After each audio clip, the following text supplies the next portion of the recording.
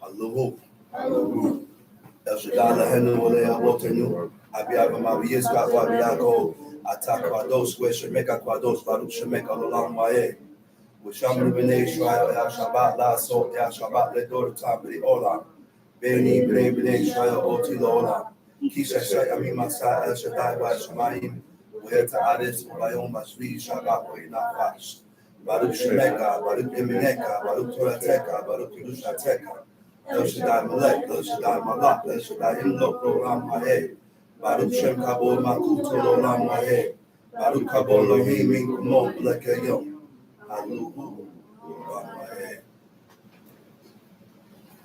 First of all, I'd like to give all honor and praise to the God of Abraham, the God of Isaac, the God of Jacob, the great, mighty, revered God, the Most High God, who bestows his loving kindness and possesses all things, who remembers the pious deeds of the patriarchs, the Most High, slow of anger, great kindness, forgiving iniquity and transgressions, but who will by no means clear the guilty.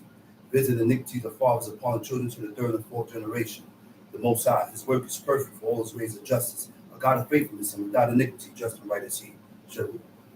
Giving due respect and honor to a head in Israel, Chief Eleazar, to the chief men, princes, brothers and sisters, visitors, mothers in Israel. I say unto you in the tongue of my forefathers, Shabbat Shalom. Shabbat Shalom. Once again, another holy day, another Shabbat day, a day that ought to be revered and respected. A day that ought to be revered and respected, revered and respected. Why? Because God, the Creator, honored that day. And how did the Most High honor this day? When he ceased from creating. When the Most High ceased from creating. When he created everything from the first day, second day, third, fourth, fifth, and sixth. He said on the seventh day, he ceased from his work. He ceased from his work, not rested. No more creating. Because God don't rest. We serve a God that don't sleep. Right. We serve a God that don't need rest. Why Yanak means to cease from creating. So that's what the Most High did. So now, when we're dealing with God, when we're dealing with the Most High, when we're dealing with the Creator, you cannot add nothing in. We don't add nothing in when it's dealing with God. You know why? Because you take away from the power of the Creator's spoken word. God has the power of the spoken word. The Most High has the power to speak things into existence. Which means what? Science has nothing to do with the creation. Science has nothing to do with the creation. While the Creator was creating the heavens and the earth and the land and the seas, and the earth bearing seed, whose seed was in the self. When the Most High said, let the dry land appear, there was no land there. It was just water. That's not science. There was just water. That's not science. That's not science. That's the power of the Creator. That's the power of the spoken word that God had. The Creator had that. So we need to stop giving God's glory to other things. Other entities, and give the Creator his glory. God spoke things. The word bara means to create, or it means to bring into existence. Anything that is brought into existence, you don't need nothing. You don't need protons and atoms. That's science. Notice when the earth-bearing seed, whose seed was in the cell, when God created the earth-bearing seed, there was no sun. So you can't say there was photosynthesis because the herb and the grass and the trees started to grow without the sun. Then after that glue, the sun came about. God created the sun, the moon, and all the constellations of the heavens. And all the constellations of the heavens. Not science. See, not science. See, one thing we got to realize. We cannot. God gave us strict commands not to have likenesses of what he created. We cannot have likenesses of the creations of God's creations. Right. You say you shall have no likeness. And the word for likeness is temunah. All Israel know what temunah is. Temunah means pictures, but Israelites makes excuses and reasons and why God ain't talking about that. Show me where it says God ain't talking about that, then I'll do it. But if you don't read it here, and if it don't say it, you can't put it there. And you know that's Israel's biggest problem. We always want to add on and take away to suit your feelings or how you feel or your thoughts. Because we are coming in and learning about the ways and the customs of the Most High with a heathenistic mentality. Mixed thoughts. Once we remove this heathenistic mentality, then and only then you can serve this God. He said, because I'm a holy God. He said, therefore I gave you statutes, commandments, and judgments and laws to distinguish us and separate us from the neighboring nations. Separate us from the people that we lived amongst. That's what these laws does. That's what these commandments do. It separates me from you. We didn't look the same. We didn't eat the same. Our ways was different. Everything about us was different. That's why we stuck out like a sore thumb. That's why we stuck out like with a sore thumb. Because we didn't have the same thinking pattern. We didn't think the same. You know what changed your thoughts? You know what changed your thinking pattern? Take heed to the laws and the commandments of God, and that will change your thinking. Take heed to the laws, commandments, and statutes, and then you will change your ways. Because all through the book, what we read? He said, amend your ways, O Israel. He said, amend your ways, O Israel. Amend your ways, O Israel, which means what? We got some dirty ways. We got some filthy ways. There was a king named King Zedekiah. And at this time, the kingship is split in half. Okay, north and what? North and south. North and south. The king had a certain amount of tribes, and the north. So the southern is Judah. It's Judah, right? 10 tribes here, two, and a little of Benjamin was on that side. Right. The Most High told Zedekiah, he said, if you could do this, he said, release your brother that you got as bond servants. Right? Zedekiah couldn't do it. He didn't do it. He said, okay. He released them. When the prophet left, he brought them back into subjections, into slavery. Right? After he brought them back, see, it come a point in time when there's a point of no return. There is a limit of when we have time to return to God. Once we violate and we don't take heed and start changing our ways and return to God, there's a certain time where there's no returning. And then now I got to deal with the consequences. And that's where Zedekiah was at. His point in time of return was dead. He didn't let go. He didn't let them go. He brought them back into subjection. What happened? Babylon raided. And how they got in? Through the secret passage that King Hezekiah showed who? He showed the Babylonians the secret passage. They had a secret passage underneath.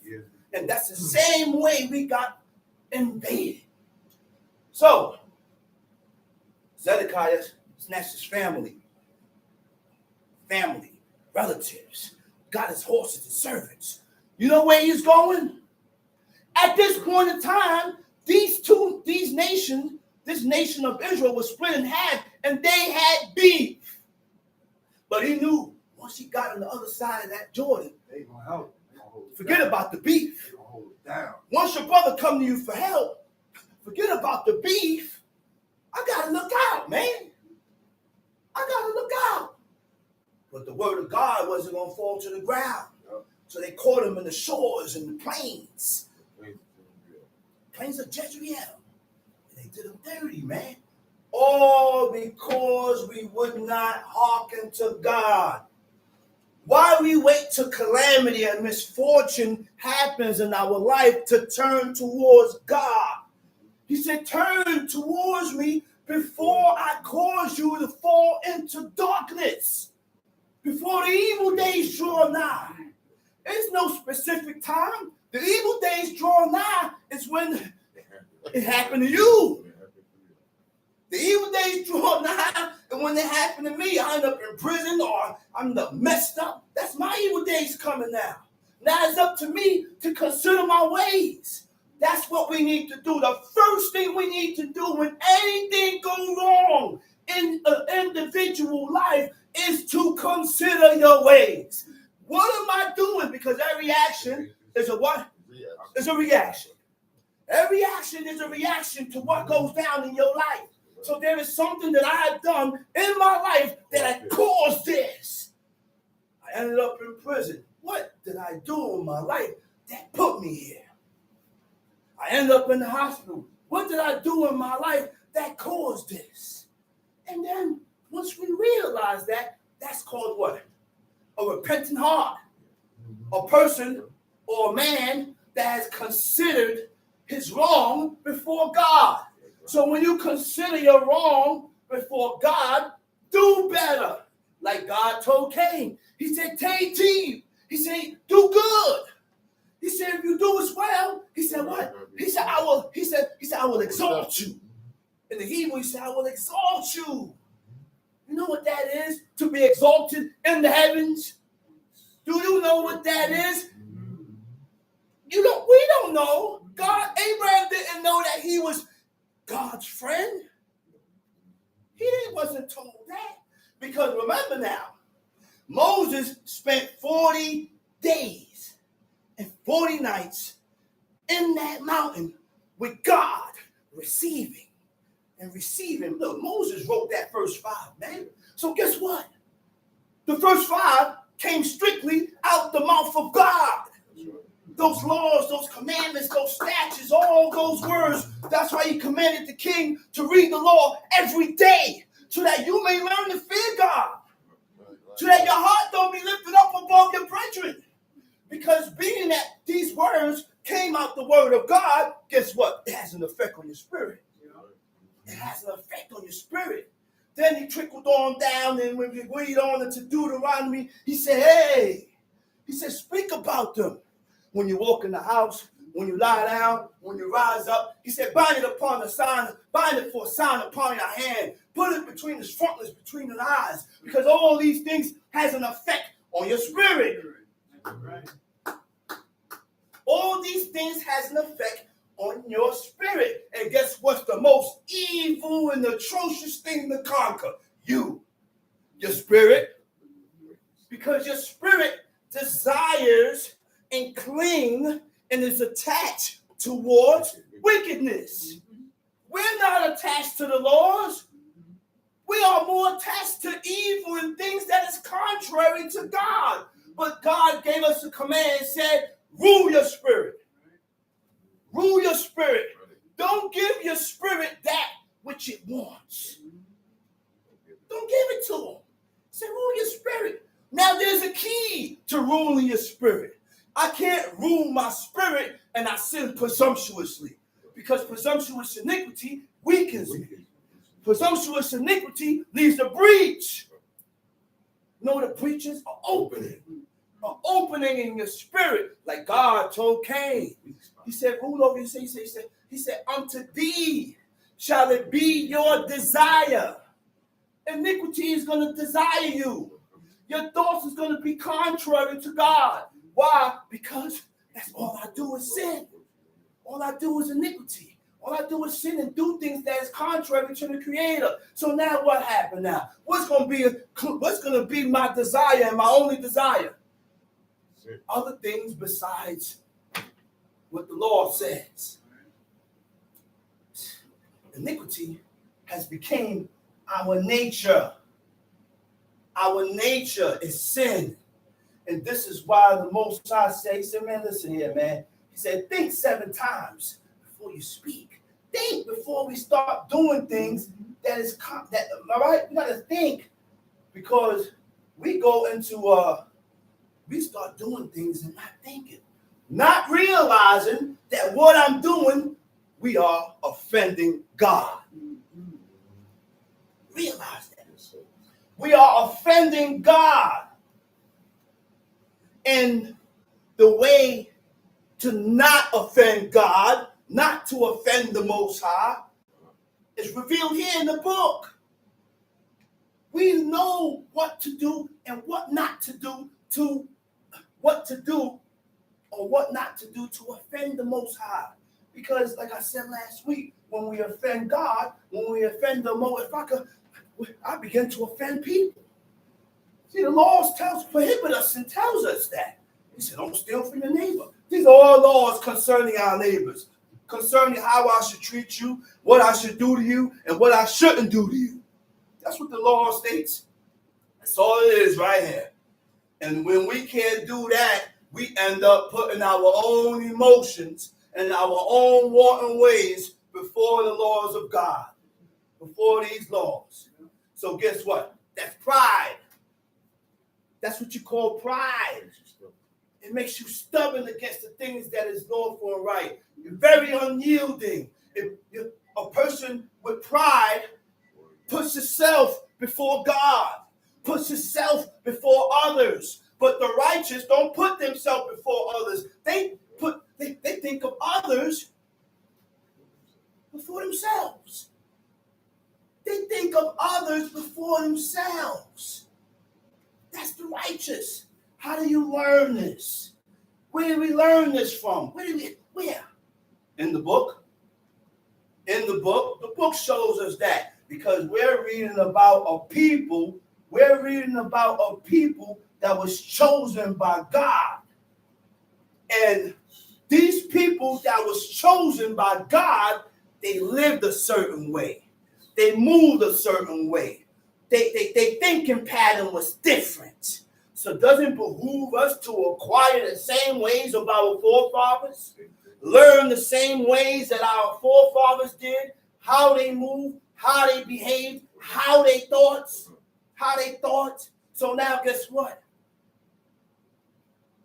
We can get better. That's if you want to. See, we gotta desire this.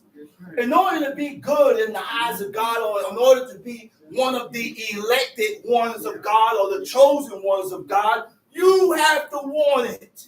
You gotta desire this. I can't make you want it. I can't force this on you. Self-willing.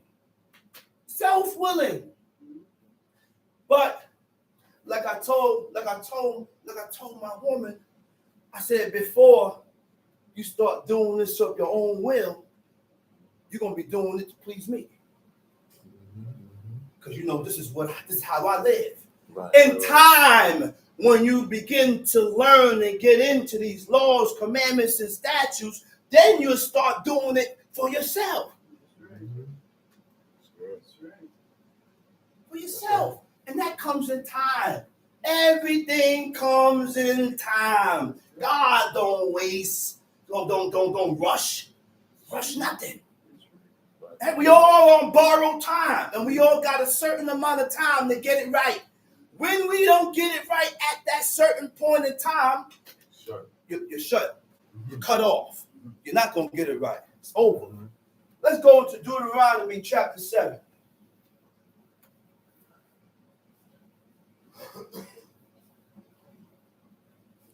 Deuteronomy chapter 7. Uh-huh. When the Lord thy God shall bring thee into the land whither thou goest to possess it, and had cast out many nations before thee. When the Lord thy God shall bring thee into a land, all right, whither thou goest to possess it.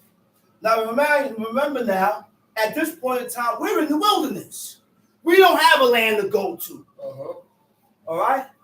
The Most High is going to disperse these neighboring, these Hamitic nations, get rid of these 7 nations, and He giving us the best land. He said the land that flows with milk and honey. All right? A land that God said his eyes is upon that land day and night. That's Jerusalem, man. The best spot. Right? Go ahead, read. Whither thou goest to possess it, and had cast out many nations before thee. Many nations before thee. The Hittites, the Hittites, Girgashites, the Girgashites, the Amorites, the Canaanites, the Perizzites, Mhm. and the Hivites, and the Jebusites. 7 nations greater and mightier than thou. And when the Lord thy God shall deliver them before thee, thou shalt smite them and utterly destroy them. Thou shalt make no covenant with them, nor show mercy he said, unto to them. smite them, utterly destroy them. He said, thou shalt make no covenant with them, nor show mercy unto them. What is a covenant? A covenant is an agreement. An agreement means what? To be in accordance in opinion or feelings. To be compatible. So it had to be some type of connection that drew me towards you. What is the connection that you have with this person that don't want nothing to do with your God? What is the connection? This is why we have to watch ourselves and see what we're connected with. What draws my desire? What draws my attention? And those are things that I got to battle with myself. Why do I continue to look at this? And it's an abomination in the eyes of God. Why do I continue to look at these things and incorporate things in looking at this? But in order to stop all this, I'm not going to despise it if I continue to do like unto the such. Because before you despise something, you got to take it away. Right. You got to take it away. You have to take it away. Right. And if I'm pursuing righteousness, I got to take these things away. So you know what I told myself? Guess what I told myself? Men like to see naked woman, no clothes on, showing their cardio, and I'm supposed to despise that. I'm supposed to look at that and say, man, look at this shameful woman. But yet, I look and I desire it. So you know what I did? I went on my Instagram and I deleted all these women that they like to show themselves and bounce it. I deleted it. Yeah, I like it. I'm mad. What do you think I don't like looking at it? Right. I'm a man. It's natural. It's natural. If I tell you I look at it and I turn my head, I'm gonna be a liar. Right. No, I don't turn my head. I look. You can't get mad at me for looking. Of course I want to look. Yeah. I'm a man. But that's something that I have to battle within myself. Right, and in order to battle that with yourself, you got to acknowledge it. I have to acknowledge the flaw and the blemish within myself so I can defeat it. So I delete everything. I don't want that in my phone no more, so I don't have to keep looking at it. I don't want it in my phone. In time of working on yourself, then I will get to the stage where I can look and say, no effect. I despise that look. And I hate that look. But right now, I don't hate it. I don't hate it right now. Right. Go ahead, time sheet. Now, hold up one thing. He said to be in accord in opinion, feelings, or to be compatible. To be the same. The laws and the commandments and statutes of God, by me following these laws, there's no way we're going to be compatible. There's no way we're going to be the same. Go ahead, time sheet. Verse 3. Neither shalt thou make marriages with them. Thy daughter thou shalt not. Say that again. Verse 3. Neither shalt thou make marriages with them. Now, he said, don't make no covenant with them, nor show mercy unto them. He said, neither shall thou make marriages. Now, the word for marriages is hitkaten. Hitkaten means to be related through marriages. God didn't want no relations between these people. Because the Creator already told these 7 nations, I want you to wipe them out. Wipe them out. Destroy them. Go ahead, read. Thy daughter thou shalt not give unto his son, nor his daughter shalt thou take unto thy son. Hold that right there. Go back to that, all right? I'm going to go back to something. He said to be related through marriages. Do we know later on in history, we did not wipe these nations out. Nope. And we went into covenant with them. And we started marrying into their daughters, and their daughters married into our sons. And their women turned our hearts away from God. They turned our hearts away from serving God and had the men serving their gods. Flipped it. And that was the beginning of our downfall. Because we took on the ways and the customs of the nations unto ourselves. Now, there was a woman named Bathsheba. Bathsheba, the daughter of Eliab, she was Hebrew. She was an Israelite woman. Right? And what God said, he said, don't marry their daughters. Don't give their daughters to them. But her father, this substantiates the power that a father has. And God will sanction it and okay it. Bathsheba was given to a Hittite. You're right, a Hittite. But he showed our loyalty and faithfulness to God. So now, what happened now? He said the Most High will turn to those that turn to him. No matter what nation you're from. No matter where you're from. You turn to God, God will turn towards you. Right. That's what counts now. That's what counts. Because, listen here, we've been mixed up badly. Right. We've been mixed up badly. And I'm going to tell you what no Israelite tells you. There's no pure seed of nothing. That's right. There's no pure seed of nothing. Where's the Canaanites at? Can you tell me? No. Where are those nations at? The same way that, you can't tell me where those nations are at. The same way you can't tell me where Israel is at. Right. The same way. I only can determine who you are by your lifestyle, how you live. What are the curriculums and the standards that you bind yourself by? That's how I can tell us, man, he's an Hebrew. That's an Israelite, man. Look at his lifestyle. Look how he lived. He lived accordingly. This is what he lived by. Because don't get it misconstrued. Like Israelites always saying that I greatly do not agree with. All Israelites are black. That's false. Sorry. That's false. How is all Israelites black and we got these 7 nations amongst us that we can't even tell who they are? That's why God told us to wipe them out. But we had a better idea than the Creator.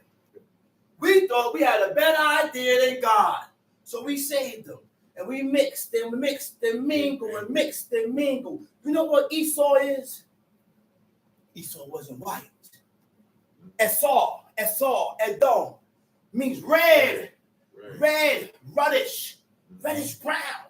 He wasn't white. You know when that white thing came about? When they migrated into the cold region. Generations and generations and generations. Their hair got thinner. There's no sun. Started to lose melanin. And that, you know who that was? Those 3 sons? Shem, Ham, and Japheth. Shem stayed in Asia. Ham migrated into Africa. So how are we Africans? We're not Africans. And Israelites say what? Jerusalem is in Africa. No, it's not. Right. Jerusalem, Iran, Iraq. Those are all Middle East. All those spots is in Asia. So life didn't begin in Africa. The Garden of Eden is in Asia. And Ham migrated into Africa. And Japheth migrated into Europe. Right. Cold region. But people don't know the history People don't know the history, and they go up and they say things. That's why everybody is not qualified to come up and speak and say things that you don't know what you're talking about. The first thing that qualifies a teacher, you don't say you don't speak your own words. What you think don't count when we're dealing with God. My opinion don't count when I'm dealing with God. How I feel don't count when I'm dealing with God. My emotions don't count when I'm dealing with God. Say, well, I understand that God said this and this and this, and this facts and this truth, but I have a problem with it. Don't tell me it's wrong or I'm wrong. You have a problem with the word of God. You have a problem with what you're reading here. And that is something that you need to fix within yourself. But in order to fix that and take care of that, you got to realize, you got to acknowledge. If I don't acknowledge that I'm sick, I'm not going to get healed. If I don't acknowledge that I need help, I'm not going to get healed, man. And this is what we need to realize, man. Tom Sheet. Neither shalt thou make marriages with them. Thy daughter thou shalt not give unto his son. Thy daughter shalt thou not give unto thy son. Nor his daughter shalt thou take unto thy son. Uh-huh. Or they will turn away thy son from following me. That they may serve other gods. That they may, what verse you at? Verse 4. Okay. From following me, that they may serve other gods. What is serve? How do you serve other gods? You know what serve means? To comply to the commands of. That's it. Once you start complying to the commands of other gods or other ways and other customs, you are serving their gods. I don't have to be in the church to serve other gods. I don't got to be in the mosque to serve other gods. All I got to do is comply to their commands, comply to the rules. Tom Sheet. So will the anger of the Lord be kindled against you and destroy thee suddenly. But thus shall ye deal with them. You shall destroy their altars. Destroy their altars. Break down their images. Break down their images. You know what's the word for image? Images is a matzeba. Means a monument. What is a monument? A written legal document. What is a written legal document? So and so from 1920 sunrise to sunset, 1920 to 2018. An obituary. That's what a monument is. We are not supposed to have these things.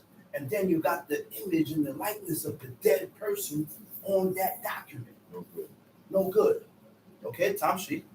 Cut down their groves. Cut down their groves. Now the word for groves is an Asherah. Okay? Asherah. And I'm going to go through this again. An Asherah. An Asherah means a grove. Now this woman named Asherah goes under different names. Yeah. Okay? Asherah is the same as Ashtoreth. You heard that. Ashtoreth is the same as Semiramis, which is Nimrod's mother. Semiramis is the same as Ishtar. And Ishtar is who? Easter. People go around celebrating Easter and all these days, but don't know the history and the origin of these days. So the name of a pagan fertility goddess and the wooden cult object devoted to her, Asherah, is referred to as a sacred pole. You ever been? I never been to a strip club, but I seen it on TV. And that pole, that's in commemoration to the grove. That's in commemoration to an Asherah grove or an Ashtoreth. It's Easter or Ishtar. Okay, right? Asherah is referred to as a sacred pole erected in honor of the fertility goddess. An Asherah, a deity or a sacred pole. In Syria, this deity is called Astarte. Phoenicians, Canaanite, all worship this deity. They all have different names. Okay? Philistines as Asherah. The origin of Easter reached back to Babylon. reach back to Babylonia, Yes, right? Sun god worship. Nimrod was worshipped as god of the sun. Okay? All these religions and deities stem back to astrology. Okay? Nimrod profaned himself to be a mighty hunter by God, intended to join the world together to overthrow God by building the Tower of Babel. Okay? Now, and the Creator confounded their language. Confounded their language. No one could understand each other. This one's talking, I can't understand you, you can't understand him. He confounded their language because what they was doing was evil. Right? He said mankind was scattered, took with them was sun god worship, and is known worldwide, many different names, but all the same. Some gods are recognized by the golden sun disk behind their heads. When Nimrod died, his wife Semiramis, which was his mother, Nimrod cohabitated and had sex with his mother and had a godchild named Tammuz, which is the modern day Trinity, which is derived from the church. Father, Son, and Holy Ghost. Okay? Right? He said, declare that he pregnated her through post-mortem. Remember how Mary got conceived? By what? Not by sex, by what? Of spirit. Right. It says spirit conceived, went into her, and she conceived and bore JC. Which is false. You can't conceive through a spirit. Right. In order for you to conceive, we gotta have sexual relations. When the angel appeared unto Manoah's wife, he told the woman, he said, you're gonna bear seed. And he gave her rules and instructions of what to eat and what not to eat. Because the child that she was gonna have was gonna deliver Israel out of the hands of the Philistines, and his name is Samson. That's right, the judge. But she didn't conceive through no spirit. Her husband went into her, and that's how she conceived. That's right. All right, what is post-mortem? All right, impregnated her by post-mortem, by the rays of a sun. So this woman, Semiramis, got impregnated by the sun rays. Because remember, Nimrod was considered as the sun god. By sun rays. Post-mortem, occurring or performed after death. He said, by the rays of the sun, and gave to her son Tammuz. On December 25th, which is what? Xmas, Christmas. Tammuz was supposed to be immortal, died at the age of 40. This is the meaning of Lent. When people, right? 40, by being gored by a bull. His death was commemorated by 40 days of weeping for Tammuz. Its practice today is Lent. Okay. It's Lent. When Semiramis died, she returned to earth as an egg. You hear the story and the fiction in this thing. Now they have an Easter egg hunt, right? Semiramis died. She returned to earth as an egg that landed in the Euphrates River as a sex goddess of fertility, known as Ashtoreth. She proved her divinity as an egg-laying rabbit, known as Easter. The priests will impregnate virgins. Then a year later, the priests sacrificed the 3-month-old babies and used their blood to color the eggs. That's the history of the origin of why they took eggs and colored it with colors. But in ancient times, the color was blood of infant babies that was killed and sacrificed to the idol or to a deity. Right? He said yoga is a form of sun god worship. We don't do yoga exercises. Ishtar, Astarte, he was called worship of Mother Nature. And this is why people do things and live certain ways, but don't understand, don't know the origin of what they're doing. And then people shun this way of life because it restricts you. It restricts you. You mean to tell me I can't party and go out Friday night no more? You mean to tell me during Saturday I can't do this and this no more? And they are so accustomed in living that lifestyle that they can't see themselves. They can't pull away from it. They can't pull away from it. Go ahead, read, Tamshi. And cut down their groves. Cut down their Their groves. graven images with fire. And burn their graven images with fire. The Hebrew word for graven image is fesile. Fesile means idols. Idols. False gods. What is an idol? A likeness of something. All right? A form. Listen to this. The definition of idol is a form or appearance visible without substance. What is without substance? No life. Right. This is why God told us and gave us strict commands. He said, don't have no likenesses of my creations and the things that I done created. What's in the heaven above, on the earth beneath, and under the waters, and the waters under the earth. He said, God told us not to stay away from these things. But people got the erroneous idea that I can have it as long as I don't worship it. God wasn't talking about that. But nowhere in the book you can show me those words that he just said. Where God said you can have it as long as you don't worship it. Nowhere in the book says that. He said don't have it. Go ahead, read. For thou art a holy people unto the Lord thy God. For thou art a holy people unto the Lord thy God. And what makes you holy? The keeping and the adhering to the commandments and the laws of God.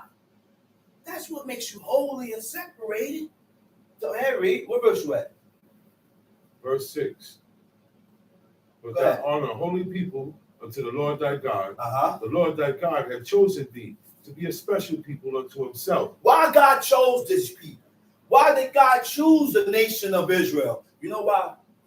Because he saw faithfulness in Abraham.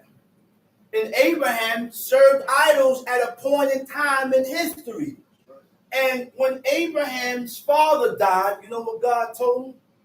He said, leave off from your family and your relatives. Get away from your family. You know why God told Abraham to get away from your family and his relatives? Why? Because your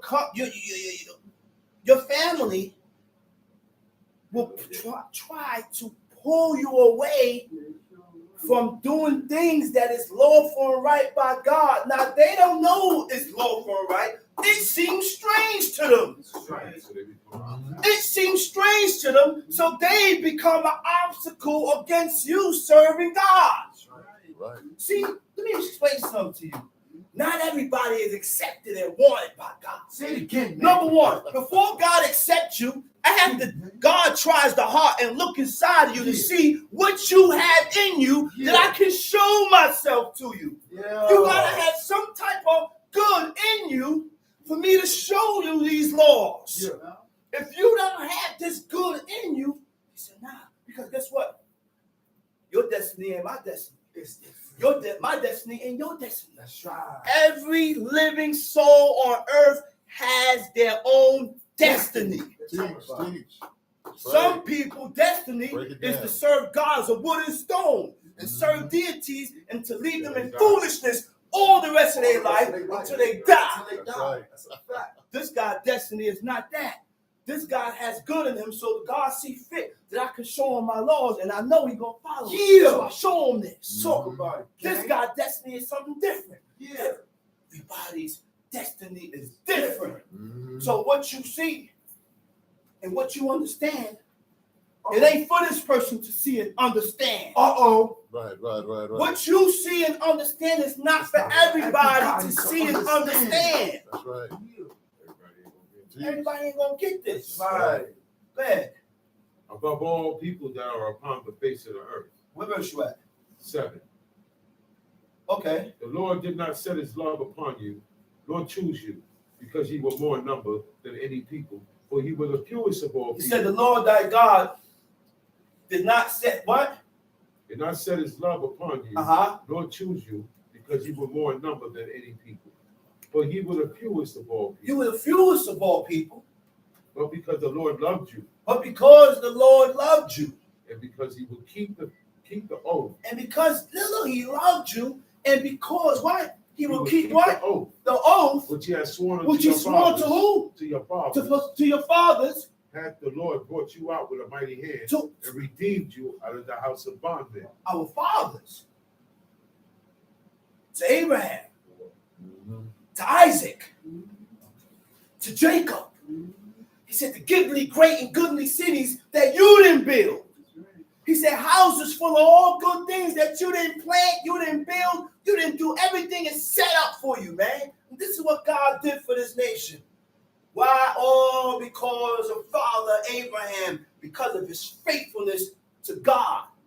Now, before he had faithfulness to God, you know who he was faithful to? His father. And God didn't appear to him until after the death of his father. You know why? Because part of honoring your parents is fulfilling the terms and the conditions of your parents. Part of honoring your parents is fulfilling the terms and the conditions that they expect you to fulfill and to fulfill and perform. Man. So when I go against the terms and the conditions that my parents expect me to perform, that's dishonor. Yeah. That's dishonor. And the people today don't understand that the things that they are doing is causing them to go to hell. That's right. Their actions and the things that they're doing that is contrary and opposite to God is what's causing people to go to hell. Literally. Now people say, oh, hell is not true. That's metaphor. So there's no such thing as a devil. There's none of this. There's none of that. Okay, so what does Job 1 mean? Oh, yeah? Explain that. Explain Job chapter 1. When the sons of God presented themselves before the Most High, and who came amongst them? Satan. He said Satan came amongst them. Is that a metaphor? Nope. No! There is a Satan. There is an entity that is adverse and contrary to God, and his job is to turn you away from God and have you do his bidding. His bidding. You know what's his bidding? Talk about it. Easter. Talk about it. Okay. Because it glorifies him. What else? You know what's his bidding? Christmas. What else? Because it glorifies the devil. What else? You know what's his bidding? New Year's. Because it glorifies the devil. What else? Look up all the origins of these pagan things and see what the origin is. Oh, yeah. You know who Halloween. changed the original day of worship? Emperor Constantine from out of Rome. The original day of worshiping and honoring the Sabbath was the seventh day. Not Sunday. He changed the origin of honoring the Sabbath day, which is the seventh day, from the seventh day to the first day, because in honor of the sun. Sun worship. All these days were Greek names. Sunday, Monday, Tuesday, Wednesday, Thursday, Friday. The only day that God gave a name to was the Shabbat. That's it. Shabbat meaning to desist or to cease from work. There are rules to observing the Shabbat day. Okay? And I get the rules through reading the book. Right. Talk about it. And we're going to jump into every one of them. Talk about it, gang. Jeremiah chapter 17. It restricts us from carrying a burden. A burden is anything that is carried. So when I leave my house, my hands are free. I don't carry nothing in my hands. Nothing. If I'm going to the place of worship or I'm going to a camp, whatever I need is there already. So I leave my house empty-handed. That's right. Okay? Exodus 16. It says, arrange. These are things that I had to do before Shabbat, which is arrange. Hekinu. Hekinu means to arrange, prepare, or to set up, right? The chairs is arranged already from before sunset. The setup is already done from before sunset. If I'm at the camp, I'm not going to carry a chair from outside of the camp in front of the camp and sit down. And then go like inside and carry a drum and sit down. And this is what these people do. Yeah. Right. That's why Unity Shabbat, I don't attend. Yeah. I don't attend Unity Shabbat. Okay. You know why? Because the designated person is designated to drive that truck full of drums, full of table, full of speakers, and then guess what happened? What's that? You gotta unload that whole truck. Right. That's work. I can't unload it. That's work. That's work. If that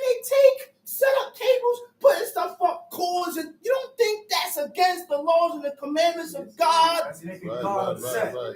That's angry and But God. these man. people, like I told you, everybody is not going to see what you see. That's right. You know why? Because everybody is not on that level. That's We're right. not on the same level with God because your ways is more filthier than his ways. And his ways is more filthier than his ways. So we all going to have different levels of righteousness and different outlook on certain things.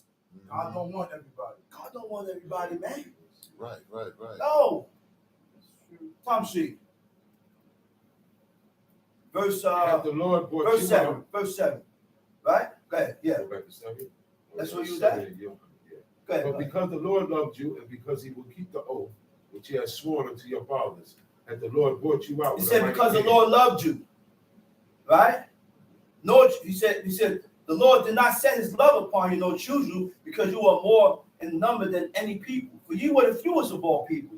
He said, but because the Lord loved you, and because he would keep the oath which he has sworn unto your fathers, had the Lord brought you up out with a mighty hand and redeemed you out of the house of bondmen. Tamshi, from the hand of Pharaoh, king of Egypt. Tamshi. Know therefore that the Lord thy God, he is God. He is God. The faithful God. Faithful God. Which keep it Why? covenant. He said, I'm a faithful God. That's right.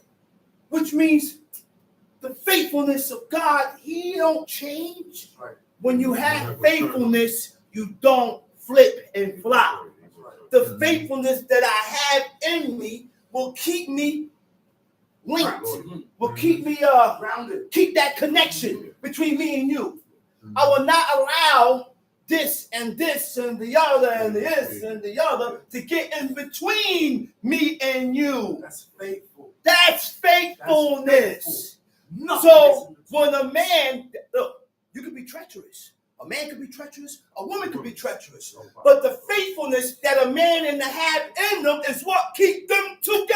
Say it again. Because we both have faithfulness and we work through our problems. Say it again. But because you're faithful and he's faithful, there's nobody to get between that. Talk about it. There's some point in time where a man and a woman come up at fault.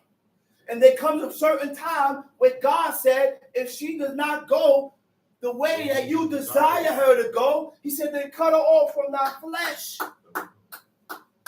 And divorce her and let her go. But I never read about a divorce case. Never read about a divorce case in the book. And going on, you know what God said? He said, I hate divorcing. He said, I hate. God said, I hate when a man got to divorce his wife because the union is supposed to be forever. Leolam. That's right. The union between a man and a woman is supposed to be forever. That's right. Go ahead. Which keep it covenant and mercy with them that love him. Which keep it covenant, and mercy with them that love with him. them that love and keep him. his commandment. Oh, wait a minute. With them that love him and keep my commandments. To 1,000 So generations. love is not spoken.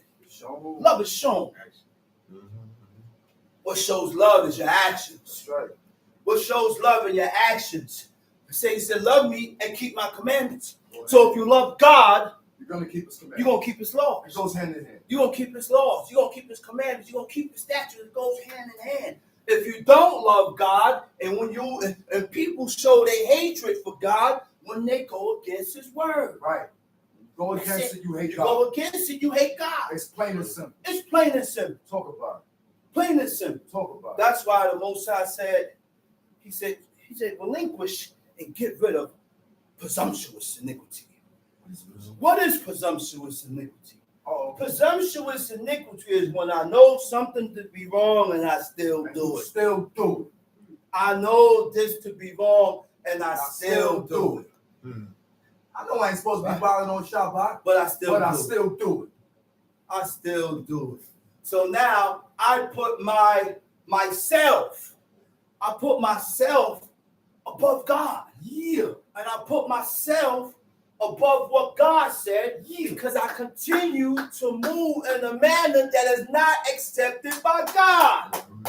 So, and being that we as a people have made our mind up to serve God, what happens? Temptations is going to come to you. Right. Because you made your mind up to serve God, so you're going to be tempted more. Talk about You're going to be tempted more. Talk You're about going to be tested more. Talk You're going to be proved more. He said, oh yeah. Oh yeah, you done made your mind up, huh? That's the entity. He said, you think you made your mind up. Mm-hmm. You think all right, watch this. I'm going to push you towards the way that I want you to go. Mm-hmm. But the only way we can guard ourselves against that is by staying firm. That's right. Staying firm in these laws. That's right. So that Mhm. we can have that boundary, That's right. That's right. that shield. Okay? You think God won't protect you against the evil and the wickedness that is in the earth? If he did it with Job, he could do it with any one of us. But it takes a certain type of behavior for this to happen within your life. All right? You stay where you at, Chief Mikhail. Okay? It says, I'm going to go into something quick fast. Okay? He said, now there was a day when the sons of God came to present themselves before the Lord. Right? And Satan came also among them. So the sons of God were angels. They went to present themselves before the Most High. And who came amongst those angels? Satan. Right? It said the Lord said unto Satan, he said, what's coming thou? He said, where you going? Where you coming from? He said, then Satan answered the Lord and said, from going to and fro in the earth, from walking up and down in it. And the Lord said unto Satan, hast thou considered my servant Job? You see how God bragging about Job? He said, you consider, you see the value and the excellence and the stages of excellence. You know what stages of excellence is? There's stages and degrees when you're on that path to righteousness and excellence before God. You're going to go through steps and stages. And while you're going through steps and stages and climbing that ladder to righteousness, I'm going to bump my head. Yeah, I'm going to bump my head. Yeah, I'm going to stagger here and there. Yeah, here and there, I'm going to mess up here. Because I'm pushing. I'm pushing, and I'm going to stagger here. I'm going to bump my head here. I'm going to bump over here. That don't make me evil. That don't make me unrighteous. That don't make me wicked. Because number one, I already noticed that I need work for myself. Talk about it. You ain't recognized that with yourself yet. Talk about So who you think is better than who? Yeah. I know I need work for I know I myself. need help. But you think you are the model citizen. That's right. So therefore, because you think you're the model citizen, there's no work to be done. There's no room to be better. You're right. There's no room to get better with God. That's right. He said, acknowledge your faults. That's right. Acknowledge what you went wrong at. That's right. Acknowledge my faults and my shortcomings with God. Those are the things that we have to do to get better with God. That's right. Okay? He said, what's coming down? He said, walking up and down and to and fro in it. Then the Most High looked at the adversary. He said, hast thou considered my servant Job, that there is none like him in the earth, a perfect and an upright man, one that feareth God and eschewed evil. You know what eschew evil means? To turn aside, to turn away from evil and wickedness. When I know of something to be evil and against God, I back up. Nah. If I do this, I will. And you know, people don't think like that. If I do this, I will offend God. I'm going to be offending God. Right. Forget about offending people. That's right. Mm-hmm. Forget about offending this one. That's right. If I do this, would I be offending God? That's right. That's number one in your life. Your priority is will I be offending the Creator? That's right. And in return, in pleasing God, I will please you. That's right. I do you right. Mm-hmm. Because now I won't offend you. Or now I won't do nothing bad by you because I'm worried about offending God. That's right. Okay? He said, a perfect and upright man, one that feared God and eschewed evil. Right? Now, the word for perfect and upright. Upright, you know what's the word for upright? Conscientious. You know what conscientious means? to have a conscience, to have a heart, to have a conscience. What is a conscience? The feeling of obligations to make right that which was done wrong. So if I did you wrong, I should feel, so I should have some type of feelings or obligations to make it right with you. But you know, you got people that they do you wrong and they walk away like they right. They don't got that. Those type of people can't serve God. In order to serve this God, you gotta have a conscience. Because have you ever thought about that? Maybe I may be offending God. So therefore, that's what makes you refrain from doing the things that is unlawful. Because you have a conscience. And when a man has a conscience, and there are two things, a conscience and a determination to serve him. Those two things were hand in hand. Oh man, the hard person to defeat. Because he already made his mind up to serve God and you have a conscience, you're going to be constantly improving with God. You're going to be constantly on yourself. On yourself. That's why, look, all that did was break the ice. Break the ice, man. What I'm doing? Look, during the 7 days of the Feast of Unleavened Bread, do we know that our forefathers confessed the whole 7 days? Yes. They confessed the whole 7 days. Which means what? There is certain times for acceptance. There is certain times where God will accept certain prayers and accept that. Because remember, we don't have no high priest. We don't have no high priest. So when Yom Kippur comes, don't get it misconstrued that, all my iniquities is gone. No. The same sins that I had on me last year is on me now. The only way it relinquishes or you make atonement for or goes away is when I stop. I refrain from doing this. I refrain from doing it because in order to get rid of iniquity, I need a high priest. I need a high priest to go through that was not a ritual. I ain't gonna say ritual, I guess ritual, right? Confessing the iniquities of the nation upon the head of the scapegoat. Who told that man the sins of all these people? He was inspired by God. So it was a procedure that had to get done, man. And we don't know that procedure. We don't have, look, and now please stop calling yourself high priest. Please. Come on, stop, brother. Please stop calling yourself priest. I'm the priest, Kohanim and Kohanes. Stop. There is no Kohanim and there's no Kohanes. No, it's not. Okay? Because in order to be a Kohen or to have Kohanims, you got to go through a procedure also. That's right. Okay? That's right. And then on top of that, the priests don't leave the grounds of the temple. That's right. There was only one temple. That's right. These places that you go to are not temples. They're called gatherings. That's right. They're called camps. Gatherings. They're not temples. There was only one temple, and that temple was that came about in the thoughts of King David. And King David's hands was full of blood. So therefore he couldn't build a temple, but his son Solomon had that job. Notice, out of all his sons, he was the one with the job. He was the most cleanest one. He was the most cleanest one out of all his. He had older brothers. He was the one, King Solomon. He was the most cleanest one. Then God looked at him and named him Jedediah. Jedediah. What that mean? Beloved of God. Beloved of God. Then he looked at him. He said,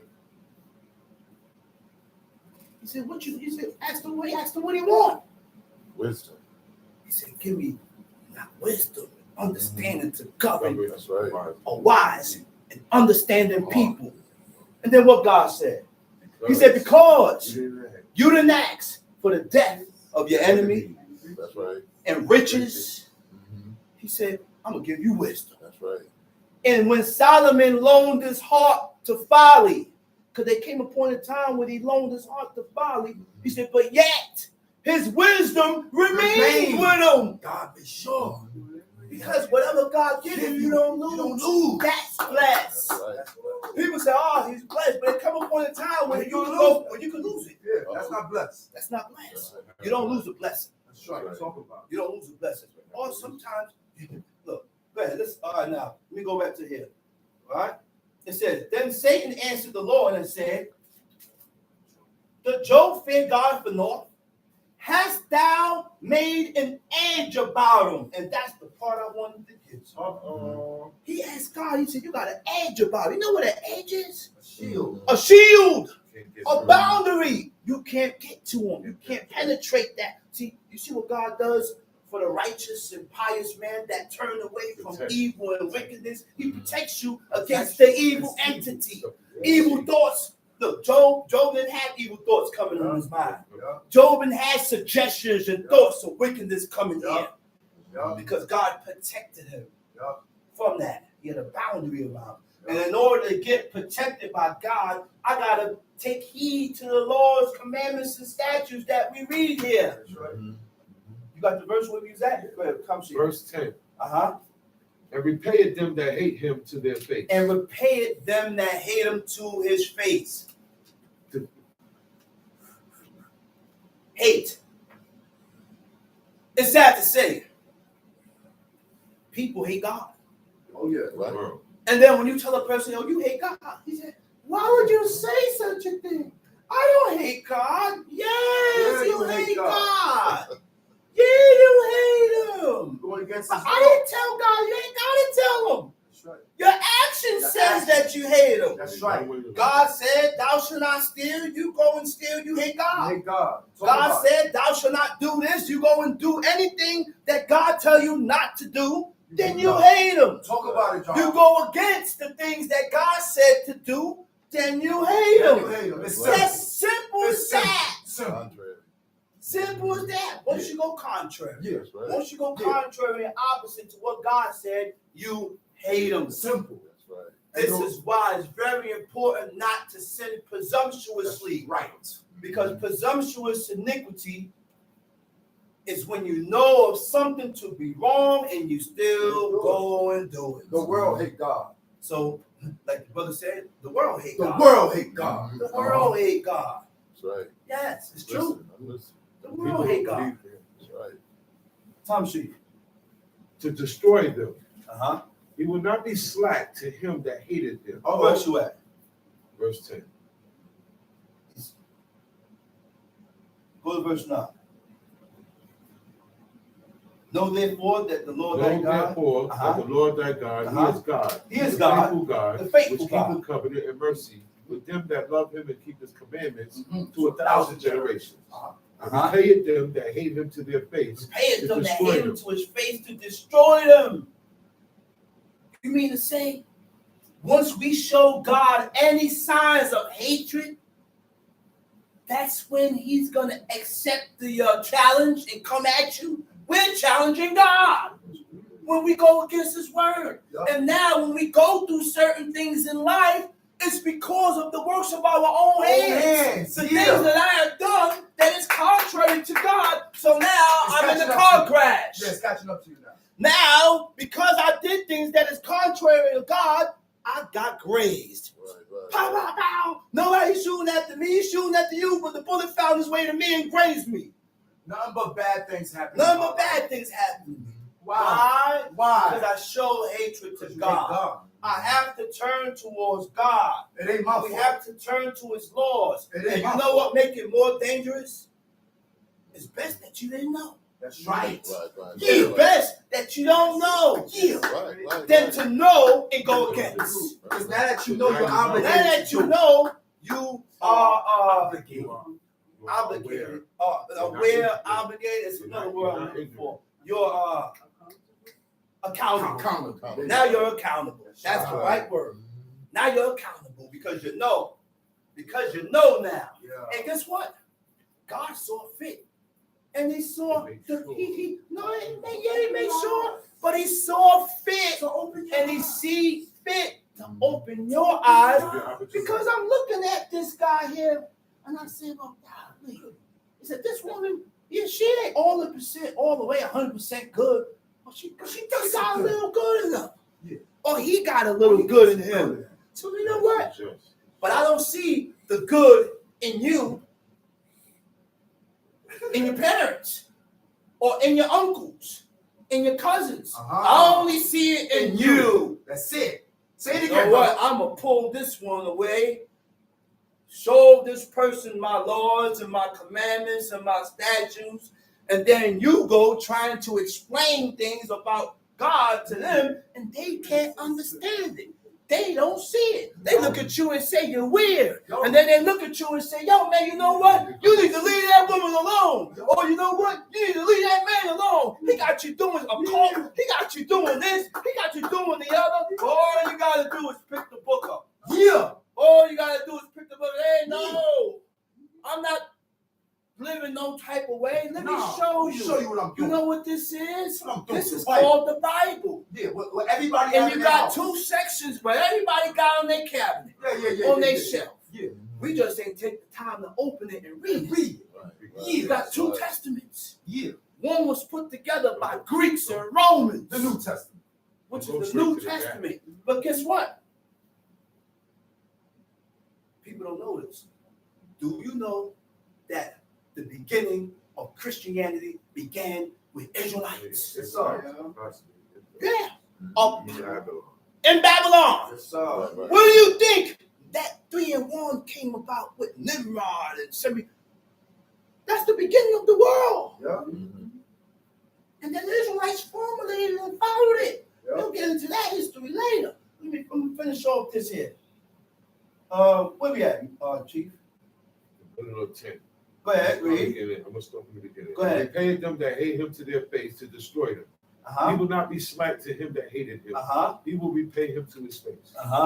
Thou shalt therefore keep the commandments. Thou shalt therefore keep the commandments And the statutes. and the statutes And the judgments. and the judgments Which I command thee this day. which I command you this day To do them.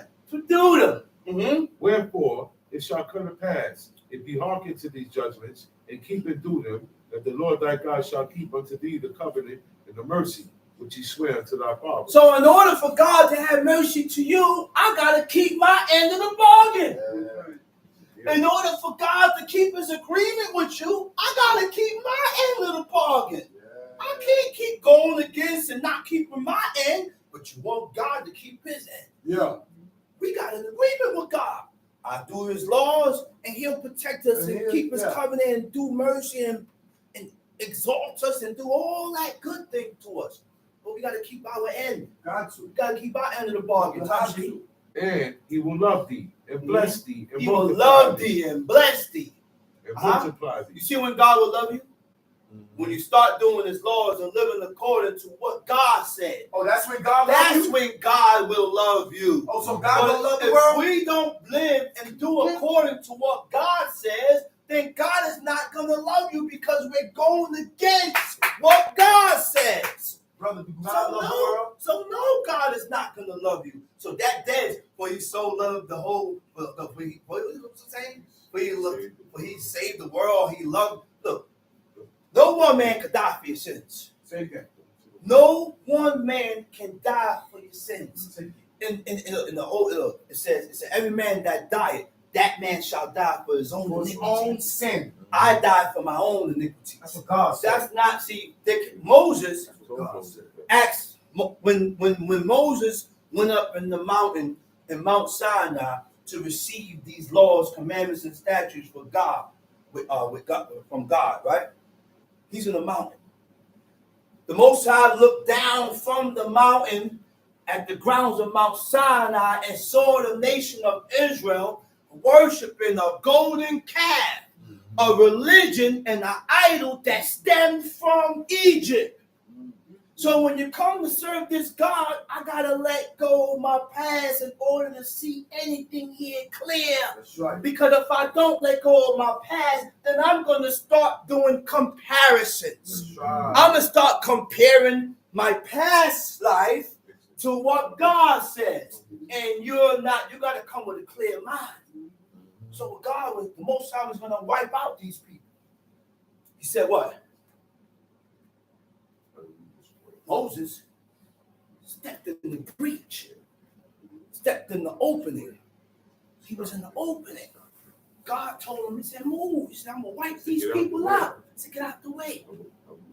You know what Moses told God? He said, blot my name out thy book. Save them. Save them. But blot me out. Kill me. You know what God told him? He said, the soul that sinned. His name will I blot out of my book. That's right. So what that tell you? God got a book. God got a book. And he keep records. There's records. Look, man, that's how I know my pops was inspired by God. Yeah. He said he was in this room sleeping. He said he went into it. He got a dream. And he said when he was in that dream, he said it was a big pulpit. He said, and when he looked up, he didn't see no face, but he saw a hood. He said, that must be God. And every time the page turned, it was a big book. You got a name. You had people in bleachers. The name get called. He didn't hear the name. Person come down off the bleach. willingly. The person in the black hood grabs him and throws him down in the pit of fire. Yeah. So my pop said, in the dream, he said he went to the person that was throwing him down in the pit. He said, why are you doing this to the people? You know what he told him? Thus shall be done to all those that die in their iniquity. And then he woke up. Wow. They ain't no light dream. When he woke up, he said, man, I gotta get right with God. I gotta get right with my God. They ain't no joke, man. That's not no light dream. That was a message. Right. Yeah, a heavy message. That was a heavy message. A heavy message. But go ahead, Tom. Man. And he will love thee and bless thee and multiply thee. And he What verse you at? 13. Uh-huh. And he will love thee and bless thee and multiply thee. Uh-huh. He will also bless the fruit of thy womb. Mm-hmm. And the fruit He will also bless the fruit of thy womb. What is the fruit of your womb? The babies, the children.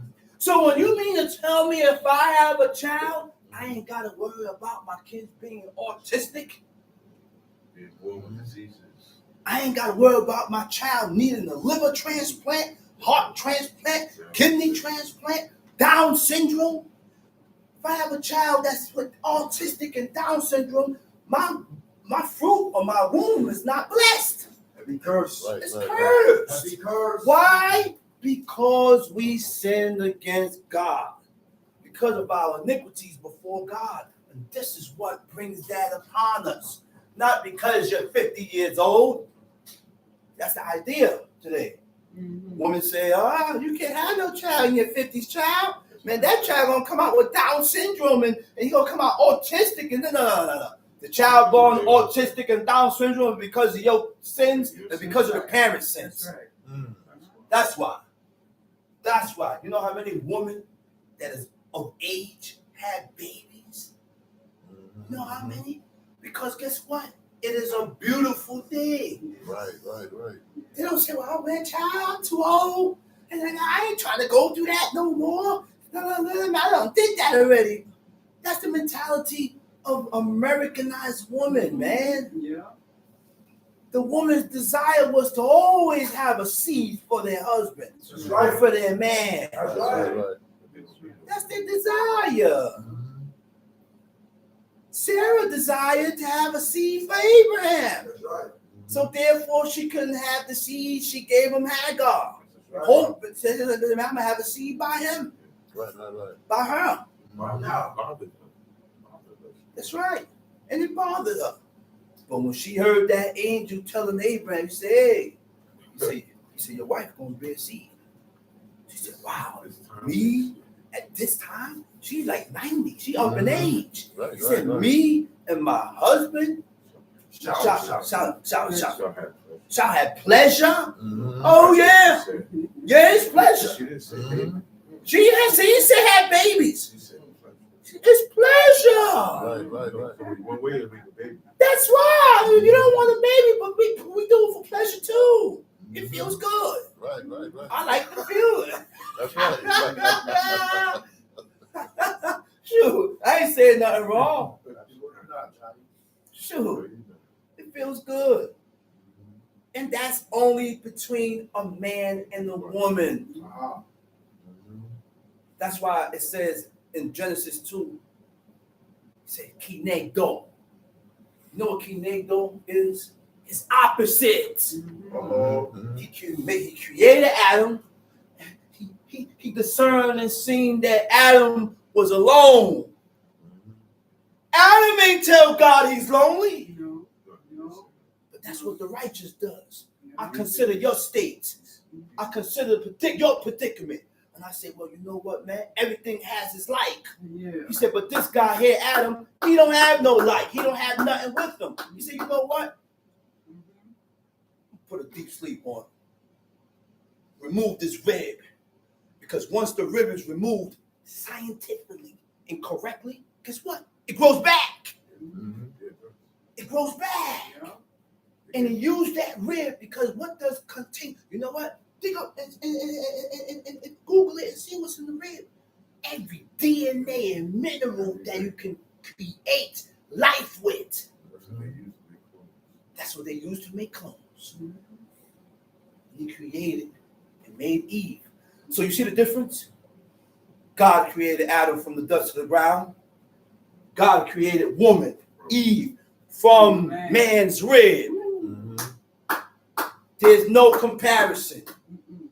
His opposite. He didn't create two sockets, two plugs. Talk about You need a socket and a plug. it. Talk about it. Woo! Talk about it. That's the only way it'll work. That's the only way it's going to work. Time sheet. He will also bless the fruit of thy He womb, will also bless the fruit of thy womb. the fruit of thy land, The fruit of thy land, the fruit of thy land, whatever you plant is going to grow. We relied greatly upon the land. We didn't have stores. We didn't have grocery stores. We didn't have none supermarkets. We didn't have none of that. We ate from the fruit of the land. And we also have the law of the land where there's a certain year where the land must rest. Because if you keep picking apples, the land got to work to push another apple out. You tire the land out. And once you tire the land out, the fruit don't grow to its increase. That's why you have lemons this small. This small. Why? Because the land is tired. So, man, you're killing me, man. You can't hear that the land is telling you, man, you're killing me. I got to keep pushing and pushing and pushing. He said God compared the land to the womb of a woman. Woman got to rest. She can't keep bearing seed and bearing seed and bearing seed and bearing seed. You don't know it was years before the woman got pregnant again. The woman, once the woman is pregnant, they didn't have sex. Sex stop. Once the woman got pregnant, they did not have sex. But that's when the woman wants it more. Want to have sex more when she's pregnant. The hormones is jumping all over the place. Right. But they didn't have sex because it affects the baby. Whatever the woman goes through, the baby feels it. So 9 months now, you done push that baby out, right? They didn't have bottles. They didn't have bottles. They breastfed that baby. And when you breastfeed that baby, they breastfed that baby, right? And while they're breastfeeding, they still wasn't having sex. Yep. And you know how long they breastfed? Years. 3, 4, 5 years. Years. They didn't feed the baby food when the baby don't have all their teeth. Because in order for digestion begins in the mouth when you chew. So if the baby ain't chewing with a grinders, the food is just going in their stomach and sitting there. And you just messing up their intestines and their digestive system. That's why when I had those twins, I had to be on top of my woman. I had to be on top of that Have mother. to. Because if I wasn't on top of her, she would have been feeding them tablespoons. I fed my kids puree vegetables and puree Me fruits too, Johnny. for 5 years Yeah. and breast milk. Yeah. That's all they had. Right. 4 or 5 years. When they start growing their teeth and they're able to chew, I look and say, okay. He said, now they can eat. Now they could eat. But you got to stay on top. Because you women begin to take, well, yeah, putting French food fries on in their and- mouth and French fries and destroying their taste buds. Go ahead, Tom Sheep. When the land, thy corn and thy wine, thy oil, the increase of thy kind, and the flocks of thy sheep, in the land which he sware unto thy fathers to give thee. Tom Sheep. Thou shalt be blessed. Thou above shalt all be blessed people. above all people. There shall not be a male nor female Barren among you or among your cattle. The cattle is going to bring forth their cattle, and they're not going to be barren, right? And we're going to be blessed among all nations. Read Tom Sheep. And the Lord will take away from thee all sickness. The Lord will remove sickness from the midst of thee. Tom Sheep. And will put none of the evil diseases None of the evil diseases of Egypt, which thou knowest, upon you. Tom Sheep. but will lay them upon all them that hate thee. And thou shalt consume all the people which the Lord thy God shall deliver thee. Thine eyes shall have no pity upon them, neither shalt thou serve their gods, for that will be a snare unto thee. If thou He said, don't have no pity upon them, neither shalt thou serve their gods, but that will be a snare. A snare is something that we're going to trap ourselves. We're going to entrap ourselves. Go ahead, read. If thou shalt say in thine heart, these nations are more than I, how can I dispossess them? Thou shalt not be afraid of them, but shalt well remember what the Lord thy God did unto Pharaoh and unto all Egypt. The great temptations which thine eyes saw, and the signs, and the wonders, and the mighty hand, and the stretched out arm, whereby the He Lord... said the great temptation and the signs and the wonders, which means there's certain things that we can't forget. We ain't supposed to never forget the glory of God and the things that God did and what he put you through and the things that he did to get you out of the situation. Because this is what we got to use to strengthen ourselves to push for God. We always got to remember those things. Go ahead, read. The great temptations which thine eyes saw, and the signs and the wonders and the mighty hand. What verse you at? Verse 19. Go ahead. And the mighty hand and the stretched out arm, whereby the Lord thy God brought thee out. So shall the Lord thy God do unto all the people of whom thou art afraid. Moreover, the Lord thy God will send the hornets among them, until they that are left and hide themselves from thee be destroyed. Thou shalt not be affrighted at them, for the Lord thy God is among you, a mighty God and terrible. And the Lord thy God will put out those nations before thee little by little. Thou mayest not consume them at once, lest the beasts of the field increase upon thee.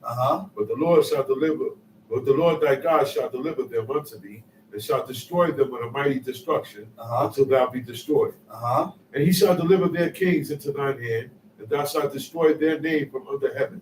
There shall no man be able to stand before thee until thou have destroyed them. The graven images of their gods. The graven images of their gods. Shall ye burn with fire. Shall ye burn with fire. Thou shalt not desire the silver. He said, don't desire the silver or gold that is on them. Okay, now. So therefore, we got to be careful with wearing chains and bracelets that was used to hold up a cross. This is why we don't buy jewelry from other pawn shops. You may have a chain that was used to hold up a cross.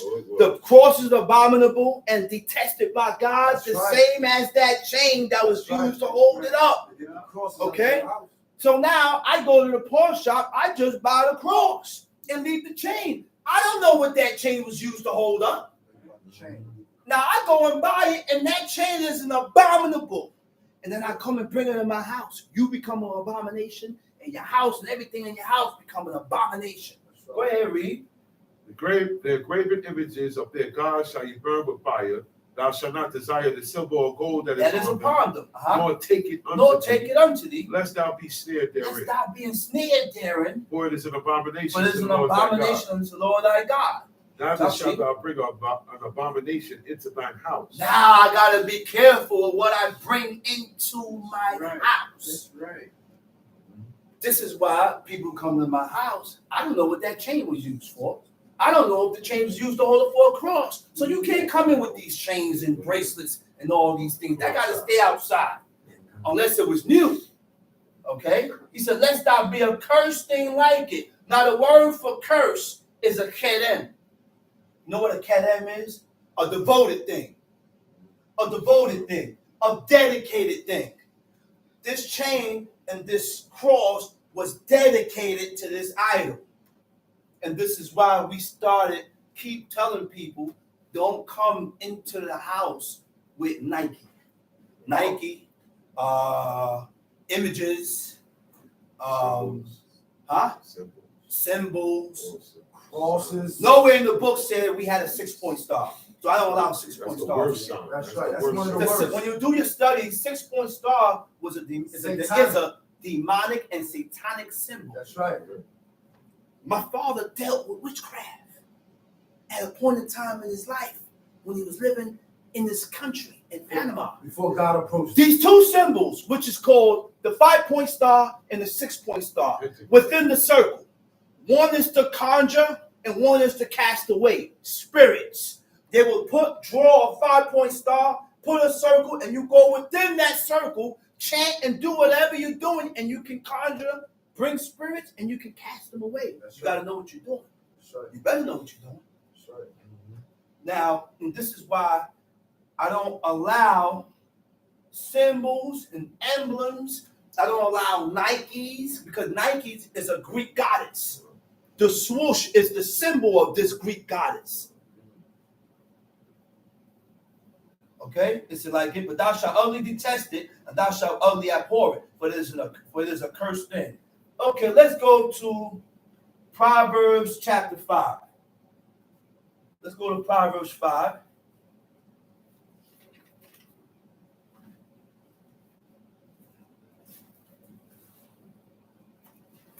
Got it?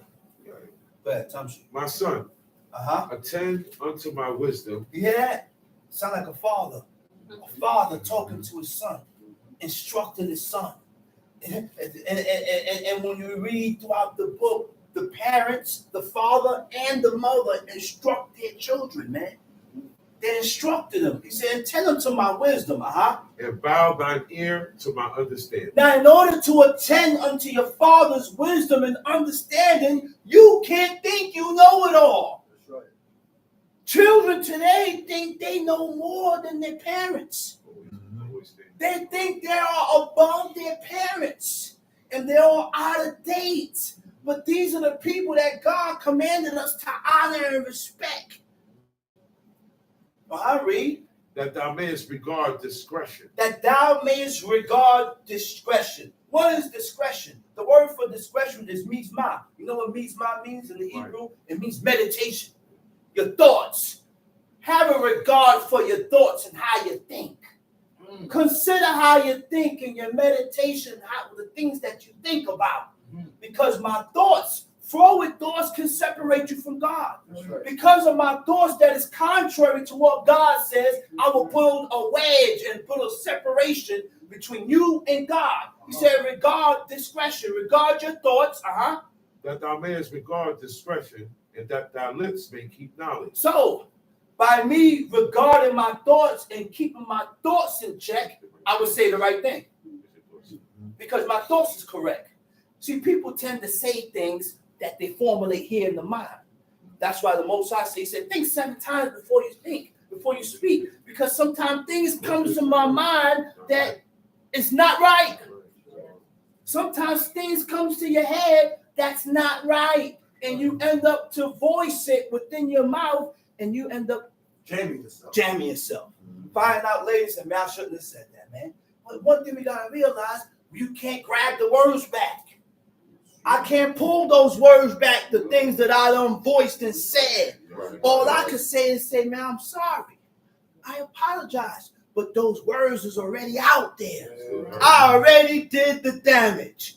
And I already scarred that person's mind by those words. Go ahead, read. For the lips of a strange woman drop as a honeycomb. For the lips of a strange woman drops as a honeycomb.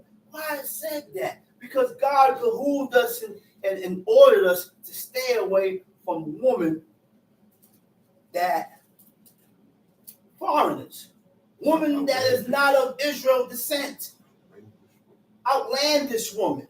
Okay, go ahead, read. For the lips of a strange woman drop as a honeycomb, and her mouth is smoother than oil. She say things to lure you in. She say things, sweet words to pull you in and pull you in. And she do things to pull you in. But you gotta be on point with yourself that you don't end up trapping yourself. That you don't end up trapping yourself in this. Go ahead, read. But her end is bitter as wormwood. But her end is bitter. You know what her end is? Her end is her akarit. What is her akarit? Or what is akarit? And people say it don't. That's false. That don't exist. But if it don't exist, then why we read it here? You know what akarit is? An existence that comes after life ends.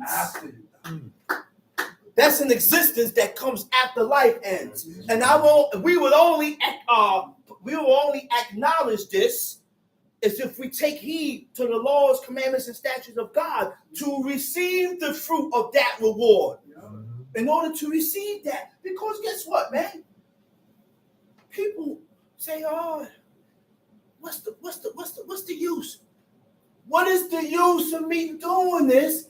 Is if I'm doing the law, this guy not doing the law, we both die, we both go in the grave, and that's it. So what's the repayment? Right. What's the fruit of my reward? Great reward. What's the great reward? You say there's a great reward that comes with serving God. A huge great reward that comes with serving God. And if we don't serve this God, I will never be able to see this great reward. I'm not going to experience this great reward. The world won't experience it. Tom, see? But her end is bitter as wormwood, sharp as a two-edged sword. Her feet go down to death. Her feet go down to death. Her steps take hold on hell. Her steps take hold of hell. Her feet go down into death. What is that's the route that she has taken to pull you away from God. That's the route that this woman done took. That's her destination. That's her destination. Go ahead. Lest thou shouldest ponder. Lest thou shouldest ponder. You know what it means to ponder? Consider. Right. Think. He said, lest thou should consider. Lest thou should think. The path of life. The path of life. That's the only thing that's going to keep me from walking in that path of death. If I consider the way of life. If I consider the way that God had prescribed for me to live. Then I will begin to retract and take a different route other than that route that's leading me to death. Tom, see? Lest thou shouldest ponder the path of life, her ways are movable, that thou canst not Her know ways are movable. You know what's the word for movable? Nun, shabuts, ayin. Nuwa, right? You know what it means? To waver. You know what waver means? To be undecided between two opinions or courses of life. You're undecided. I don't know whether I want to be on this side or on that side. I don't know if I want to be up or down. I don't know what I want to do.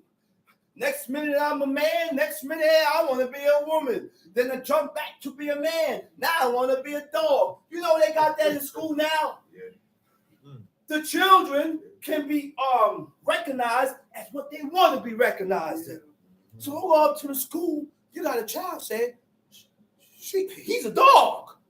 And he walks around on four legs and saying, woof, woof. And you better acknowledge that child as a dog or charges would be brought against you. Wow. One dude thought he was a rabbit. So he walked around with a tail behind him. He's a rabbit. That's what the world has become. They're saying that basically you can be what you want to be. It's getting funky. It's getting funky. And these ain't the times to be having no children. It's getting funky. It's going to get worse.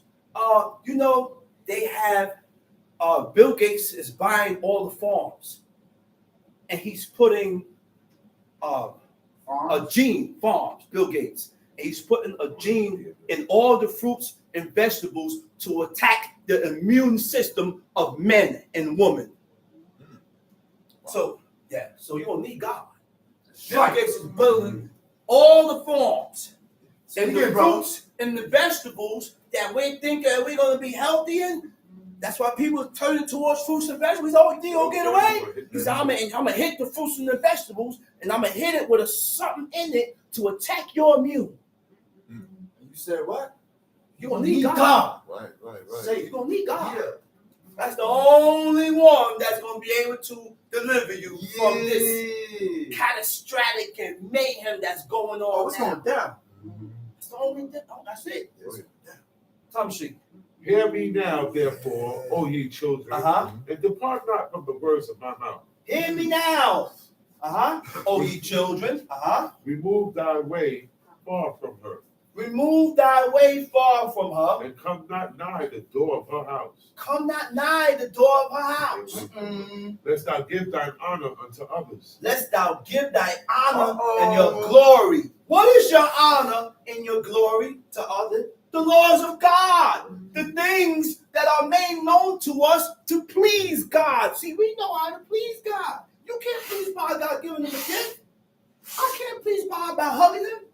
I can't please God by grabbing him and giving him a kiss on his forehead. The only way you can please God is by doing his laws, commandments, and statutes, cleaning your ways before God. Stop. He said what?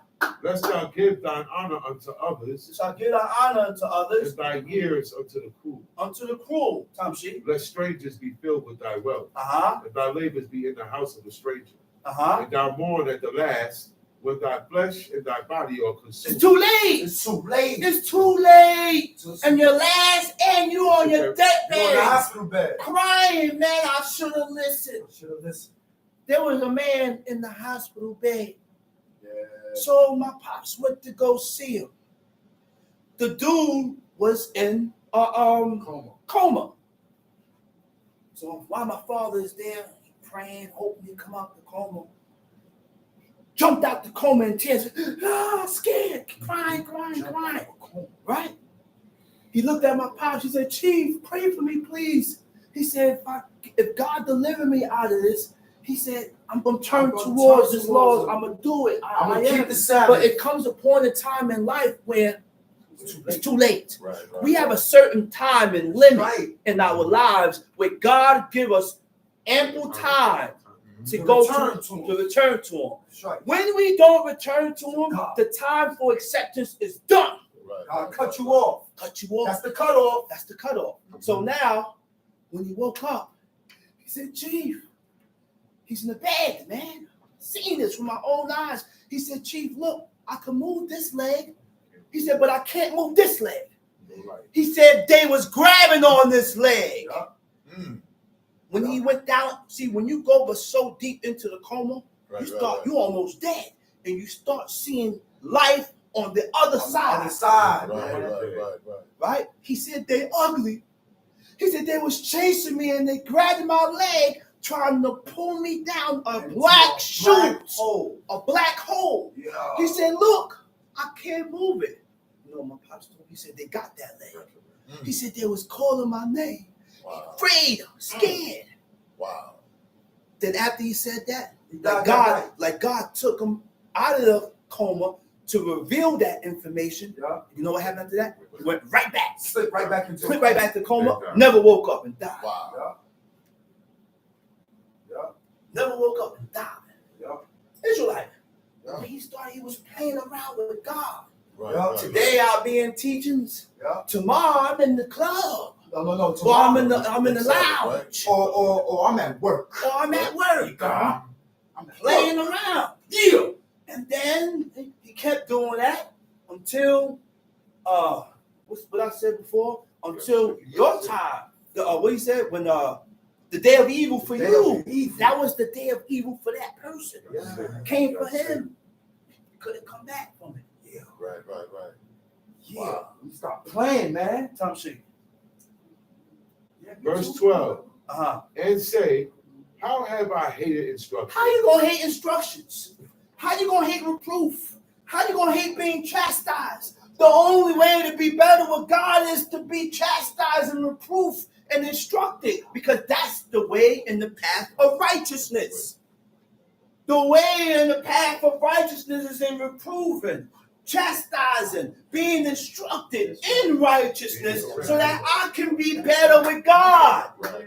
But the scorner and the proud don't want to be reproved. You can't tell that person nothing. You can't be better with God then with that type of spirit. You can't be better with God being that way. Tamshi. And my heart despised reproof. And have not obeyed the voice of my teachers. Have not obeyed the voice of my teachers. We think it's a joke. Look what he. Wait, who said that? King Solomon. And if it didn't hold no regard or no importance, we won't be reading it here. Right. There is an iniquity that we read when it says despising parents and teachers, because teachers is looked on as your parents. They hold the same authority. Right. Parents and teachers. Look what Solomon said. And have not obeyed the voice of my teachers. You know what the word of the teacher is? It says, more dedek. To guide a person in the way. That's what teachers does. They guide you in the ways of God. In the ways of God. Not in my ways. Not in my ways. My ways don't count. What I think don't count. My emotions don't count. My ways is corrupt. My ways is corrupt. The only thing that cleans my ways is me taking heed to what God says and what the Lord says. That's it. Go ahead. Nor inclined mine ear to them that instructed me. I was almost in all evil. In the midst of the congregation. In the midst of a congregation and assembly. Drink waters out of thine own Drink cistern. waters out of your own cistern. Break it down. You know what it mean by that? You know what remind me when I read that? When Samson said, I desire that Philistine woman. The mother, his mom, went to him. He said, and is there not a woman amongst your own people that you can go and get a woman from? He said, why do you desire this woman? But she didn't know that this was of God. So he had to keep towards that way. He had to move in that manner because God used Samson as a tool to deliver Israel from the hands of the Philistines. That's right, Tamshi. Drink waters out of thine own cistern, and running waters out of thine own well. Let thy fountains be dispersed abroad, and rivers of waters in the streets. Let them be only thine own. Let them be only thine own, and not strangers with thee. Let thy fountain be Let blessed. your fountain be blessed. And rejoice with the wife of thy youth. And rejoice with the wife of thy youth. Look what King Solomon said. You know what's the wife of your youth? I'm not in my youth right now. You know what's the wife of my youth? When I was in my 20s, 18, 19. God says it's a beautiful thing to be with the wife that you've been in your 20s, in your youth, and you still with her in your 50s. God don't delight in divorcing when a man and a woman have to separate. So in order for this thing to work, guess what? There's certain things that this man gonna do that for the sake of us staying together, you will put up with it, woman. And there is certain things that a woman will do, and for the sake of us staying together, that this man will put up with it. Now, the only thing that the man cannot put up with is when you start to do things contrary and opposite to what God says. Now I gotta divorce you. Now I gotta leave you alone. But every other thing is workable. Right. Every other thing I'll work with.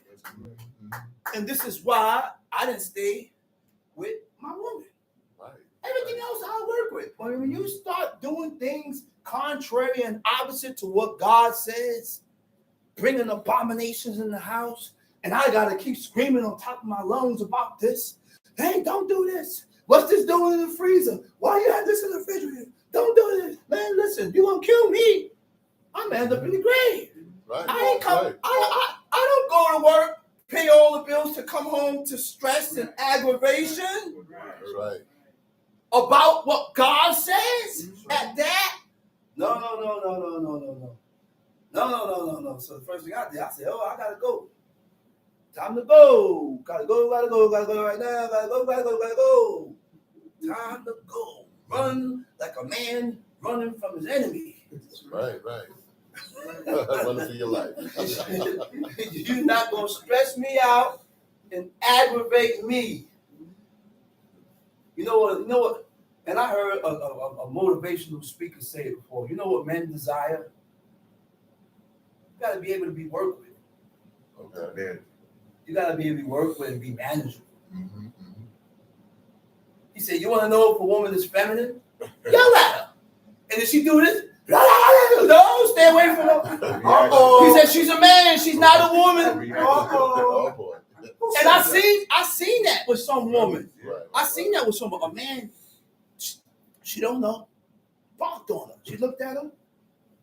Got away from her. I said, oh, she handled that really nice. She didn't bark back and scream because guess what? You bark back and scream, then the man gonna start barking back. Next thing he gonna come trying to put his hands on you. Right. You know, just keep it moving. Get away from him. Go get your man to handle the situation. You are not a man. Right. You cannot fight men, and you can't go back and forth with men. A man violates you, go get your husband. That's right. And we'll deal with it accordingly. You go home and don't worry about it. I'll be back. That's what a definite. Go ahead, read. Let them be only thine own. Okay, hold up. He said what? No. Let's go down. You missing the 19. He said, be thou ravished. Oh, 19. Let her be. Let her be as the loving hind. He said, rejoice with the wife without you. He said, let her be as the loving hind and the pleasant robe. Let her breast satisfy thee at all times. It means let this, whatever is going on with this woman, he said, be satisfied with this woman. You know what it means? You don't have to jump to the next door neighbor. Right. I should be satisfied with what I got in front of me. Right. Accept and acknowledge what I have in front of me, because I done went and jumped to the neighbor, and what my woman have in her, guess what? She don't have in her. Right. That's right. Right. She don't have what this woman has in her. That's why God put her here with you. That's right. Put her here with you for a reason. Right. Because what this woman have in her, that woman over there don't have. Now guess what? Me and this woman end up breaking up, and now you regret it. I said, man, like the song said, I want that old thing back. Okay. I want to go back now. Right. Because this woman is worse than the one I had before. Mm-hmm. Because I'm looking at her, she's beautiful. I like her. She look better than my woman. Oh, look at this. But That's it. that's all she got. Her Her ways stink like the before ways God. of an American. Her ways stink before God. That's right. Yeah. So it's best to stay with what God gave you and stick to this. Look what Right. Solomon said. Let's read on. Let her be as the loving hind and pleasant robe. Let her breast satisfy thee at all times. And be thou ravished always with her love. And be thou ravished always with her love. You know what it means to be ravished? Always be enticed. Always be attracted. It's been 10, 15 years, and baby, you do the same thing to me as if I just met you. Mm-hmm. That's right. You do the That's same right. thing to me as if I just met you. I mean, I've been with this woman for 10, 12 years, Bless and her. I come down the stairs, and I look, and she in the kitchen cooking some pancakes, some buckwheat pancakes. And I go behind her and grab her by her waist. I say, love it. Man, listen. Let me don't get me started. Right. Blessing. Brother. Right. Yo, Right. man, listen. But you always, that attraction don't go nowhere. That enticement don't go nowhere. That attraction, you know when it begins to go? When we keep getting angry at each other. Angry and arguing and bickering. And that changes that changes the chemistry between a man and a woman.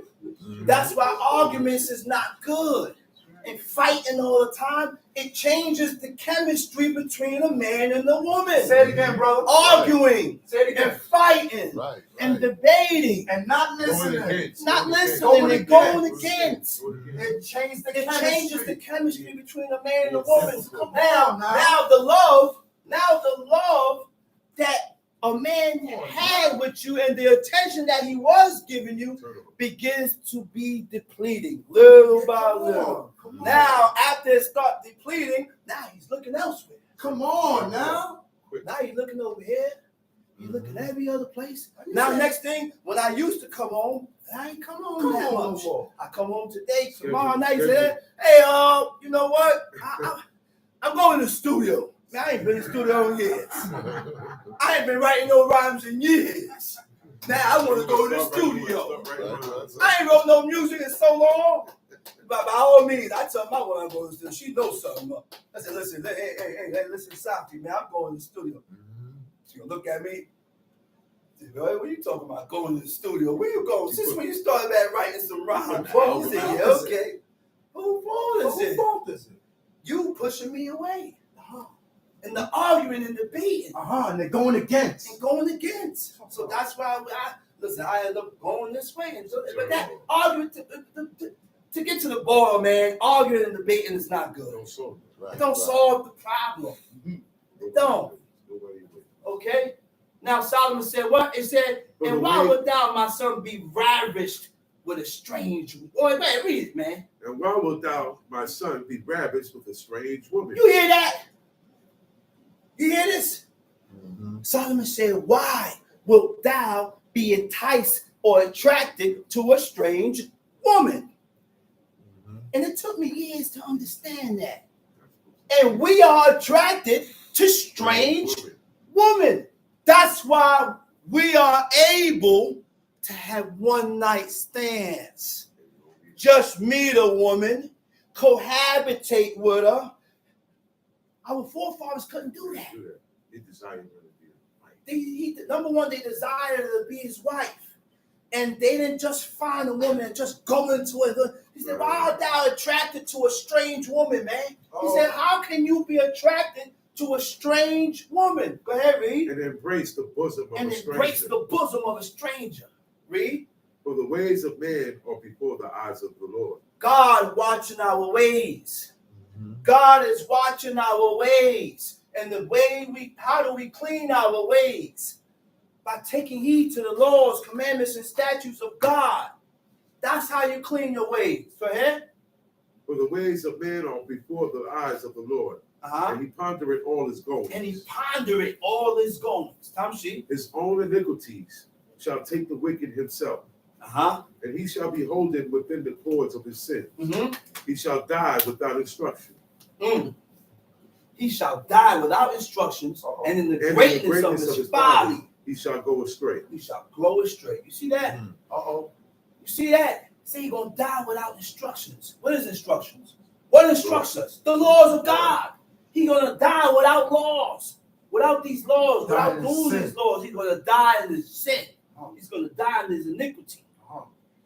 Okay, let's chop that. And let's go to Nehemiah 9. Nehemiah chapter 9. Nehemiah chapter 9. But you know what? Before we go to Nehemiah 9, I gotta get the drummer something too. So let's go to Genesis 21. We're gonna go to Genesis 21 and 22, and then after that, if I have time, I'll go to Nehemiah 9. But I want to go to Genesis 21. You'll have time. Sabbath is all day, brother. Okay. You'll have all the time in the world. Genesis 21. You got it? Genesis chapter 21. Time sheet. And the Lord visited Sarah as And the Lord visited Sarah. What's the word for visited? It means to be remembered. And God remembered Sarah. You know what that is? For God to remember you. For God to remember your wants and the things that you desired. But God, it takes a certain type of person for God to remember this guy or this woman. Go ahead, read. And the Lord visited Sarah as he had said, and the Lord did unto Sarah as he had spoken. For Sarah conceived. Sarah conceived. You know how old Sarah was when she conceived that child? 90 years old. And Abraham called. For Sarah conceived and bare Abraham a son in her old age. At the set time of which God had spoken to Remember, him. God told him already. He said, listen, at this time, next year, you're going to bear a son. You're going to have a son. Okay? Go ahead, read. And Abraham called the name of his son that was born unto him, whom Sarah bare to him, Isaac. Isaac. Yitzchak. And Abraham circumcised his son, Isaac, being 8 days old, as God had commanded him. So that is the part of the covenant and the agreement that Abraham had with God. When you have a son, you have to be circumcised. 8 days old, that male child must be circumcised. Go ahead, read. And Abraham was 100 years old when his son Isaac was born unto him. And Sarah said, God hath made thee to laugh, so that all will laugh with me. And she said, who would have said unto Abraham that Sarah should have given children suck? For I have borne him a son in his old age. Breastfed. It wasn't those breasts that was there on the woman wasn't for man to nibble on. God put those there to feed the baby. It ain't there for me to nibble on. That's there to feed the baby, breastfeed the child. They didn't bottle feed the child. No, they didn't do that.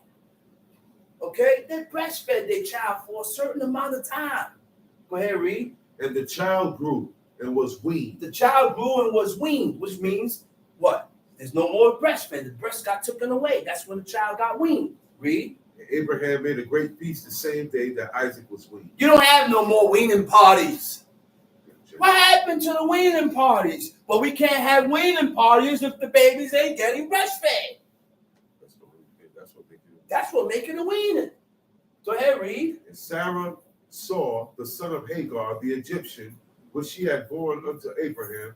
So Sarah looked and saw the son of Hagar. Hagar was a servant, was Sarah's servant. Sarah maid servant, bond servant, right? She served Sarah. And the reason how Hagar was able to have a son for Abraham was because Sarah gave Hagar to Abraham because she could not bear a child. So the law is that when you have a servant, right? If that servant have a child, I can bear a child through that servant because the servant, the bond servant, came by him or herself. Those children belongs to me. And so that's why she gave. That was the custom in the ways that of our forefathers. Go ahead. Wherefore she said unto Abraham, cast out this bondwoman and her son. She said, this woman and this bondwoman and her son was laughing at my son. She said, cast them out. Read. For the son of this bondwoman shall not be heir with my son, even with Isaac. And the thing was very grievous in Abraham's sight because of his son. You hear what he said? He said the thing was very grievous. Ra'ah means bad. It was evil in the eyes of Abraham. Do you think he really? Yeah.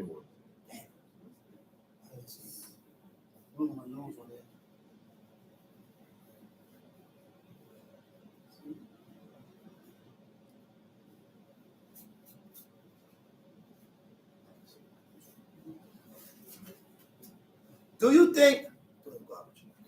Where we at, mate? Yeah, verse 11. And Verse 11. And the thing was very grievous. It was very grievous in the eyes of Abraham. Which means what? Evil, bad. He felt bad that he had to kick out the woman and his own son.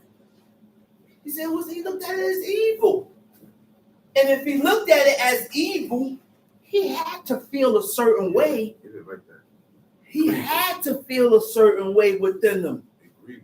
It grieved them, which means feelings and emotions started to stir up. Because I don't want to kick out my son. That wasn't the custom of our forefathers to tell their child to get out. Leave, get out of my house, brother. No, that wasn't our custom. The custom today, or when the child turned 18, you gotta go. You gotta go and find your way, find your path. No, that wasn't our way. That wasn't our custom. So it was evil in the eyes of Abraham. Tamshi. And God said unto Abraham, Look what God said to Abraham. let it not be grievous. He in said, thy sight, God told him, don't let it not be grievous in thy sight. because of the lad, Because of the lad. and because of thy And bondwoman, because of the bondwoman. and all that Sarah had said unto thee, He said, whatever Sarah told you, hearken unto he her said, hearken voice. to her voice. For in Isaac shall thy seed be called, For in Isaac shall thy seed be called. and also of the son of the bondwoman will I make a nation, because he is thy seed. See, God made a nation out of Ishmael only because this is Abraham's seed. This is the seed of Abraham. And remember, Abraham meaning what? A father of many nations.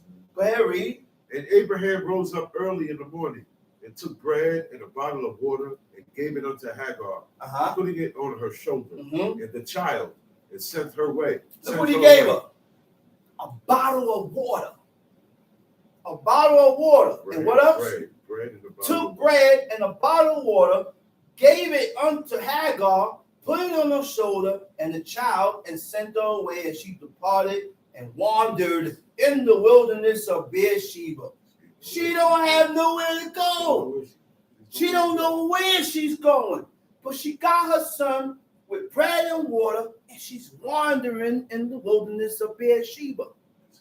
Okay? Go ahead, read. And the water was spent in the bottle. The water's gone. They drank it all. Read. And she cast the child under one of the shrubs. She don't know what to do. Water's gone. No more bread. She took the child, put him afar off. I read. And she went and sat her down over against him a good way off. Went. She don't want to see God. She don't want to see the death of her own son. Yeah. Because I don't know what I'm going to do now. I put my son there. I'm going to move off here. Now go ahead, read. And she went and sat her down over against him a good way off, as it were a bow shot. For she said, let me not see the death of the child. And she sat over against him and lifted up her voice and wept. She sat against him. She shot a far distance away from her son and cried out, cried and wept. And what Mary? And God heard the voice of the lad. You see who God heard? God heard the voice of the child, of the lad. Why? Because Abraham is father. Because of who his father is. So because of who his father is, God remembered and heard the voice of the child. Go ahead, read. God heard the voice of the lad, and the angel of God called to Hagar out of heaven. The angel of God called to Hagar out of heaven. Tamshi. And said unto her, what aileth thee, Hagar? What aileth thee, Hagar? What's that? What happened? What's up? What's going on? He said, fear not. Read. For God hath heard the voice of the lad. God hath heard the voice of the lad where he is. Arise, lift up the lad and hold him in thine hand. I will make him a great nation. I will make him a great nation. And God opened her eyes, and she saw a well of water. She saw a well of water, and she went and filled the bottle with water, and gave the lad drink. And God was with the lad, and he grew and dwelt in the wilderness, and became an archer. And he dwelt in the wilderness of Paran. And his mother took him a wife out of the land of Egypt. And it came to pass at that time that Abimelech and Phicol, the chief captain of his host, spake unto Abraham, saying, God is with thee in all that thou doest. Now therefore swear unto me, here by God, that thou wilt not deal falsely with me, nor with my son, nor with my son's son. He said, I therefore swear unto me here, my God, by God, that thou wilt not deal falsely with me, nor with my son, nor with my son's son, but according to the kindness that I have done unto thee, thou shalt do unto me, and to the land wherein thou hast sojourned. That was the ways of righteous people, or of a people or a person that's pursuing righteousness. If I did you good, I'm expecting for you to return me what I gave to you. Return to me good. It's only right. It's only right. But now today, I do you good. Don't expect that person to do you good. Don't expect that. You see, listen, the good that a person do for you never dies. It never dies. You can never forget that. That always supposed to hold that holds that person down forever. That's why when you read in the time of King Solomon, the Most High spared the life of Abiathar because of the fact that he ran with his father. He said, I ain't gonna kill you. He said, but go to Anathoth. Told him to go to Anathoth because at a point in time where Abiathar left the side of David and started following Adonijah. But the only thing that kept him alive was that he realized and that it was a point in time in life that Abiathar followed after David.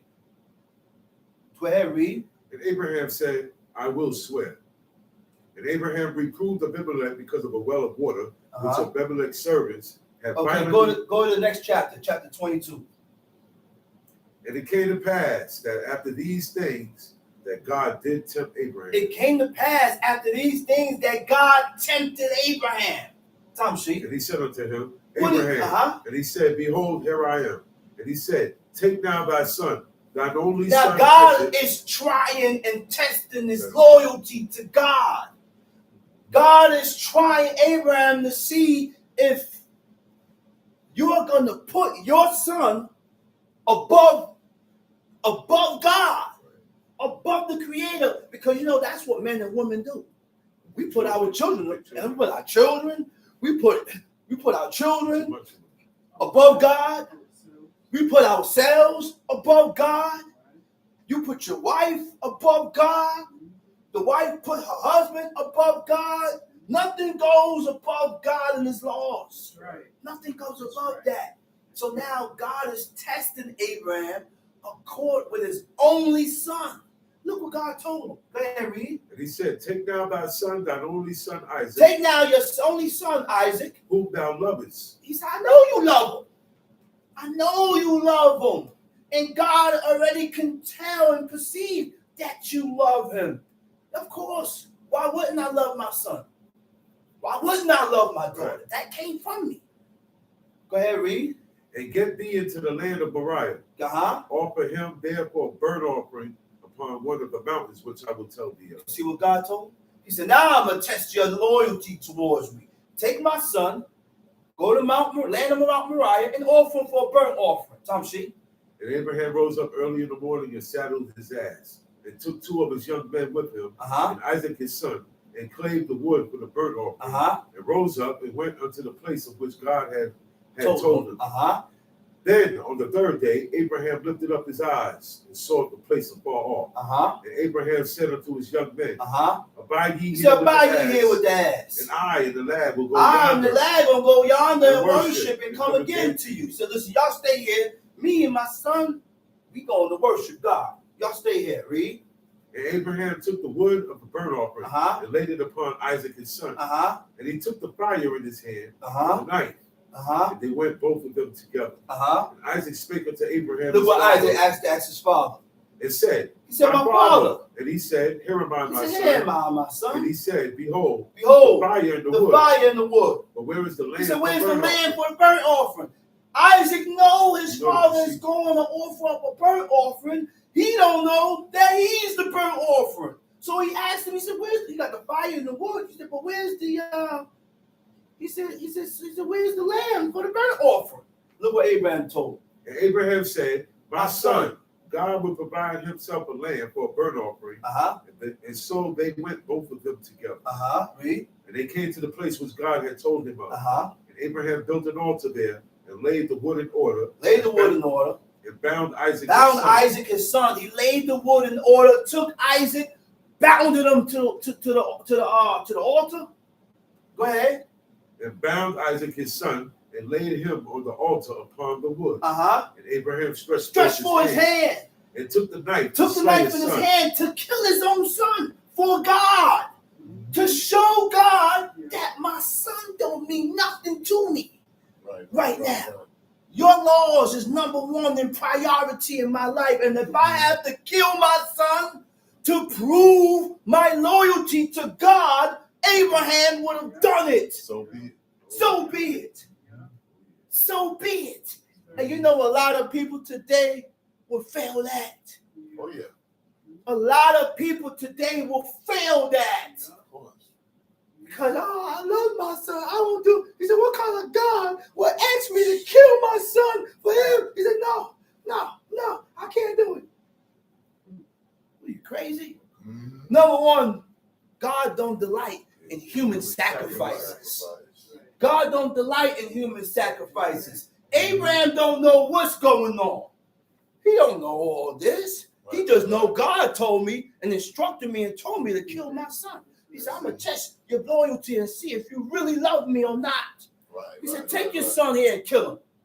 Abraham went, bounded him, took that sword, took that knife, stretched for his hand to go kill him. And guess what? You didn't see Isaac fight. Mm-hmm. Isaac is bounded down. He see at this point in time, when Abraham is taking his son Mm-hmm. and putting him on that altar and tying him down, you see the respect and honor that a child must have for their parents to not fight when they know they about to listen, man. He said, man, I'm over here asking about where's the burnt offering. He said, all this time, I'm the one that's going to be the burnt offering. I'm being bounded up. He said, okay, if this is your will, Abba, this is your will, Father, then so be it. And that's why these men in that book were saints. Mm-hmm. This is why when we read about these people, we're reading about saints and pious ones and the ones that was chosen of God just because of these actions and the ways of these people, man. I take my son and say, man, listen, son. He gonna ask me, where's the burnt offering? When I start taking this little one, he's 11 years old. You let me take his little butt, string him up, and he see a knife. He said, Abba. He said, what you doing, Abba? You gonna kill me? No, Abba, please. He gonna start fighting, 11 years old. If you don't run first. If you don't run, yeah. He gonna start screaming, man, for dear life. Please, I don't know. No, I please don't kill me. What's wrong with you, man? But Isaac was a very submissive child. Very submissive, and he accepted every and anything that his father wanted to do to him, whatever it was. But now what happened now? Let's read. And he said, lay not thine hand upon the lad. You see that? The angel came and stopped him and told Abraham, he said, hey, hold it right there. He said, don't lay your hand upon the lad. He said, don't do it. He was going to kill him. Neither do thou anything unto him. What verse you at? Middle of 12. Go ahead. For now I know that thou fearest God. He said, now I know you fear God because you were able to kill your own son for God, for me, Tom Street. For now I know that thou fearest God, seeing that thou hast not withheld thy son, thine only son from me. And Abraham lifted up his eyes and looked, and behold, behind him a ram caught in the thicket by his horns. Tom Street. And Abraham went and took the ram and offered him up for a burnt offering in the stead of his son. And Abraham called the name of that place Yod-Heh-Wav-Heh-Jireh, as it is said to this day. Why he said Yod-Heh-Wav-Heh? Because it says the Most High name, right? Right? And we are not supposed to make mention of the name of God. In Amos, he said, hold our tongue. He said, for we should not make mention of the name of God. That's in Amos. In Leviticus 24, he said, this Israelitish woman blasphemed Their son. Blasphemed and Didn't they stone him? Blaspheme and curse, yes. Now the word for blaspheme is nokeb. Nokeb don't mean blaspheme. Nokeb means to state explicitly. He said nokeb Hashem. He stated explicitly the name of God and he cursed. Right. And he cursed. And this is why I don't mention the name of God no more. I say the Most High, the Creator, El Shaddai, which means God Almighty, the God of Abraham, El Quana means the jealous one. Right. You know what jealous means? Intolerant of unfaithfulness. He doesn't tolerate unfaithfulness. Okay. So how do we become unfaithful to God? How are we unfaithful to God? When we go against his word. Tamshi. And the angel of the Lord called unto Abraham out of heaven the second time, and said, by myself have I sworn, saith the Lord, for because thou hast done this thing, and hast not withheld thy son, thine only son, that in blessing will bless thee, and in multiplying I will multiply thy seed as the stars of the heaven, and as the sand which is upon the seashore. And thy seed shall possess the gate of his enemies. And in thy seed shall all the nations of the earth be blessed, because thou hast obeyed my voice. That's it. So Abraham returned unto his young men. And they rose up and went together to Beersheba. And Abraham. Go to Nehemiah chapter 9.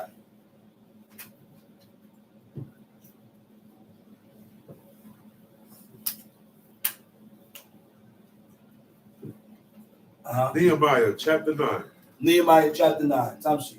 Now, in the 24th day of this month, the children of Israel were assembled with fasting and with sackcloth and earth upon them. The children of Israel assembled with fasting and with sackcloth and with earth upon them.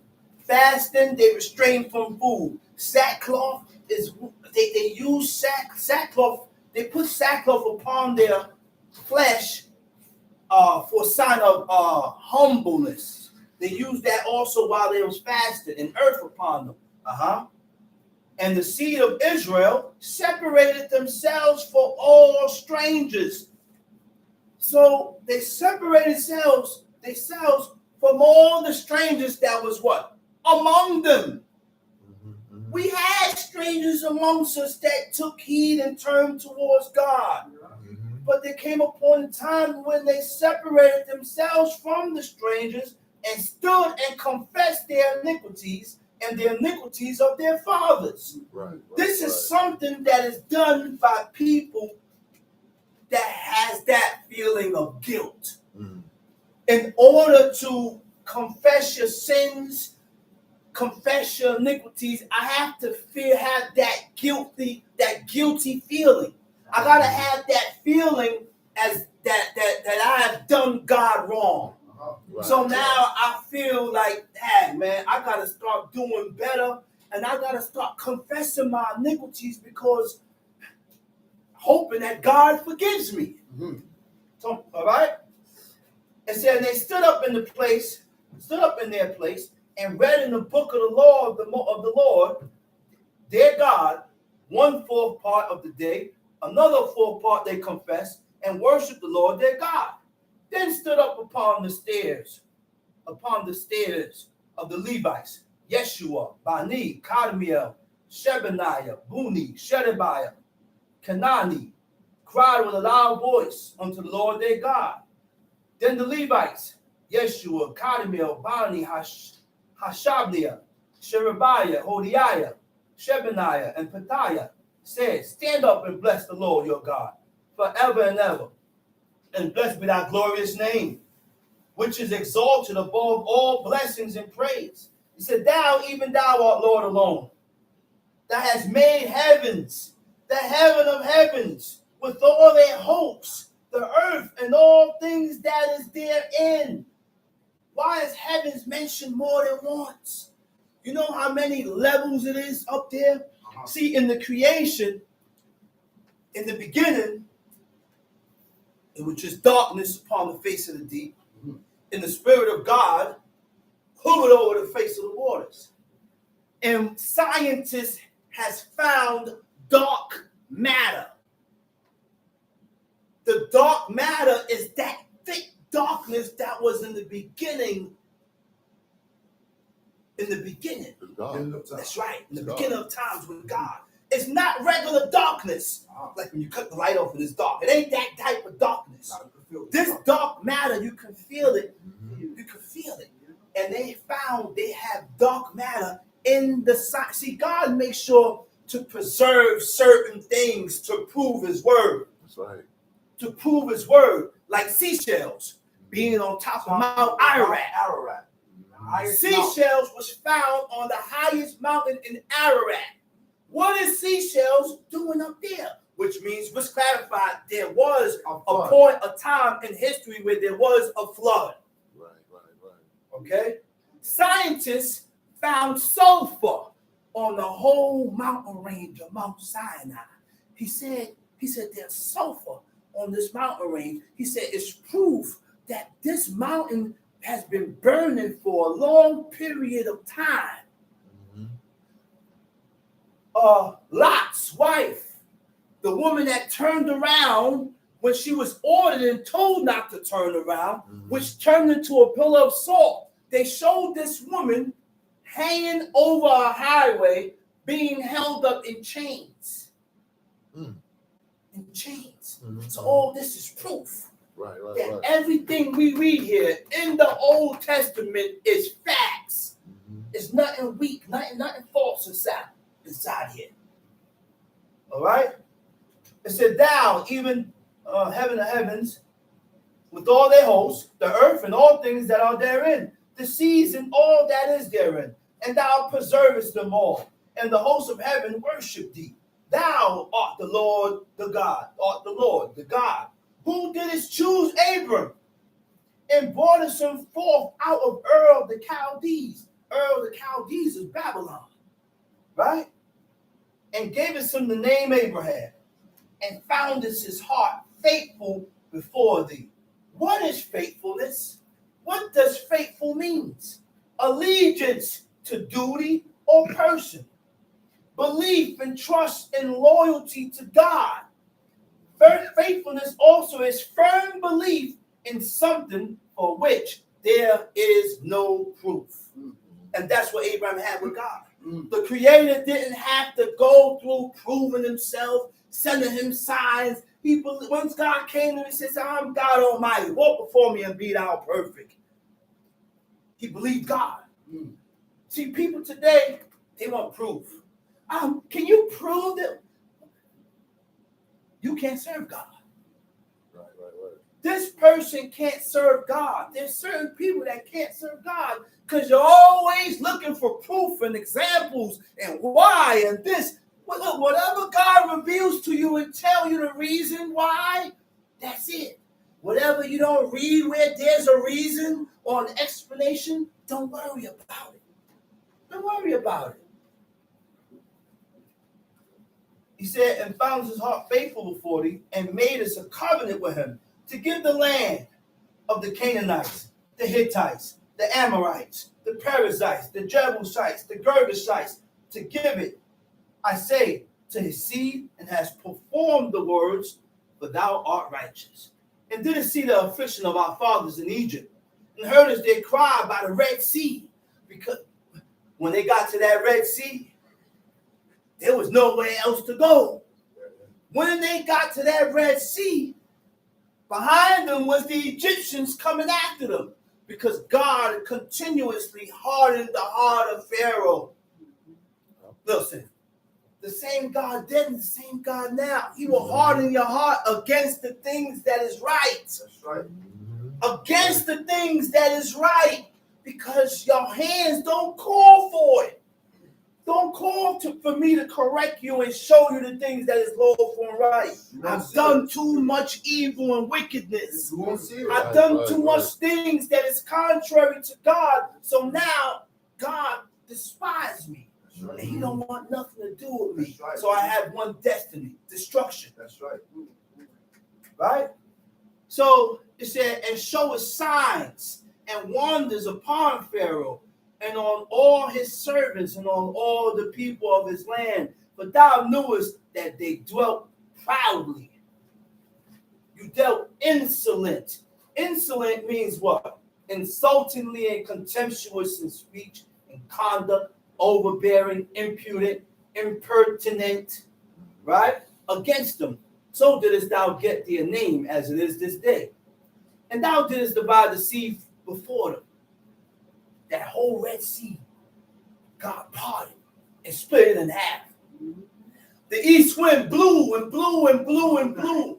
And that wind, the force of that wind parted that whole sea in half, which allowed the nation of Israel, millions of people, to walk through on dry shod.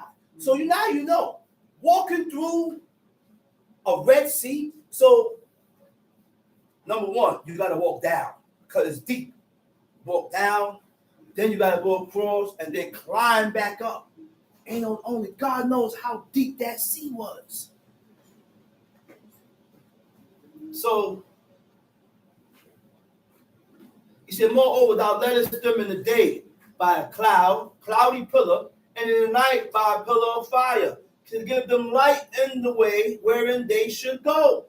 Thou camest down also upon Mount Sinai, and spakest with them from heaven, and gavest them right judgments and true laws, good statutes and commandments, and madest known unto them thy holy Sabbath, and commandest them precepts, statutes, and laws by the hand of Moses, thy servant, and gavest them bread from heaven for their hunger.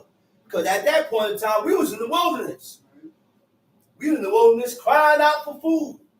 God gave us manna, rained bread from heaven to feed these people, right? And brought us forth water for them out of the rock for their thirst, and promised them that they should go in to possess the land which thou hast sworn to give them. We murmured and complained so much in the wilderness when all we had to do was put our trust in God. This is why God led us through the wilderness, through the Sinai Peninsula, to prove us through this.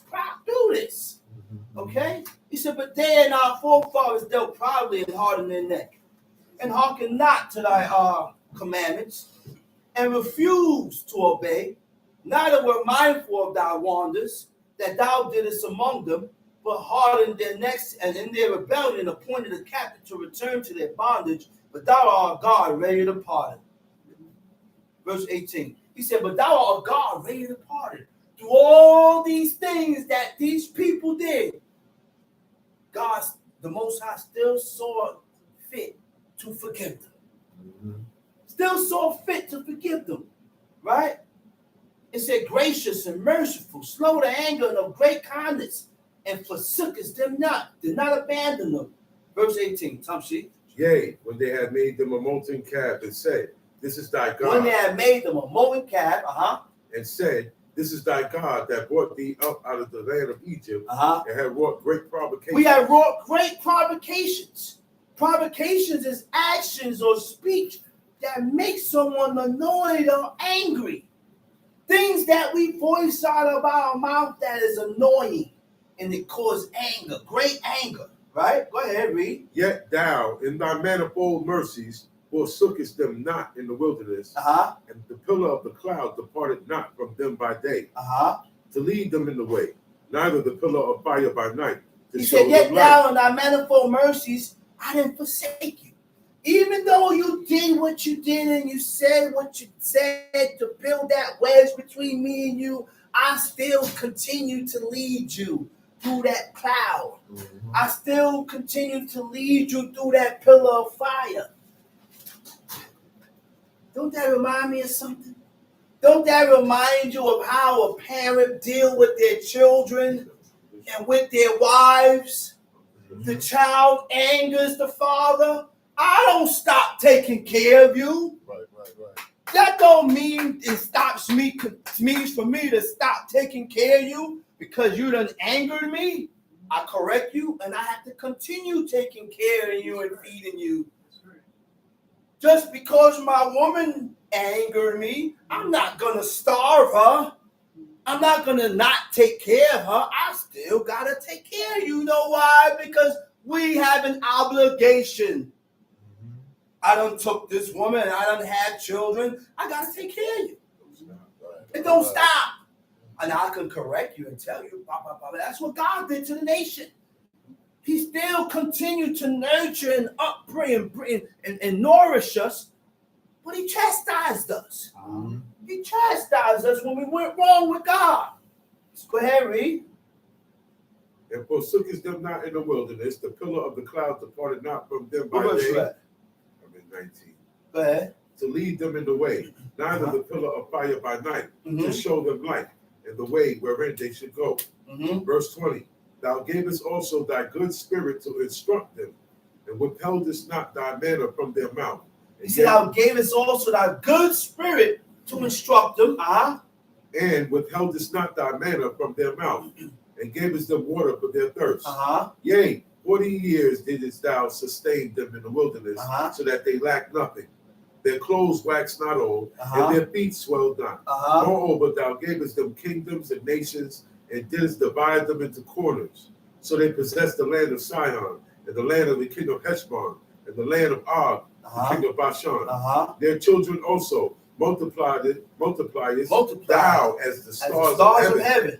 And broughtest them into the land concerning which thou hast promised to their fathers, that they should go in to possess it. Go ahead. So the children went in and possessed the land, and thou subduest before them the inhabitants of the land, the Canaanites, and gavest them into their hands with their kings and the people of the land, that they might do with them as they would. And they took strong cities and a fat land, and possessed houses full of all goods, wells digged, vineyards, olive yards, fruit trees in abundance. I didn't dig none of these vineyards.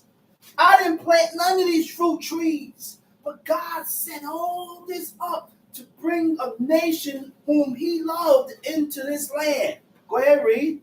So they did eat and were filled and became fat and delighted themselves in thy great goodness. Nevertheless, they were disobedient and rebelled against thee and cast thy law behind their backs and slew thy prophets, was testified against them, to turn them to thee. And thou wrought great provocations. And then wrought for great provocations. We were disobedient and rebelled against God after everything. After all the good that God did for these people, they could not find it in their hearts or in their self to return the good back to God by obeying his laws. By obeying his laws. Just like now. Just like now, man. A man would do another man good, and that is, it's like he didn't do him no good. The man get returned evil for the good that he had done. Go ahead, read. Therefore, thou deliverest them into the hand of their enemies. See what caused it to be delivered into the hand of our enemies? You see what caused it to be captives to nations and other nations and these foreign nations? You see what caused us to be taken over here towards the Americas by the way of ships?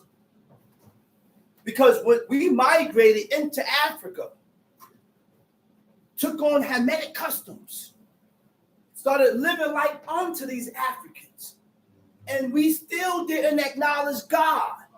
So God allowed a nation from afar to come and take us out of Africa and bring us over to the shores of America. All these spots was landing spots, dropped off here, dropped off here, ports, dropped off there, dropped there, dropped there, dropped here. The last drop off was the Americas. They said when they got here, the shit had to be burnt. Because they had levels, men and women tied down. Woman got on her period, she bled, and the blood drops right on the person below. Ain't no moving. You had to urinate, you urinated right there. You had to defecate, you defecated right there. There's no bathroom facilities. So now, after that, the whole shit had to get burnt. And that's what came from that? The bubonic plague. A deadly disease came from that. Look, man, black people, they still, look, we went through it. All that what you see is true. How they had the black woman all strung up, pregnant. They took shotguns and stuck it inside the woman and shot the baby out. Killed the woman, killed the baby. You got a baby from child. They take the child, separate the child from the mother, sell him to someone else. She'll never see a child again. We went through this because we angered God. That's right. This is why we went through it. God did not put us through this to despise and hate white people. That's not why God put us through this. Recognize the correction. Recognize the correction and God. do better with God. Do better with the Most High. Go ahead. And in the time of their trouble, when they cried, 27. Go ahead. When they cried unto thee, thou heardest them from heaven, and according to thy manifold mercies, thou gavest them saviors, who saved them out of the hand of their enemies. But after they had rest, they did evil again before thee. But after they had rest, and everything is going good, he said they went and did evil again. Tom C. Therefore leftest thou them in the hand of their enemies, so that they had the dominion over them. Yet when they returned and cried unto thee, thou heardest them from heaven. And many times did thou deliver them according to thy mercy. Many times the Most High still delivered them according to the mercy that God had in him. Go ahead, read. And testified against them that thou mightest bring them again unto thy law. Yet they dealt proudly. And hearkened not unto thy commandments. But sinned against thy judgment. Which if a man do, he shall live. He shall live in them. We're called by him. He shall live because of them. This is the reason of me living, because I live according to these laws, commandments, and statutes. Tom Sheep. And withdraw the shoulder. And withdrew the shoulder. And hardened their neck. And would not hear. Tom Sheep. Yet many years didst thou forbear them. And testifies against them by Yet many years did thou forbear them. You know what that is? When God forbade us, he put up with us. He tolerated us. Like a parent tolerates his child. The child won't listen for crying out loud. But I tolerate him because of the love and the care that I have for the child, hoping that the child change towards the way that I showed him. That's what God hoped in, that we will return. So he forbade us. He tolerated with us. Tom Sheep. And testified against them by thy spirit in thy prophets. Yet would they not give ear. Therefore givest thou them into the hand of the people of the land. Nevertheless, for thy great mercy's sake, thou didst not utterly consume them, nor forsake them, but thou art a gracious and merciful God. Thou art gracious and merciful God. Now therefore our God, the great, the mighty, and the terrible God, who keep his covenant and mercy. He said the great, the mighty, the terrible God, he keep his covenant and mercy. Let not all the trouble seem little before thee that hath come upon us and our kings and our princes and our priests and our prophets, our fathers, and on all thy people since the time of the king of Assyria unto this day. Go ahead, read. Howbeit thou art just in all that is brought upon us. You hear what he said? He said, howbeit. He said, oh Lord God, you are just in whatever you've done, whatever God did to us. He said, God is just, which means you are right in whatever you did to us. We deserve it. That's right. We deserve it. I deserve to be going through this. That's right. And that's what we need to realize. You have to acknowledge that you deserve to be going through this because I put myself through this. I did this to myself by going against the Creator. Go ahead, read.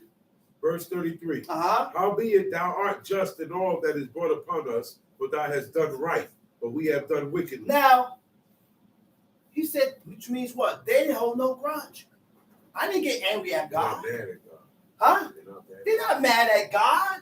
I didn't hold no grudge with God because God did this and did this and did this. Because you recognize and you accept it and you recognize that what I've done, I deserve this. I deserve this. And this is what's going to cause me to be better with God.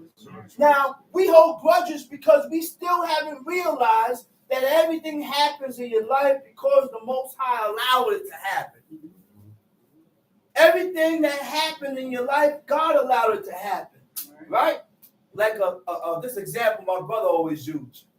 Right? He said a cup of water ain't heavy. He said, but hold it for 2, 3 hours, 4 hours, 6 hours. He said it's going to begin to get heavy because of time. Time, right? You got to put it down. Right. Now, We don't realize that we damage ourselves by holding on to things. Say it again. Very good. We don't realize that we damage ourselves by holding on to things. Oh. I didn't find a resolution. We didn't come to resolve this matter. So you will still hold on to it. So by me holding on to this grudge, it blocks. Certain things get blocked. You won't accept certain things. You won't allow yourself to give in to certain things because you're blocking yourself by holding on to this or holding on to that. Okay? Okay? Time sheet. Neither have our kings, our princes, our priests, nor our fathers kept thy law, nor hearkened unto thy commandments and thy testimonies, wherewith thou didst testify against them. But they have not served thee in their kingdom and in thy great goodness that thou gavest them, and in the large and fat land which thou gavest before them, neither turned they from their wicked works. Behold, we are servants this day, and for the land that thou gavest unto our fathers, to eat the fruit thereof, and the good thereof. Behold, we are servants in it, and it yielded much increase unto the kings whom thou hast set over us because of our sins. Right. Also, they have dominion over our bodies, over our cattle, at their pleasure, and we are in great distress. And because of all this, we make a sure covenant and write it, and our princes, Levites, and priests seal unto it. And with that, I already got what was bought. And I'm going to say Shabbat Shalom. Shabbat Shalom. And I'm going to call up the next speaker, teacher indeed, Chief Mika Ben Lip.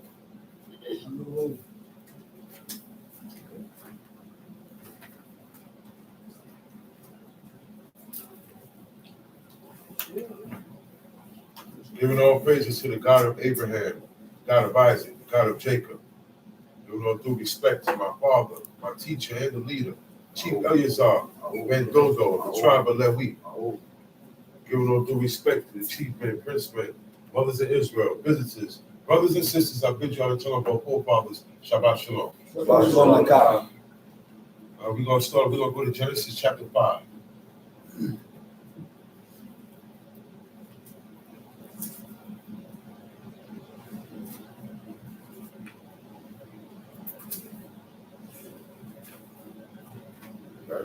Yes. Genesis chapter 5. This is the book of the generations of Adam. In the day that Elohim created mankind, in the likeness of Elohim, he made him, male and female, he created them, and blessed them, and called their name man, in the day when they were created. He said, this is the book of the generations of Adam. Mind you, the first 5 people. Genesis, everything that's happening in Genesis, this whole story is being told by God to Moses. When Moses went up in the mountain, that's when God told him Genesis. That's when he told him everything. That's when he found out about Abraham. That's when he found out about Noah. That's when he found out about the creation. He found this out. So this is the book of the generations of Adam. The history of man starts here. Right. All men come from this history here. Okay? This origin. That's what it means by the book of the generations of Adam. In the day that God created man, in the likeness of God made he him. Male and female. That's gender. There's 2 genders. There's not a third gender. There's not a 4th gender.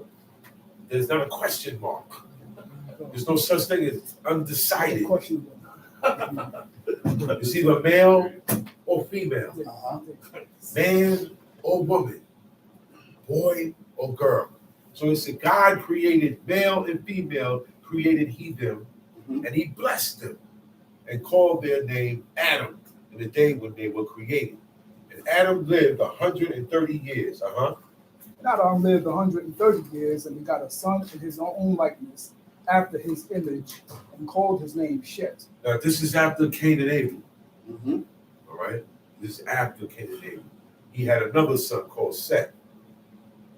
Hence the genealogy. Adam, Seth, right or wrong. Right. This is where it starts now. Because Abel is dead, and Canaan has been cursed, and then he got killed later on. So that left Adam with no son. And here comes Seth now, Tom Sheep. And the days of Adam after he had begotten Shet were 800 years, and he begot sons and daughters. So Adam lived to 800 years old. 800. 800 years. The man was 800 years when he started having children. Today, 100 is like 800. Nobody lives for 800 years today. Mm-hmm. You know why? Iniquity, wickedness, evil, sin on a worldly, global label, right? At a certain point in time, God cut the years of man's life down. That's why you see in every generation, life gets shorter. The young people die younger every generation. People get more evil every generation. Right. Okay? And that's what cuts down the life expectancy of the world and everything in it. Tom Sheep. And all the days that Adam lived were 930 years, and he died. This man lived 930 years. 60 more years, he'd have made 1,000. Right. Okay? Now, see, back then, wasn't that much sin in the world. These men served God. Okay? There was no such thing as processed food. There was no factory. Nothing packaged. Nothing packaged. No DoorDash.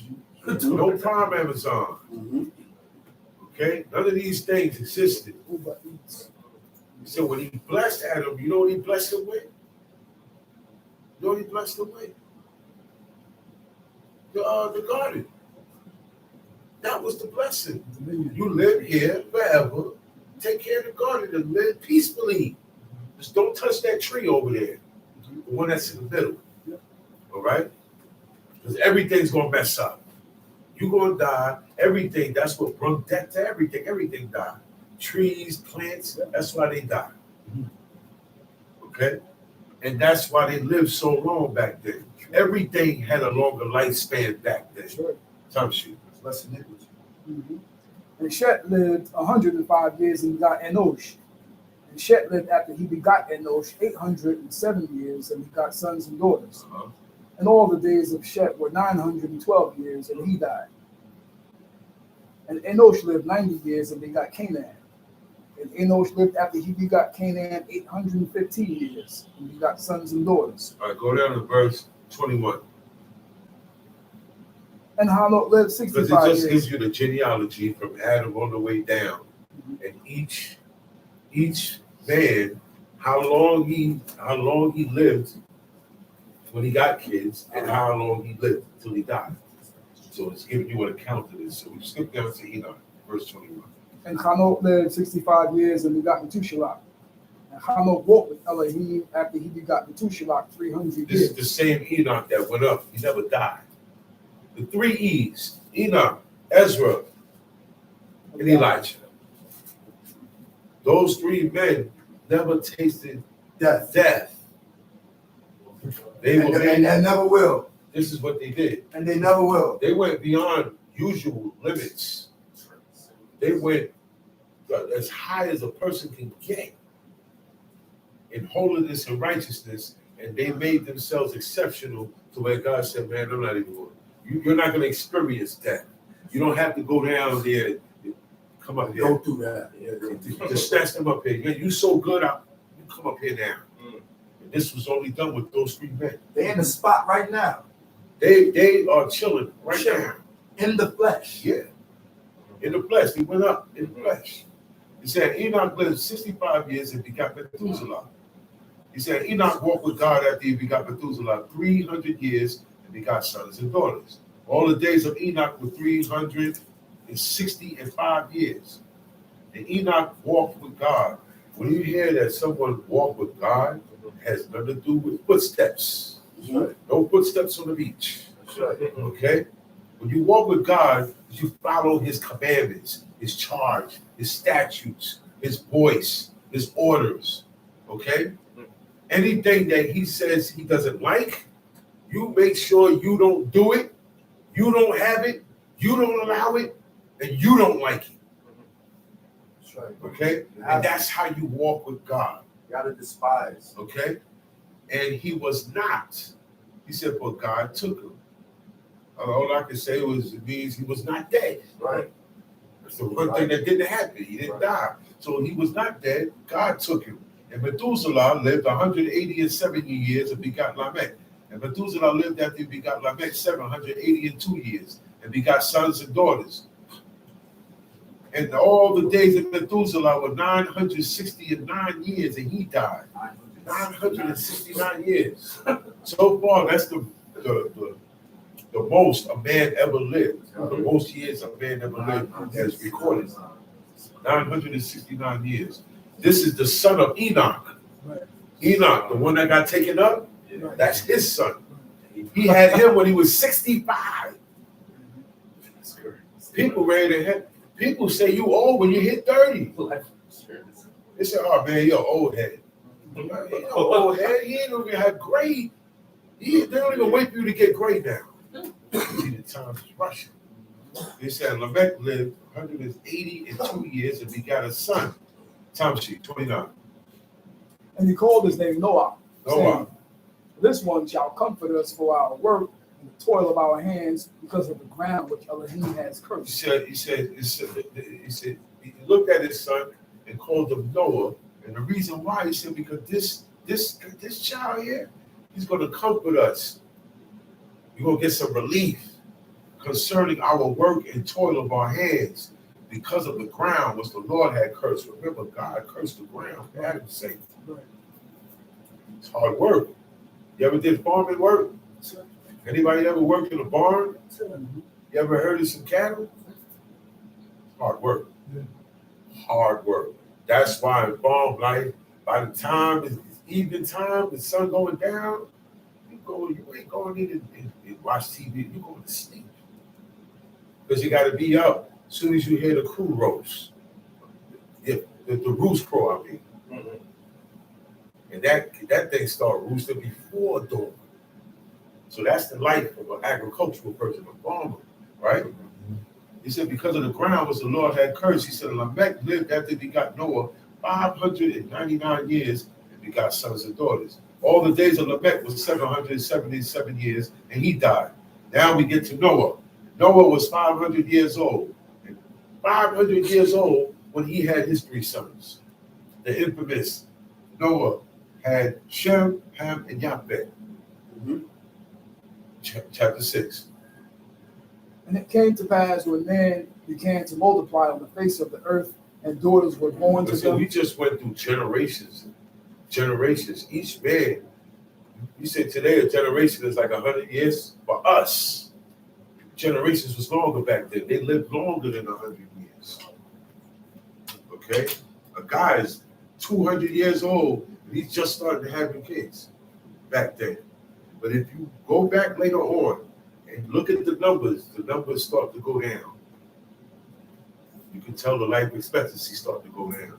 Now we get to the part here where it said, it came to pass when men began to look, men started to spread out and fill up the earth. Tom sheet. That the distinguished men, the sons of God, saw that the daughters of men The sons of God, those are the angels. All right? That's what they will, that was like a nickname for them. All the angels are the sons of God. So that's why they gave them that name. He said, Elohim Beni, Beni Elohim. He said they saw the daughters of men, that they were fair, that they looked beautiful. The angels started just looking at the woman, the human woman. Okay? And they were more beautiful back then. He said, and they took them wives of all which they chose. They came down and made themselves come into human form. They had to do that. The same way when Jacob wrestled that angel, the angel devolved himself to a man. You got to evolve, you got to devolve. He lowered his power down to the strength of a man, a regular man. He came in as flesh and then did battle with Jacob. Jacob got him, put him in a lock. Because submission lock where you got to tap out. He said, all right, man, you got me, man. Let me go because the dawn is breaking and I have to be reporting to God at this time. You holding me back. He said, nah, man, I'm not letting you go. Unless you give me a blessing, I'm not letting you go. And believe me, if he would have stayed in that state, that angel would have stayed human like that, he ain't going nowhere. He ain't going nowhere. He ain't going nowhere. So what he had to do was get back into his regular angelic form. He could have blessed them and then he let him go. But he said, no. You gonna let me go. You're gonna first. let me go. You gonna let me go. Like it's over. You're You gonna got let me, go. and now you don't want to let me Now you go. don't want to let me go. You can Until let I me bless go. you. That's correct. No, I'm not So he said, okay, cool. He went back into his regular form, and the hollow of his thigh, and then right? That's your hamstring. That's the main muscle of your leg. When that get pulled, you down. In football, they out for the season behind it. It's a very serious injury. So, yeah, that's gonna make Jacob let him go now. That's painful, man. You look. He took his hand and made it go phase through his leg, through his skin. and then materialize around his. Man, that's the angel of God.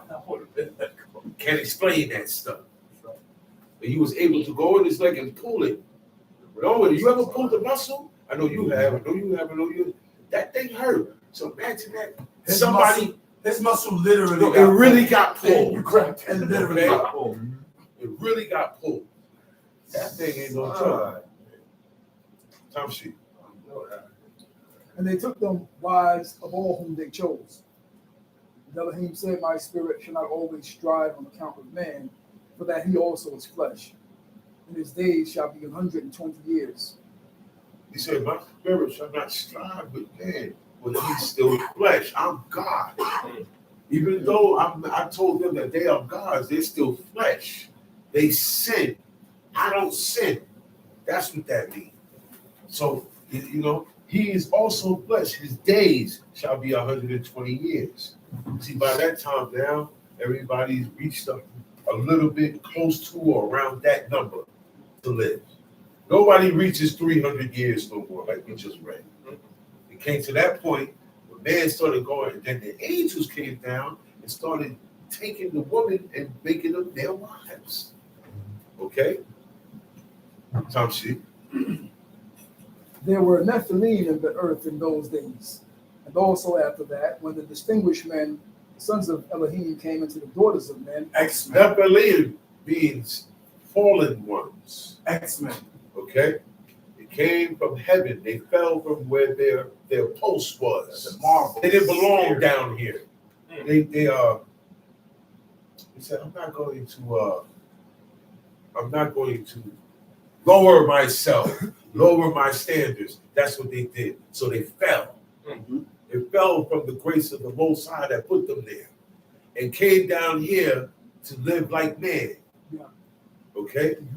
And what they did was very big violation. It said when the sons of God came in unto the daughters of men, they bare children to them. They got them pregnant. X-Men. And this is where we get the superhero stuff. They're superheroes. Giants, mutants. They had superpowers. This is where that all that stories and That's stuff where it come from. Superhuman It's beings real. and big giant men that look like mountains. It's real. Because their fathers were angels. Yeah. Okay? They all have God's name in them. The Hulk. Okay? Cyclops. All of that, man. And they were big. Yeah. And they hated you. Yeah. Men. They hated us. Anywhere they seen us, they killed us. Yeah. Time sheet. And they bore children to them, the same were mighty men of old, and of renown. And Elohim saw that the wickedness of man was great in the earth. He said, now, look. This mutation set off evilness that we have not seen today. Okay? Time sheet. And that all the impulse of the thoughts of his heart was only evil continually. And Elohim He said, what that? All the what? Impulse, his imagination, his thoughts, his urge, his craving, his lust. All of that is evil. Sure. He said, man, he stepped back, he looked, he said, yo, he said, man is evil. He said, and everything, all the babies of angels is having is coming out evil. It's where they get the word demigod. You know what that means? Half human, half God. That's where they got these words from. Okay? God said no good. God don't like mixing. If he liked mixing, he would allow the woman to have more than one husband. Think about it. Uh-oh. Think about it. He don't like mixing. Uh-oh. There's no such thing as racism. Because once he has these people that are holy and pure, he don't want them around nobody. Right? To get what? Dirty, to get tainted, to get spoiled, to become like. Right? So why go out there amongst those people and put your seed out there? Mingle of the seed. He doesn't like mingled fabrics. We're supposed to only buy 100% cotton, silk, wool, and linen. No other fabric is to be worn. That's all they wore. That's in the law. You don't like mixing. Okay? Tom sheet. And Elohim repented that he had made man on the earth. Say, man, I'm sorry I made man. I shouldn't have made him. Because it's a failure. It's a disappointment. This is not what I created them to do. They went off, ate the tree. Now, thousands and thousands and thousands and thousands of years later, we got big head dudes walking around with horns sticking out their head and chasing the man that I created and killing them and eating them and abusing them. They're abusing the animals. You'd be surprised what they was doing back then, man. It was crazy. It was bloodthirsty for real. Murder was like you think murder in the city? That was nothing. Tell she. And they grieved him at his heart. And Elohim said, I will destroy man whom I have created. See, it grieved him to his heart. When something grieve you to your heart, you're either going to put a stop to it, get away from it, or become a victim of it. There's only one thing for God to do. Stop it. So he came to the conclusion, I will destroy man. I created him, I'm going to destroy him. Ain't that what our parents say? Yeah. Ain't that what I don't know about today. I know I used to hear that. Mm-hmm. I used to hear that. People in my generation hear it. Yo, man, I made you. I can kill you too. You know that, right? I'll take you out. So this is the example of where the parents get this idea from. God said, I will destroy man whom I have created from the face of the earth. Both man and beast. What the beast did? What did the beast do? They did something evil? Nah, but they were corrupted. They were corrupted in different ways, and they were used in different ways that were abominable towards God. That's right. Now the whole thing is garbage. It's basura. I gotta go. He said, the fowls of the air, the creeping things. He said, man, for it repented me that I have made them. Because he made all of this for man. Mm-hmm. Yeah. So I'm going to have all of this stuff jumping around and swinging and because I'm going to destroy man. So none of this stuff need to be here. Tell she. Verse 8. But Noah found favor in the eyes of Elohim. But out of everybody, Noah, my man. I like everybody else. I don't like nobody. I just like him. I only like Noah. I don't like nobody else. He don't move like everybody else. He don't think like everybody else. These are the generations of Noah. Noah was a just man. Noah was a just man and perfect in his generation, in his lifetime.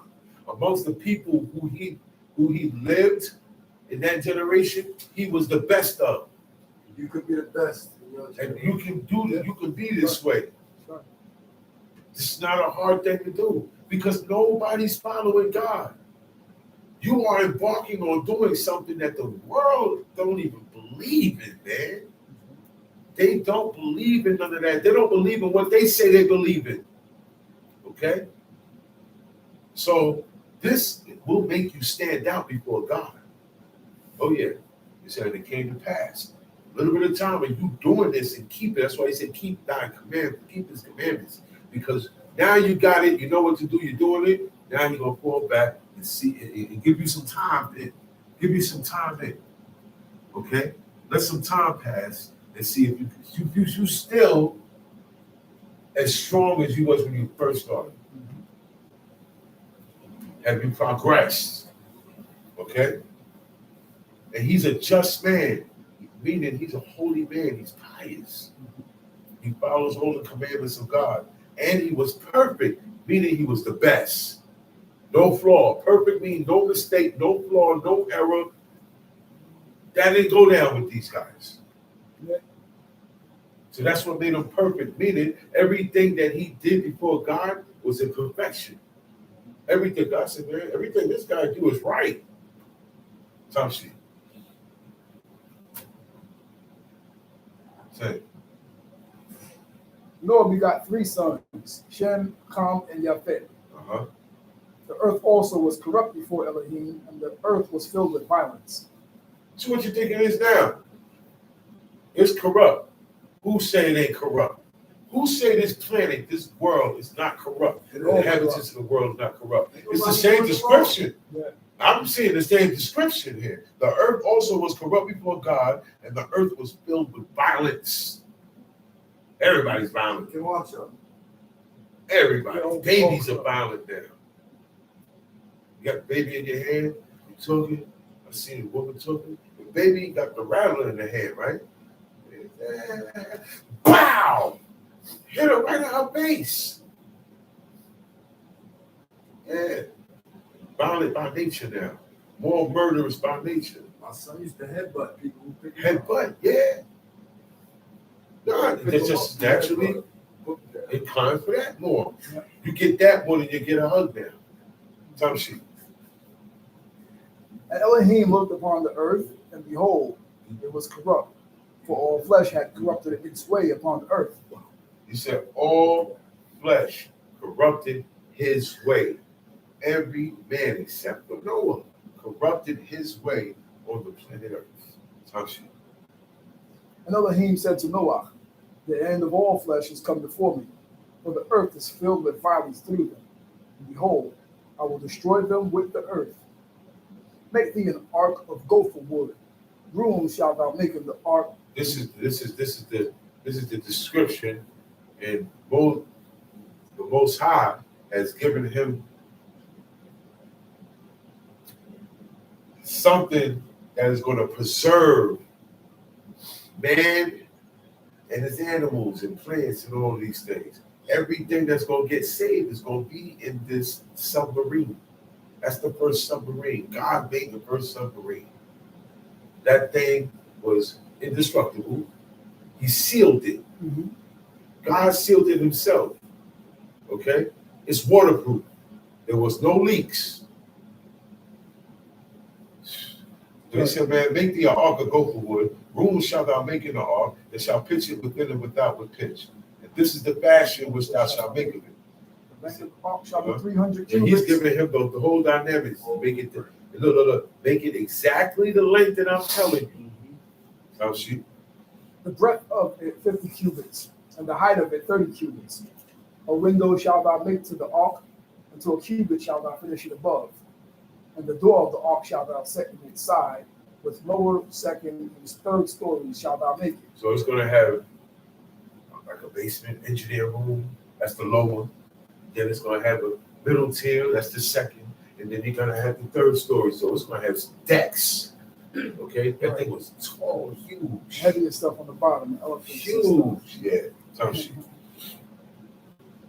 And behold, I will bring the flood of waters upon the earth to destroy all flesh, in which is the breath of life from under heaven.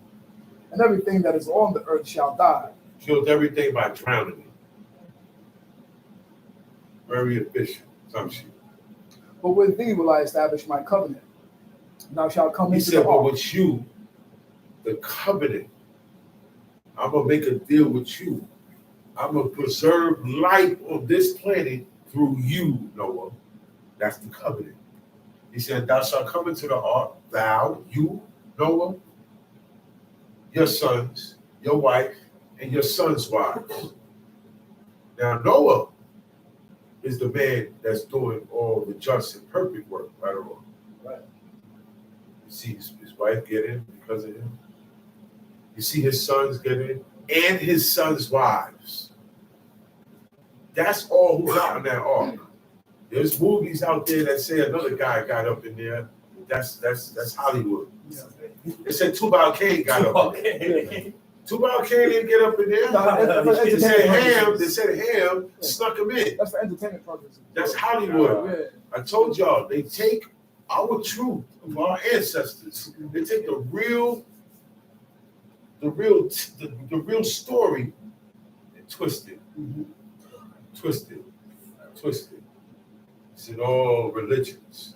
Abraham, the story of Abraham, Moses is in all religions, but it ain't the same as when you read it in here. Come see. No, that's right.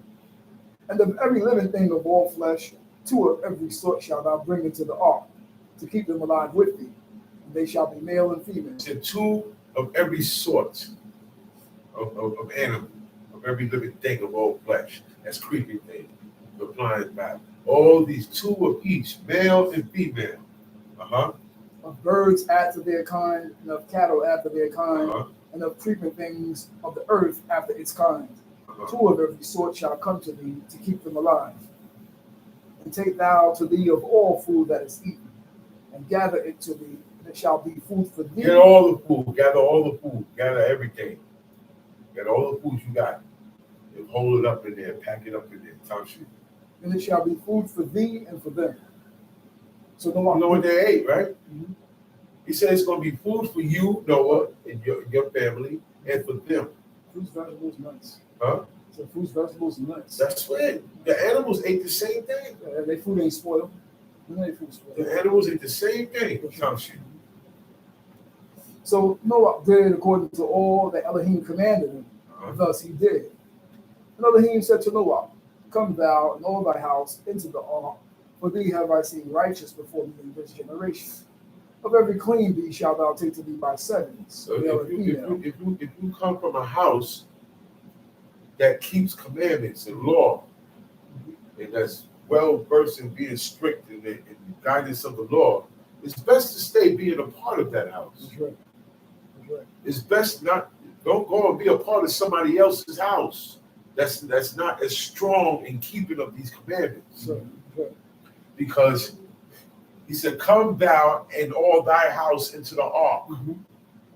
Quite sure they got other family members out there. Right or wrong? That's right. Families, other family members. They getting in? No, because they're not part of the household. They're not part of that house. They're not part of that gathering day. They're not part of this here. So it's good to if you where it's at. You understand what I'm saying? If you where all the answers are, why go to where the questions are at? Why go where it's going to be confusion? Why put your heart there? Why spend your time there? You understand what I'm saying? Stick to where you can keep your mind sharp with the commandments. Time sheet. Of every clean beast shalt thou take to thee by 7s, male and female. And of beasts that are not clean by 2s, male and female. Of birds of the air also by 7s, the male and the female, to keep seed alive upon the earth, on the face of all the earth. For in another 7 days I will cause it to rain upon the earth, 40 days and 40 nights. God is going to cause it to rain on the planet. 40 days and 40 nights. It's a very long time. Non-stop rain. I remember late last year, we caught rain for like a day and a half, right? And it did damage across the whole countryside. It did damage. Just a day and a half. And it was off and on. It came on heavy for a long time and stopped. Now imagine if it just stayed that way for that day and a half, heavy. Gushes of water was going. It'd been worse. You can see the water rising in the street level. All the Most High got to do, that's his water. That water was there before he created anything with the darkness.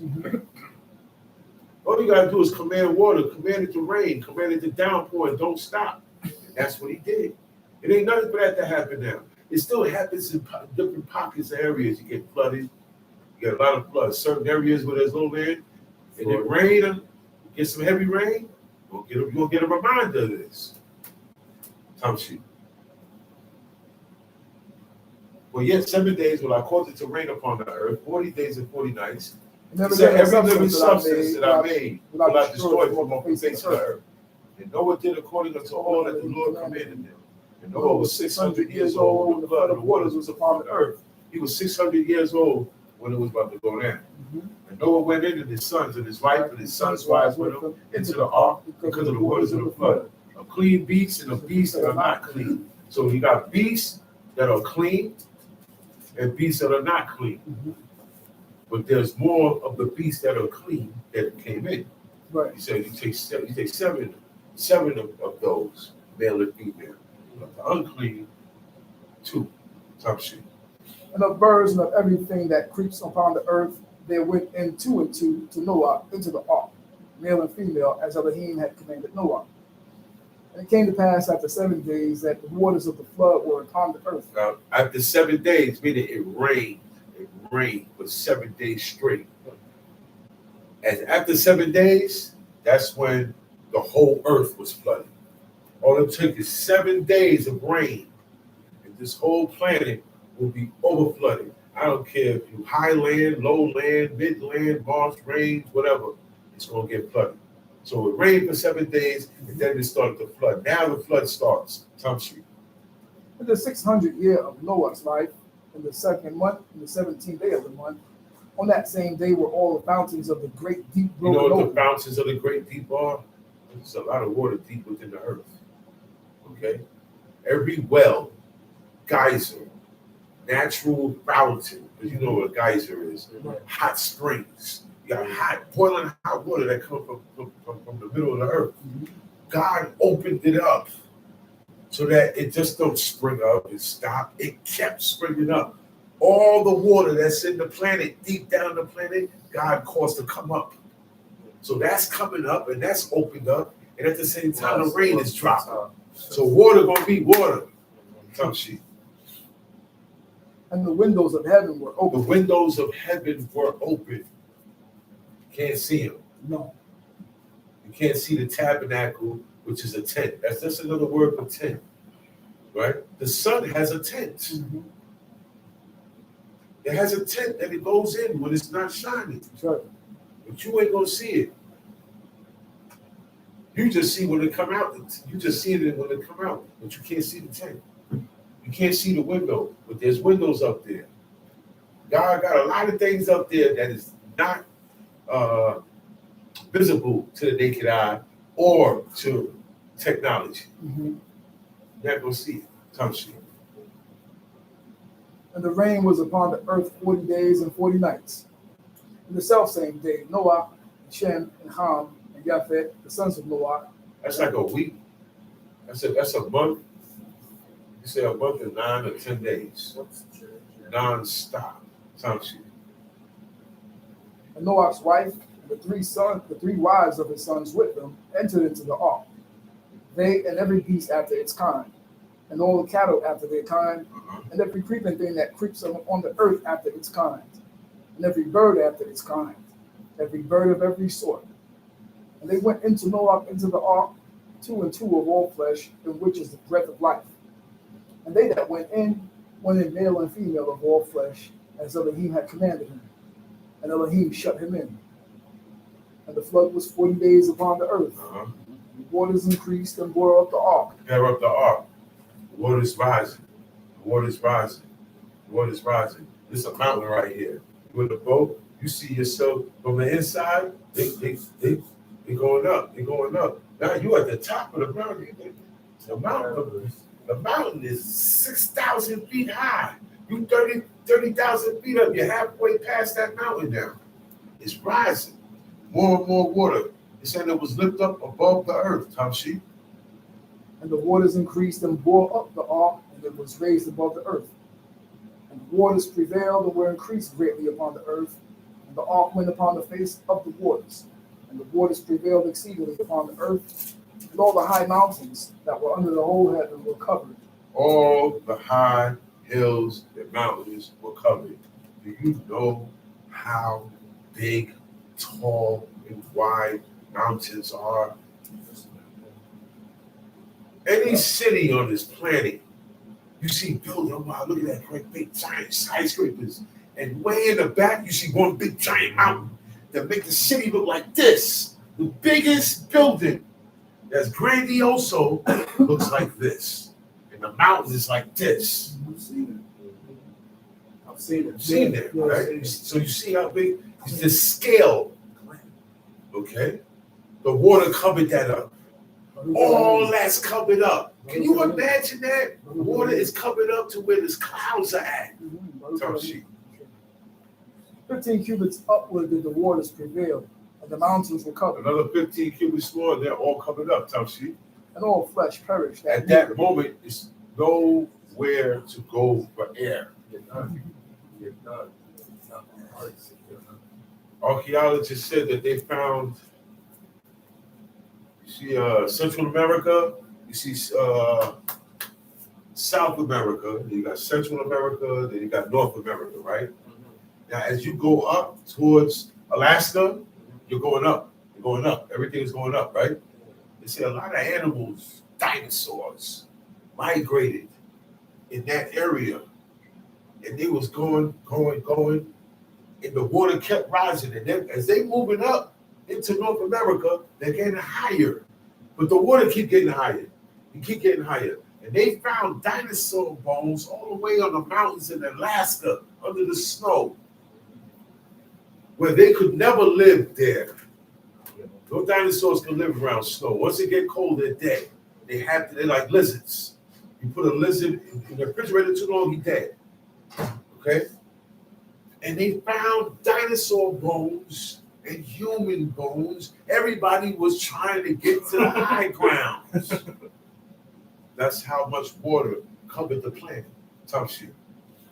And all flesh perished that moved upon the face of the earth, both of birds and of cattle and of beasts and of every living thing that creeps upon the earth, and all mankind in whose nostril was the breath of life.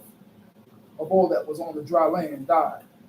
And he destroyed every living substance which was upon the face of the ground, both man and cattle and creeping things, and the birds of the heaven. They were destroyed from the earth. Noah only remained alive, and those that were with him. There's nowhere, there ain't no sky. The water's in the sky. Where the birds gonna go? Where they gonna land at? They gonna drown too. Some shit. And Noah only remained alive in the day that were with him in the ark. And the waters prevailed upon the earth 150 days. 150 days. And Elohim remembered Noah and every living thing and all the He didn't cattle. forget Noah. That's what it means. But we forget people. We forget. I'll forget you. You forget me. I'll be counting on you, and you say, "Oh, wait. Then when that time comes, you forget. Oh man, yo, what happened, man? I was out here. I said, oh man, I forgot. God ain't like that. He said, he remembered Noah and every living thing and all the cattle that was with him in the ark. He remembered everything that was alive there because he's saving what life left in that ark because he's killing everything else. So it's a precious piece right here. This what's in this ark. All life is left in this ark. If everything in this ark died, that's it. Some shit. And Elohim remembered Noah and every living thing, and all the cattle that were with him in the ark. And Elohim made a wind to pass over the earth, and the waters were squashed. The fountains also of the deep, and the windows of heaven were God stopped. caused a great wind to pass over a big giant wind that went across the whole planet, that moved the waters. When that happened, that was the signal for everything to stop. Mm-hmm. That was the signal. Everything stops. The fountains of the deep stop pushing up water. Stop raining now. Everything stopped. But you still got the flood. You gotta wait for the waters to reside. Tough shit. And the rain from heaven was restrained, and the waters receded from the earth continually. And after the end of 150 days, the waters were abated. And the ark rested in the 7th month and the 17th day of the month upon the mountains of Ararat. Mountains of Ararat. Ararat is located in Turkey, the place that they call Turkey. So you see how high it was, right? It's high. The water is bouncing on water. After a while, the water bubble. Next thing you know, dang, it landed right on top of the mountain because it was still high. You know how long it takes for that water to go down? Shoot, man. Thompson. And the waters decreased continually until the 10th month. In the 10th month, on the first day of the month, were the tops of the mountains seen. It took the 10 months to see the top of the mountain top, of the mountain caps. Oh, Now you see the peaks of all mountains. You don't see nothing else though. It look like water. Everything is still water, and the only thing coming over the water is the peak of a mountain. Wow, man, that's. The king tells you. And it came to pass at the end of 40 days that Noah opened the window of the ark which he had made. Now he's able to open up a window. He had one window. That thing stayed shut until water cleared from there. Because he's like underground right now. I mean, underwater, really. He said, He sent forth the raven, which went forth to and fro until the waters were dried up from off the earth. And also he sent forth the dove from him to see if the waters were abated. So he sent forth a raven to find the landing spot to see if the land, if the water, once you can get to land, that means the water is gone. So he sent the raven out. The raven, they got eyes. The birds got eyes. They can see far away. And their body temperature and everything, they got senses, natural senses that God gave them that will let them know where to go. They didn't find anything. Then he sent forth the dove to see if the waters were abated from off the base of the ground. He said, but the dove found no rest for the sole of her foot, so she had to come back. That's the only place for her to come and perch her legs on. There's no trees, no branches, nothing but water. So after a while, they're going to come back. Can't go out too far because you ain't going to be able to make it back. They know that.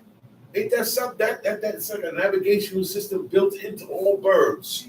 They all have GPS in them. We need the phone. They don't need it. They know where south, north, west, and east is natural. They don't need a compass and nothing else. But this guy said, man, there's no land. He came back. He said, well, the waters were on the face of the whole earth.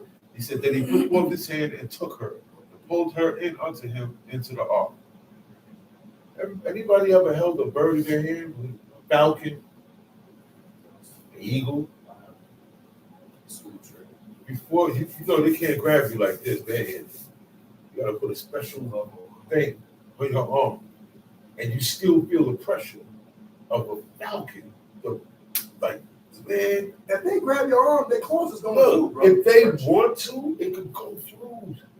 But they're only using your arm as a stand, as a perch. But you still feel that grip. Man, the legs are strong. And that thing was, the weight, it's kind of scary, like. Yeah, pick you up. Yeah, they can pick you up, man. So they have wings. The longer the longer the wingspan, the more distance they can travel. The raven is a small bird. Ain't going so far. It's dove too, so they came back. Thompson. And he waited yet another 7 days, and again he sent forth the dove out of the ark. And the dove came into him in the evening, and lo, in her mouth was an olive leaf plucked off. She came back with an olive leaf.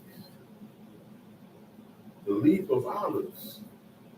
That means there's some land down. The waters is down. Thompson. So Noah knew that the waters were abated from off the earth. And he waited yet another 7 days. See, it's always good to be careful, man. It doesn't hurt to be cautious. God said be circumspect with who? With yourself. Beware of yourself, because you know how you get down, brother. So be circumspect how you move with this. Right. So it's all there. He said, man, the dove went out, he said, and he came back with an olive branch. He said, okay, I'm not going to get cold, crazy, and happy yet. Use wisdom. He said, wait another 7. Learn patience. He waited another 7. Now look. If I was able to find a little leaf, definitely in 7 days, I will really get the whole tree now. Thompson. And he waited yet another 7 days, and sent forth the dove which return not again to him anymore. The dove, the last time he sent the dove out, this time the dove said, look, man, I ain't coming back, man. 7 days ago, I found a branch. I still pulled up on you because homing pigeons. Y'all know about homing pigeons? You know, pigeon coops. You got people who can take you can tame pigeons, okay? And I can send you a message. I can put a message on my pigeon and send a message to you. So they have the instinct in them to come back. But this time he ain't come back because the land is there now.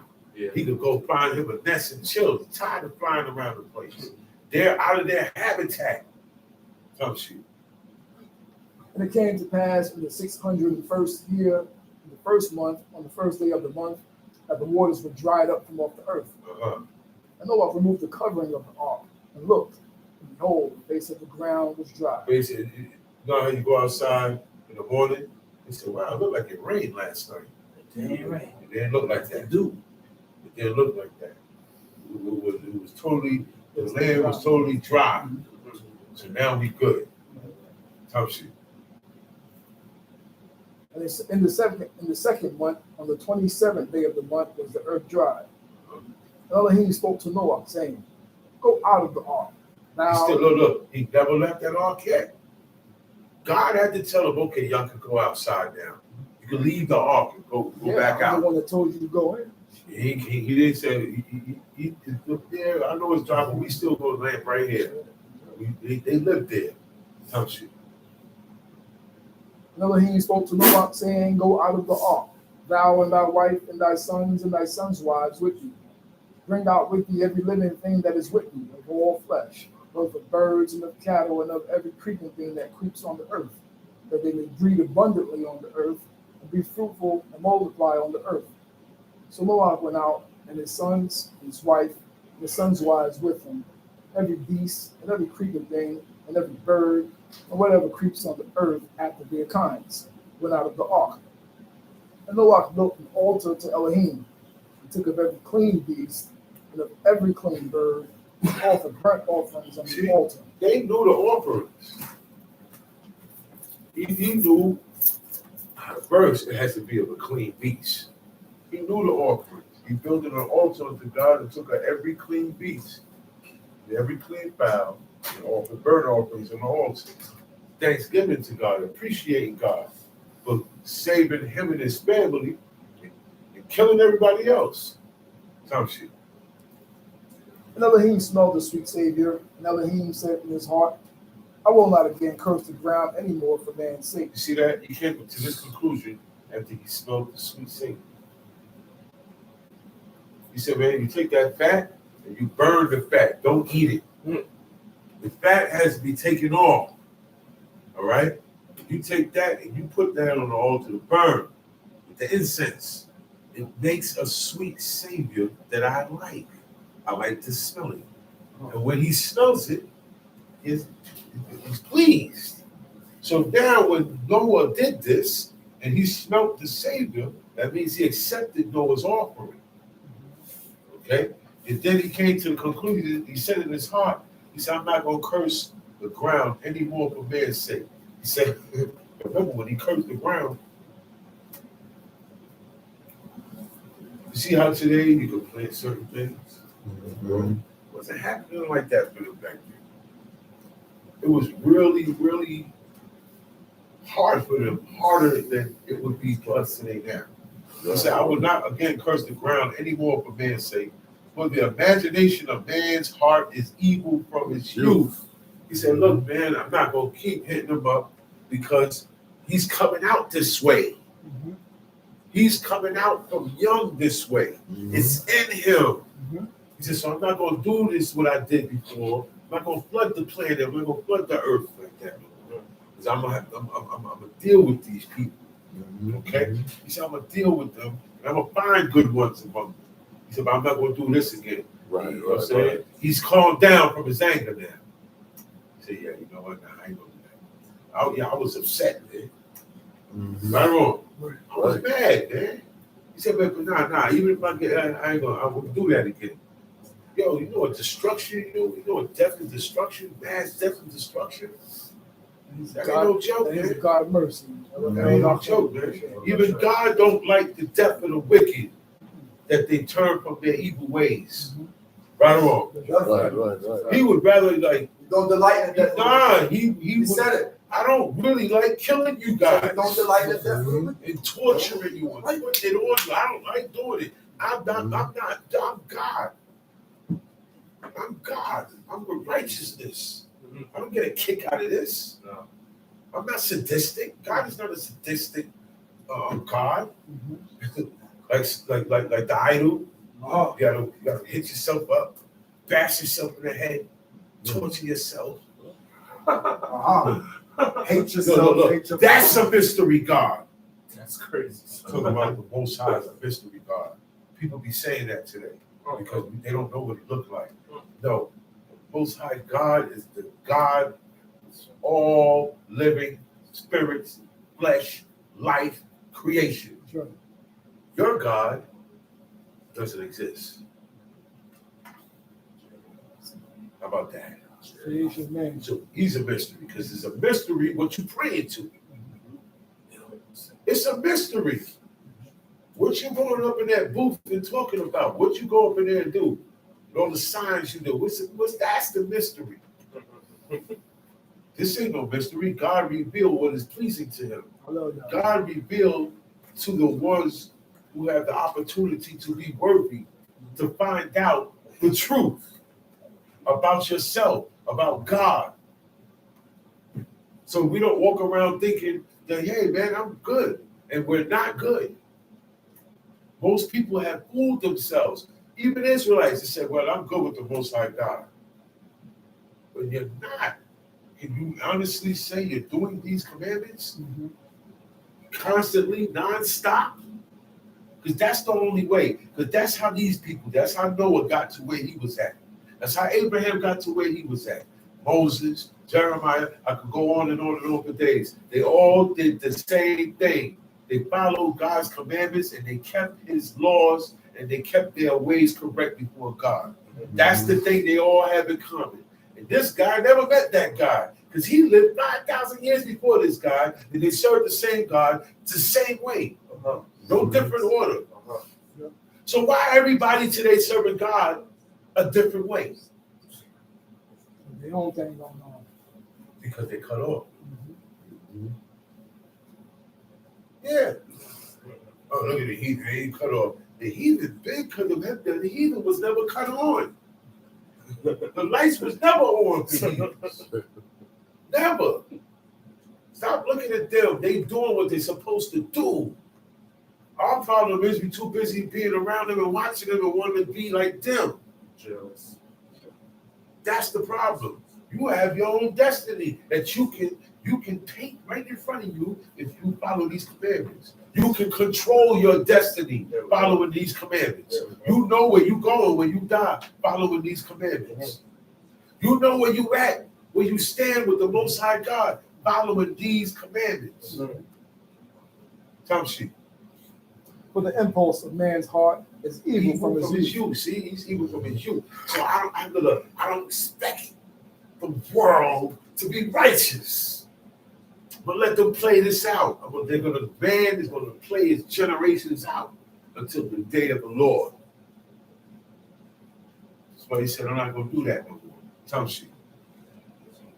Neither will I again smite any more every living thing as I have done. While the earth remains, seed time and harvest, cold and heat, and summer and winter, and day and night shall not cease. God made the seasons. God gave them names. The hot season, God called summer. The cold season, God called winter. Do I see fall or spring in here? Autumn? Or autumn? It's not in here. Where that come from? Y'all know where it come from? It come from dealing with the winter solstice, summer solstice, and the equinox and all this junk. It goes back into sun and moon worship and star worship. That's where spring. And spring is old Catholicism. It has to do with the resurrection of the so-called idol god. That so-called came back 3 days later. That's what spring has to do. Spring has to do with the circle of life. There's no circle of life here in Israel. You know what the circle of life is? When a person died, you know what they do? A person died, they take 2 doves and let the doves go. And you know what? They watch the doves. And if the doves fly out and do a whole circle around the gravesite area, they say that person is with God. I know that. Where y'all get this from? God ain't never said that. One man held the dove too tight. He held it too tight. And he went and threw it up and it just fell. Bam. So I guess that means what? So you see how idiotic that is? That the fate of a person's spirit is held on 2 birds? He's gone already. She's gone already. But how is their fate? How are you going to decide against us? That's not even a sign. They're just flying. That's it. You said it's a sign. That's how they fly. They survey the area, they see where they gonna go, and they take off. You said it's a circle of life. You make that up. That's where people get these idiotic pagan customs from. Some shit. And Elohim blessed Noah and his sons and said to them, be fruitful and multiply and replenish the earth. Man, y'all got a job ahead of y'all. There's only 3 of you guys. Y'all gotta fill this whole planet up, man. You gotta fill it up, man. Tell me shit. And the fear of you and the dread of you shall be upon every beast of the earth. You are going, when you pop up, animals gonna run from you. They're gonna look at you. They see the other animal like them, they're gonna fight, intimidate them, scare them, or make a family. They see us, they get edgy. Their fangs come out. Why do they do that? That's the fear of God that put the fear of you and the dread of you, which is us, man, shall be put upon every beast in the earth, every fowl in the air. That's why when you get too close to the pictures, he start moving on, and then his wings come out a little, because if you get too close, he's gone. Because he's scared of you. You have a dread that still got up to this day. It's there. That's why you see people beat it. They say, "Oh wow!" We say, "Wow, look at that! The squirrel eating out his hand." He's not scared of you, but he'll be scared of you. You can't do it. The dread is still there. Most dogs bite out of fear. You are a threat to you are an automatic threat. Man, you are an automatic threat. So unless it's my master, I'm biting you. A poodle that can't even do no harm to nobody. He got that because what? I'm being intimidated by this guy. The fear, the dread of you shall be upon every beast in the earth, every fowl of the air, upon all that moving upon the earth, and upon all the fishes of the sea. Into your hand are they delivered. You can hunt them. That's why they attack. They perceive as threats. We're threats. Or fear. See? Yeah, threats or fear. There are. Just told you. Once we come around, we are a threat. There's something about us that's the dread. Because sometimes, if it's a bigger animal, he will attack you out of fear. You know that. Cats like that out of fear. You corner a person that's scary, they're going to fight, because they're so scared what you're going to do to them. Right. They have a little bit of heart to fight and get out of there. Or the ones that run, they can run. Right. You know what I'm saying? Tough shit. Every moving thing that lives shall be food for you, even as the green herb have I given you all things. But flesh with its life, which is its blood, you shall not eat. He said, every moving thing that living shall be meat for you, even as the green herb. That's what he's talking about. Not everything that you see moving you can eat. Right. He said, that's why he put here, even as the green herb. Okay? Very God know who he's talking to, but we like to play games. So, well, you didn't really say that. You didn't say that. You play a lot of games. So just in case you didn't understand that, even as the green herb, that's vegetables. That's medicinal herbs. That's the greens, right? He said, I have given you all things. He said, I've given you that. That's your food. Right. That's your food. Okay? He said, but flesh,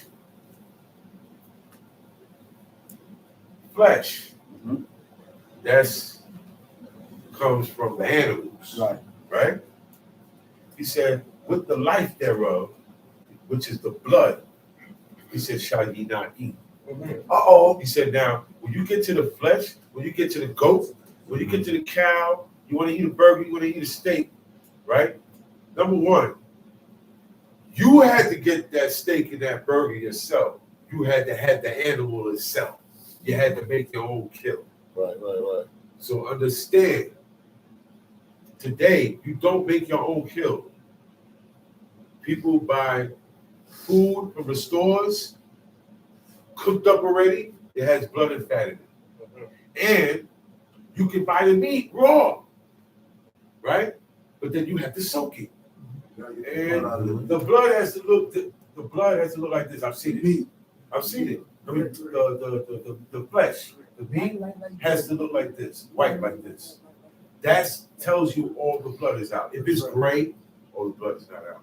If you eat meat in restaurants, you eat blood. You eat blood. Once you eat in restaurants, you eat blood. If you eat meat, you eat meat well done, you're eating blood. Straight up. Automatically. Stop playing, man. You did not take that blood out. Stop playing, man. They're not doing it. Well done meat is bloody. Don't fool yourself. Don't fool yourself. Come on, man. Don't fool yourself. And it takes a long time to soak that meat. And then before you, all right, you got the blood out of that meat, right? You know how it died of itself? How did that animal die of itself? Because the law, it said we cannot eat of any animal, of the flesh of any animal that died of itself. Right. A lot of animals die. They get sick and die on their own. Natural cause, huh? Straight up. Not good. They get cancer too. Yeah. You know what I'm saying? And then he said, torn with beasts. Yeah. Meaning, you walking through, wow, you found an animal that you can eat. There's a deer, but he's dead already. And they've been sitting there for a whole day and a half. A lion don't slash him up. Yeah.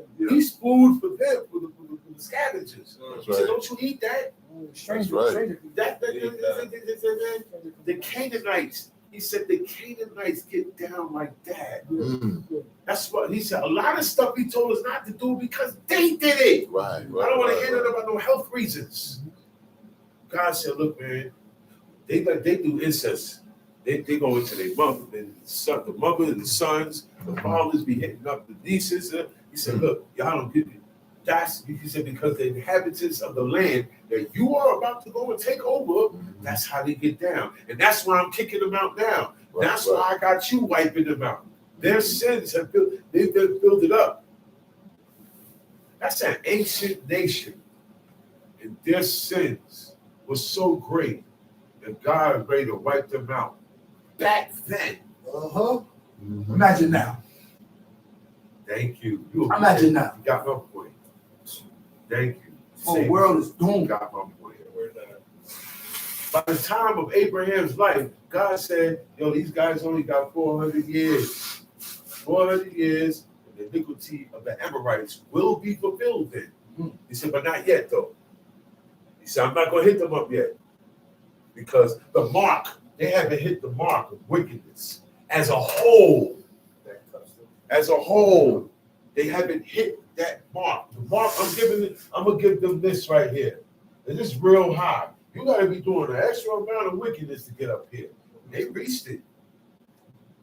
They reached it back then at that time. Ancient people. And that the cause of that is, if you read Leviticus 18, all the things that God said not to do in that chapter, that's what they did.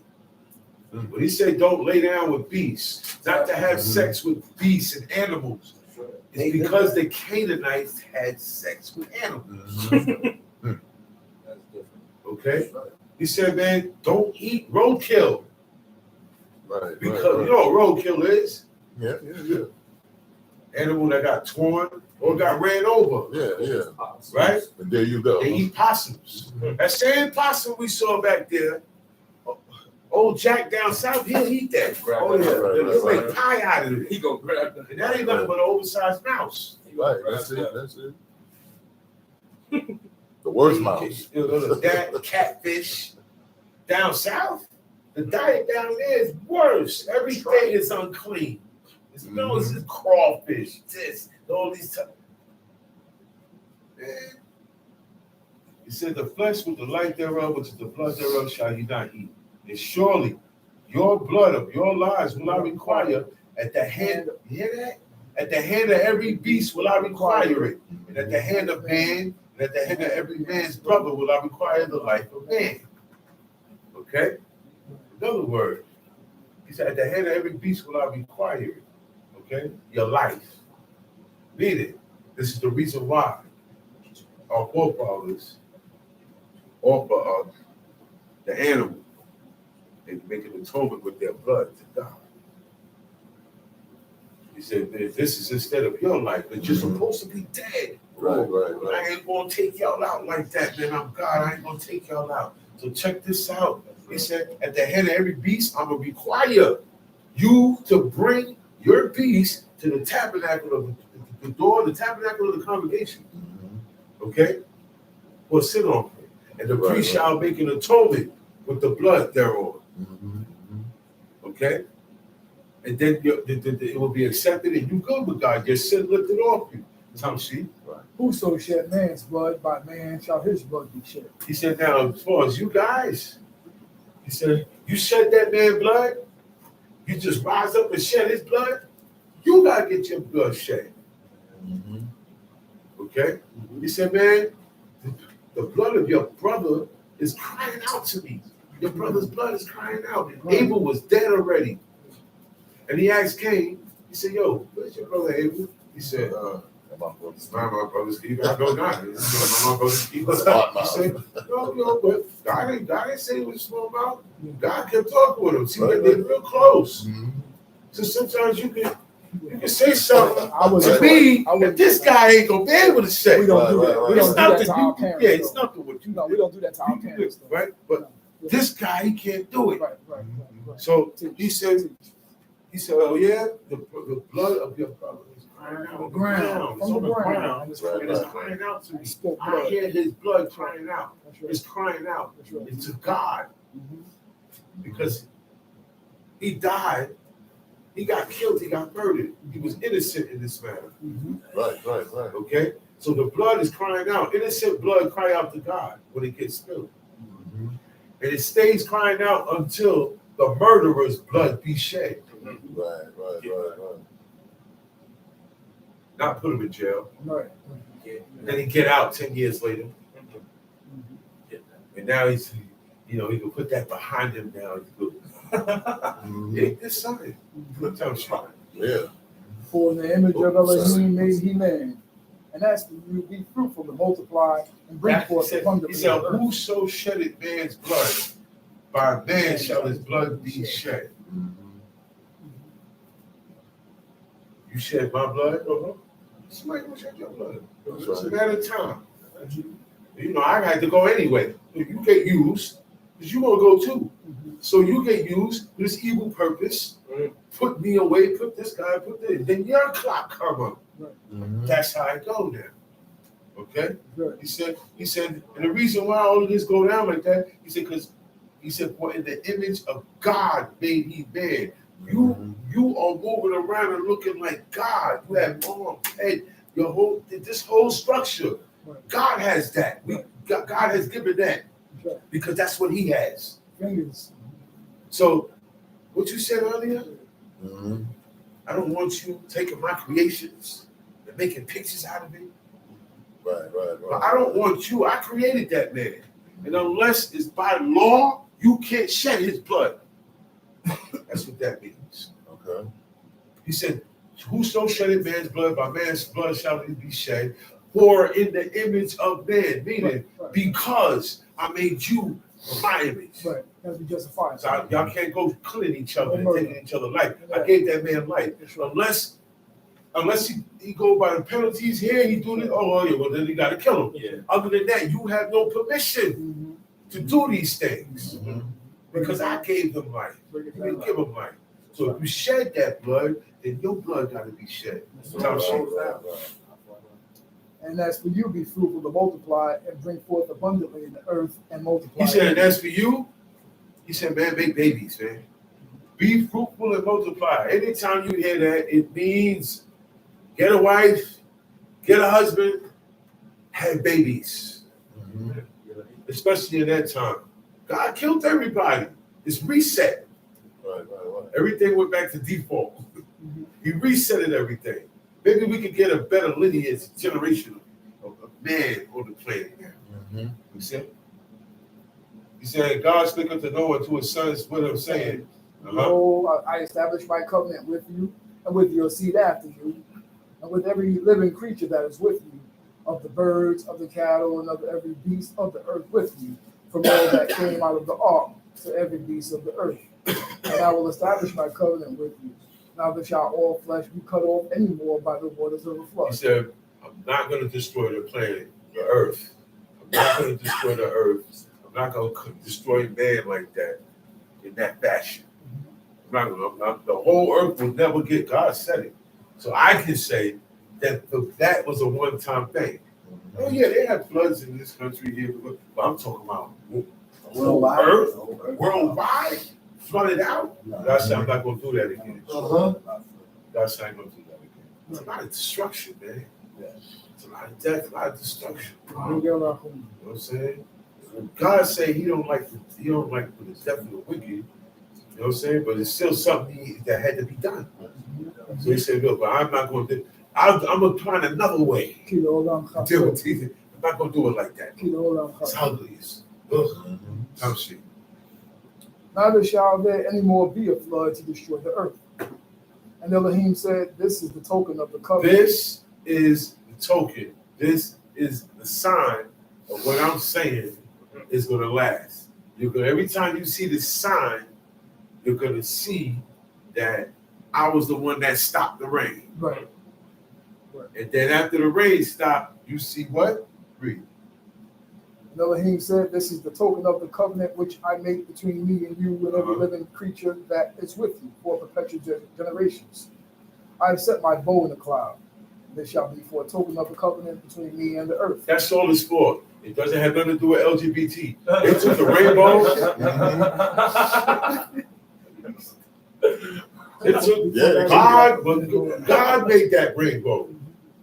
And God said, this is, matter of fact, this is going to be a sign of what I'm saying is valid. Okay? Once it finishes raining, once the rain stops, sometimes the rain don't even stop and you see it. Okay? Sometimes last year I saw 3. Yeah. I saw 3. All across the sky. Wow. Yeah, I saw them in Vegas one time, 2 of them. See what I'm saying? That's all over. That's all over. Anywhere where it rains, that thing gonna pop up. Right. As a sign that God, I put a limit on that. I'm not gonna destroy the earth like that no more. And that's the only purpose of that sign. That's it. Okay? No part of gold like that. That sign, that sign of God has been taken by man and corrupted. And it is the logo for an organization of ungodly people. Ungodly people. Oh yeah. To learn how to hate Very them much. people. Stop accepting them. Ungodly people. Yep. Okay? Don't buy nothing that got that rainbow on there. Okay? You can't draw a rainbow. That is something that when you look in the sky, that's one of the hosts of heaven. Yeah. Right. And that's only to be a sign. When you see it, bless God's name, man. Because if He didn't stop that rain, you're dead. And that was the deal of His promise. I'm not going to do it like that. Not a sign for LGBT. Not a sign. ABCDEFG. See how everybody like to take God's stuff, man? They take a little bit of God's stuff and make an evil thing out of it. Right. But that's what they did. That's why we don't have signs, symbols, logos. Our sign, we live our sign. We're the only people that don't have our sign here or on the chain. We live it. It's Shabbat. LGBT is evil and wicked. And ungodly, unholy. Ungodly, unholy. God don't like it, man. Facts. God don't like it. Neither He do said, I. bring back rainbow. It's God. That's it. So, you know, anything else being done with that is not nothing good. In fact, Time sheet. And it shall come to pass when I bring a cloud over the earth that the bow shall be seen in the cloud, and I will remember my covenant, which is between me and you and every living creature of all flesh. And the waters shall no more become a flood to destroy all flesh. And the bow shall be seen in the cloud, and I will look upon it, that I may remember the everlasting covenant. It's gonna come up, it's set to come up automatically. He said, God said he's gonna look at it and he's gonna remember. Look at that. He put something there so he can remember. Sometimes you get upset, man. You forget. Right or wrong. You forget yourself. We're nobody compared to God. Imagine his wrath. He said, nah, I put that there. When I look on it, I remember the everlasting covenant between God and every living, not just man, every living creature of all flesh that is upon the earth. But when we mess up, we jam everything on the planet. The land is cursed. The animals is cursed. The bodies of water is cursed because of us. Why? Because God made all of this for us. We're at the top of the food chain, right? So whatever we do affects everything. That's right. Trickles down the line. That's right. You can't save the earth, no matter how much you recycle. The only thing you can save is your soul. That's right. Only thing you can save is your soul when you die. I can't save your Man's soul. wickedness bring the destruction of the world. You can't save my soul. Us. Right. You can't save nobody else's Can't save soul. nobody else's soul. So how could I die for somebody else? For somebody else. If I can't say nobody else, how can I die for somebody's sin? Games. I don't get that part. Word games. God told Moses, the soul that sitteth, it shall die. That's The right. soul that sitteth, his name will I blot out of thy book. That's right. The book of life. That's right. So God got a book of life. That's right. And once your name get blotted out, erased out, that means you're gonna die. That's the cutoff. You go into the book of the day. Your name gets transferred from one book to the other book. So how can one man Die for the sins of the world. For everybody. how can one man How? die? If you're so powerful, you can't can save yourself. you could have saved yourself. Man. You make It's a a lack of multitude. knowledge. You That's make a all it is. multitude strip them Lack of naked. knowledge. Yo, It's easy for people Listen. to believe that stuff. let's That's get why. deep now. Moses, right? Moses said what? Moses said, blot my name. Right. And God said, no. So that's said his name will I blot out my book, right? So how come we got this years, hundreds of years later? Right. Moses was only talking about the children of Israel. Yeah. He wasn't talking about the whole world. Talk about it. Right. He was talking about the children of Israel. God said, no good. Nobody gets that. Talk about Everybody gonna hold their own. it. That's right. That's right. Right. That's So right. how come in the back of the Bible, In the back. this guy died for the whole world? The same reason why he said, hate your parents. In Luke, the Yeah. book of Luke tells you that in the New Testament. Yeah, it tells you hate So your if you want parents. to follow If you want to serve him, that idol, you gotta say you gotta declare that you hate your mother. A lot of- But God said honor them. And that book contradicts itself. Yeah, A it lot does. of things in that contradicts It's in itself. there. Doesn't make sense. Yeah. Yeah. Somebody tried to explain, it just means it. No, it means what it means. Bro. It means what it means, brother. So that myth, that's a myth. Okay, it's a myth. Nobody could die for your sins. God is not going to punish you. Nobody else sins, so punish somebody else for your sins. You're going to hold your own weight. He said, the soul that sinneth, it shall die. Meaning, whatever you do, your sin stays on you.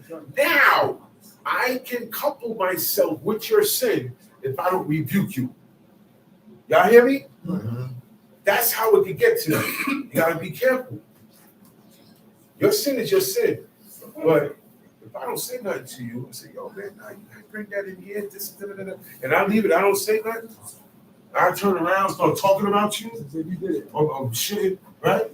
Guess what? I did the same thing. I'm gonna do my part. That's right. I'm gonna He do said, my thou shalt part. rebuke thy brother. That's right. Or what? That's right. Something no liberty upon Don't us. suffer his sin on me. Yeah. So if I don't say nothing to him, what he's doing that I'm tolerating and not saying nothing about, I did it too. So I think I'm doing something about talking bad on you. You know these man. I'm supposed to come and tell you that. Now, this person. So when God see that go down, if you don't say nothing for every reason, I think now I got the same sin. That's the only way you can get coupled up with another person's sin. If your father and your mother tell you to do anything, it's on them. It's not sin. All right? It's not sin. You know what it is? Not the sin. It's on their word. That's right. That's right.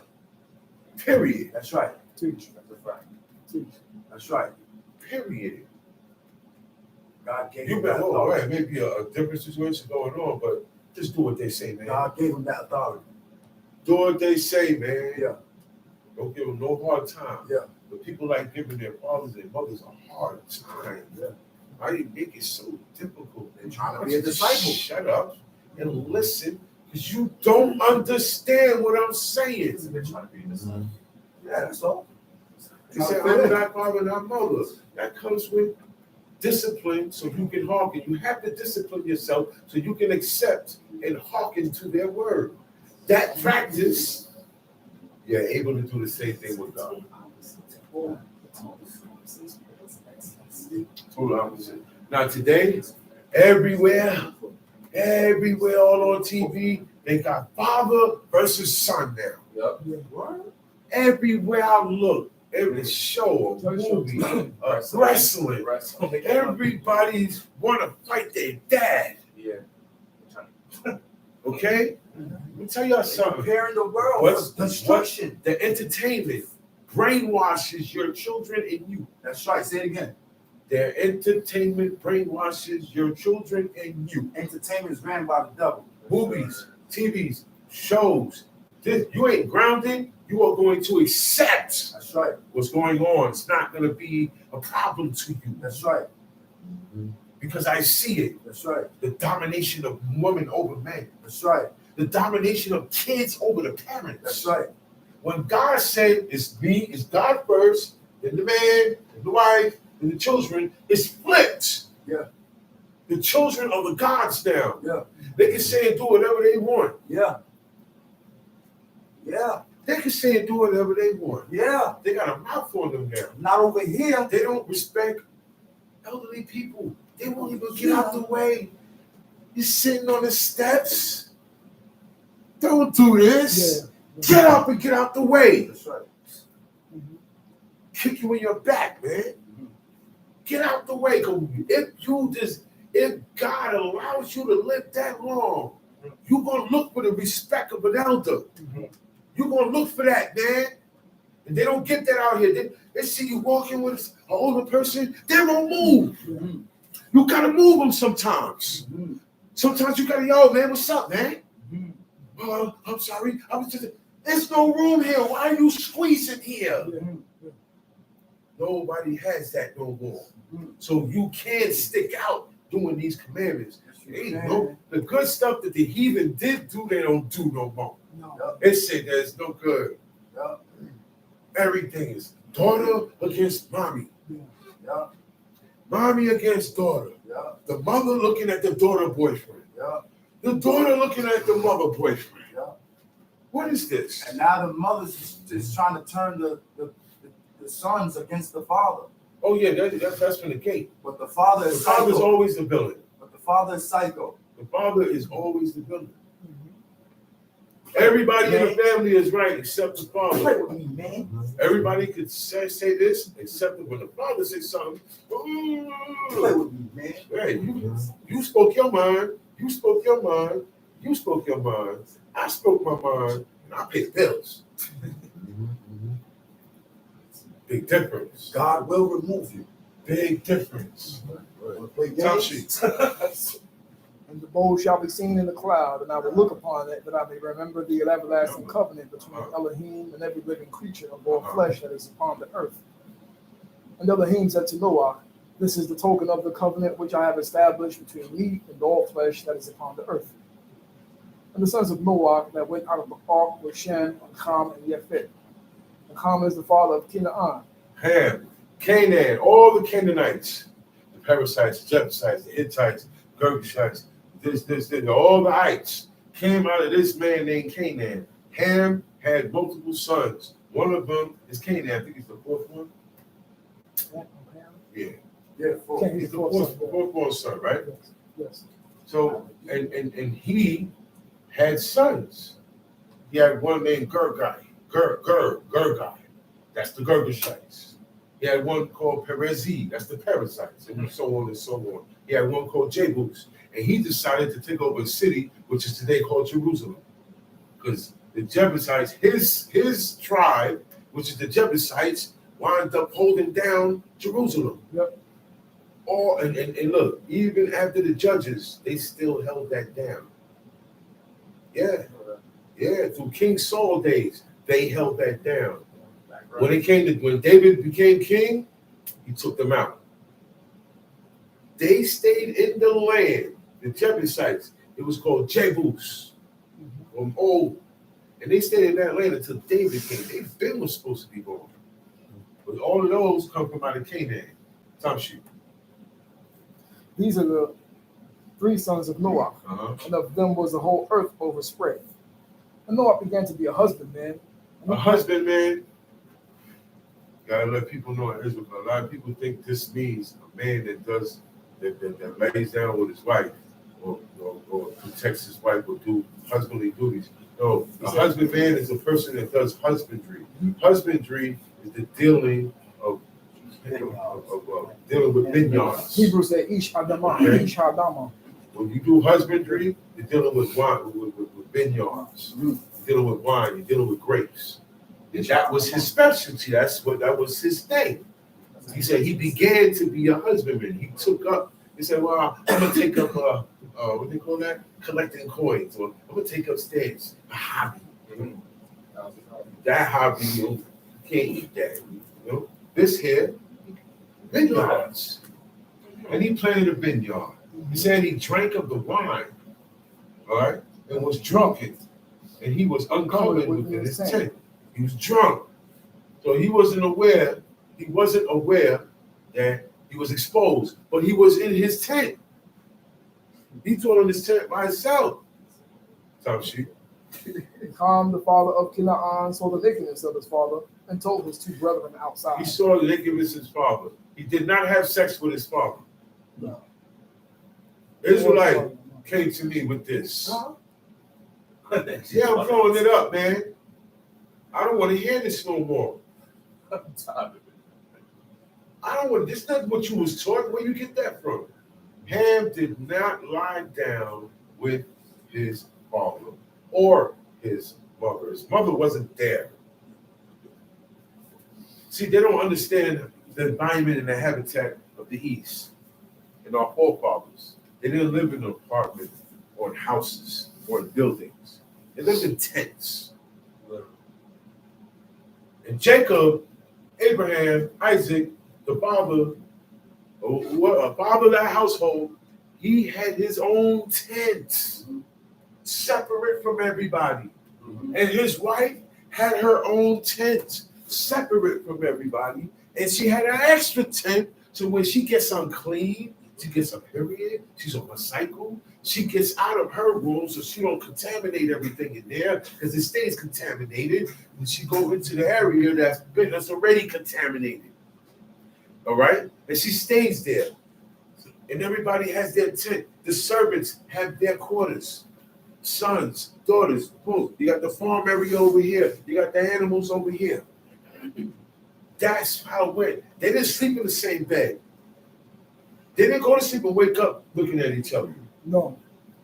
This is a new thing where the wife and the husband sleep in the same room. Do you know that? Wife and the husband originally, they don't sleep in the same room. The only time they're in the same room is when they're making a baby. Other than that, she has her quarters, he has his quarters. She don't even go in his quarters. Unless he says, come on in. She can't go up in there like that. If that's the case, Bathsheba would have just walked back in. They had to call for her. Once the men started talking, she ain't got too much to say. Let the men talk. And then after a while, she left and went back out. And he said, yo, call my wife. And she came back in. It's the mannerism that comes with this. Tamshi. And Ham, the father of Canaan, saw the nakedness of his father, and told his two brethren outside. And Shem and Yefet took the garment and laid it upon the book. Now, like I said, he had no business going in his father's tent. Period. So when he saw his father's nakedness, curse. All right? I'm going to say it again. Noah's wife was not in that tent. Okay? She was nowhere around. She was in her tent. Their quarters are separate. He went in there because he didn't belong. You don't walk up in your mother and your father's space. With his closed door, that's what I do right here. Give me a little knock, then I come in. He said, come in. A little morning, a little knock. You know, she might have forgot to lock the thing and had to change something. And then I'll go barging in there, and I say, oh man, I'm sorry, it's a mistake. I'm cursed. Yep. I got no business barging. He barged in. He said he went into his father's tent. He had no business in there. That's why he saw his naked. It's just simple and plain. Okay? That's the story with that, man. And again, husbandry means when a person is dealing with a vineyard. He cares. He says that he owns vineyards. He takes care of a vineyard. Because a lot of times you gotta cut little vines, the vines that's drying up, you gotta cut them before they spray. That's husbandry. You have to be taking care of it. And then he had the fruit of his labor. You know how long that takes? It's a whole season. He got his grapes and drunk some wine, and it got him rich. It got him twisted. But look, he in his house. They didn't go out in the street drinking. Especially the woman. The woman, period. Yeah. You didn't hear about the drunk woman. I mean, he said, yo, man. He said, Eli told Hannah. He said, I want to bring this down. He said, man, you in here? She was praying. But she was praying. She was meditating. Yeah, she was praying. But the way it looked, because you know drunk people, they start talking to each other. Oh, so he think that she came up here. He said, man, you got some nerve. You coming up in here drunk, woman. He said, that woman a billy out. Meaning, it's not a good thing for a woman to do, drinking and getting drunk. Like out here. Now where that bottle at? Hey, you just finished the bottle. Chicks talking about where that bottle at. You just finished. I don't drink. That's the first thing I say. I don't drink. But you can't buy a bottle? You can't buy a bottle? Buy me? No, I switch in. Buy me something. They leave me alone after that. They go to somebody else who will buy them something. And then get her drunk. And then the police come afterward.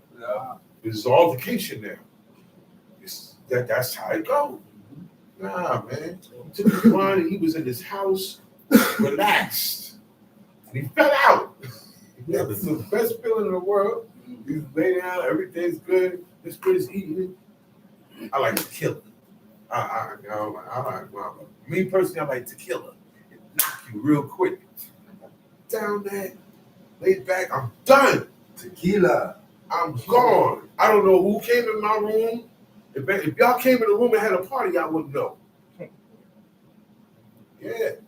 Tell me. Shem and Yefet took the garment and laid it upon both their shoulders. So being that he told them, they said, okay, man, this guy want to go up in our room and stuff. They got back to back, took a coat and backed up. So they don't see their father's nakedness. And they know where his body at. Stop, cover him up. Once his nakedness is covered, they fixed him up. Boom, boom, boom, and they walked out. Tell you. They went backward and covered the nakedness of their father, and their faces were backward, and they saw not their father's nakedness. And Noah awoke from his wine and knew what his younger son had done. He knew. He didn't black out that much. Yeah.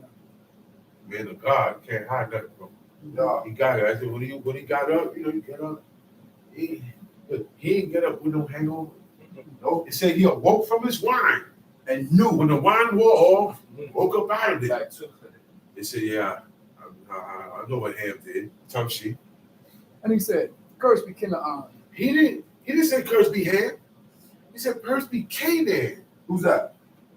Ham's son. Uh-oh. One of Ham's son. Uh-oh. He dropped it on him.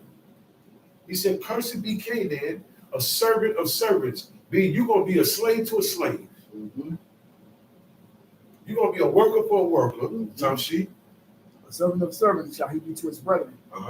And he said, blessed be the El of Shem, and Canaan shall be his servant. He blessed Shem. He blessed Shem because of what he did. He said, man, know what about blessing Shem? He blessed his children. Blessed his sons when he did that. He said, and Canaan shall be his servants. You're going to serve your brother. And it went down. Yes, sir. Some sheep. Elohim shall enlarge Japhet. God is going to make Japhet big. It's Europe. That's Russia. Yeah. All the way to Britain, Czechoslovakia, Normandy, Poland, Ukraine, all over there. It's a lot of people, a lot of Europeans, European country, very big, all the way up, damn near to the South Pole. Normandy is cold. That's where the Vikings are from. He said, man, they're going to be big. And so that's why these guys had to split. There was a time when they ain't see each other no more. Yeah. I got to go and inhabit I have to make babies for a whole continent. Literally. Me and my wife. But God blessed them, so it's going to happen. Right. She's going to be fruitful. He ain't going to be missing no shots. No blanks. No impotency here. Okay? No, the pregnancy, it was in my tubes. No fallopian no tubes. miscarriages. None of that. No, none of that. She wasn't sick while she had the pregnancy. She didn't get diabetes while she was pregnant. That's right. That's what happens when God bless you. When God bless you, it's not you're gonna start getting money. No. Things are gonna look up for you. No. When things happen, He gonna hold it down for you. That's right. It's more that.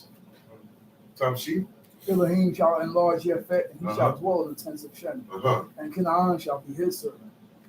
And Noah lived after the flood 350 years.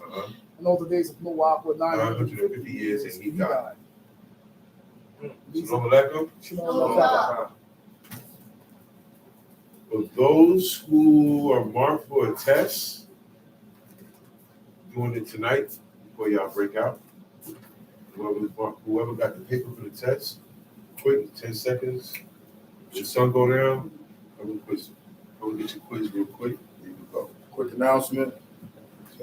If you eat meat out of restaurants, you're eating blood. Automatically. If you eat it, well done. Understand these words that's coming out of my mouth. You're eating blood. Wake up. You're not cooking the blood out.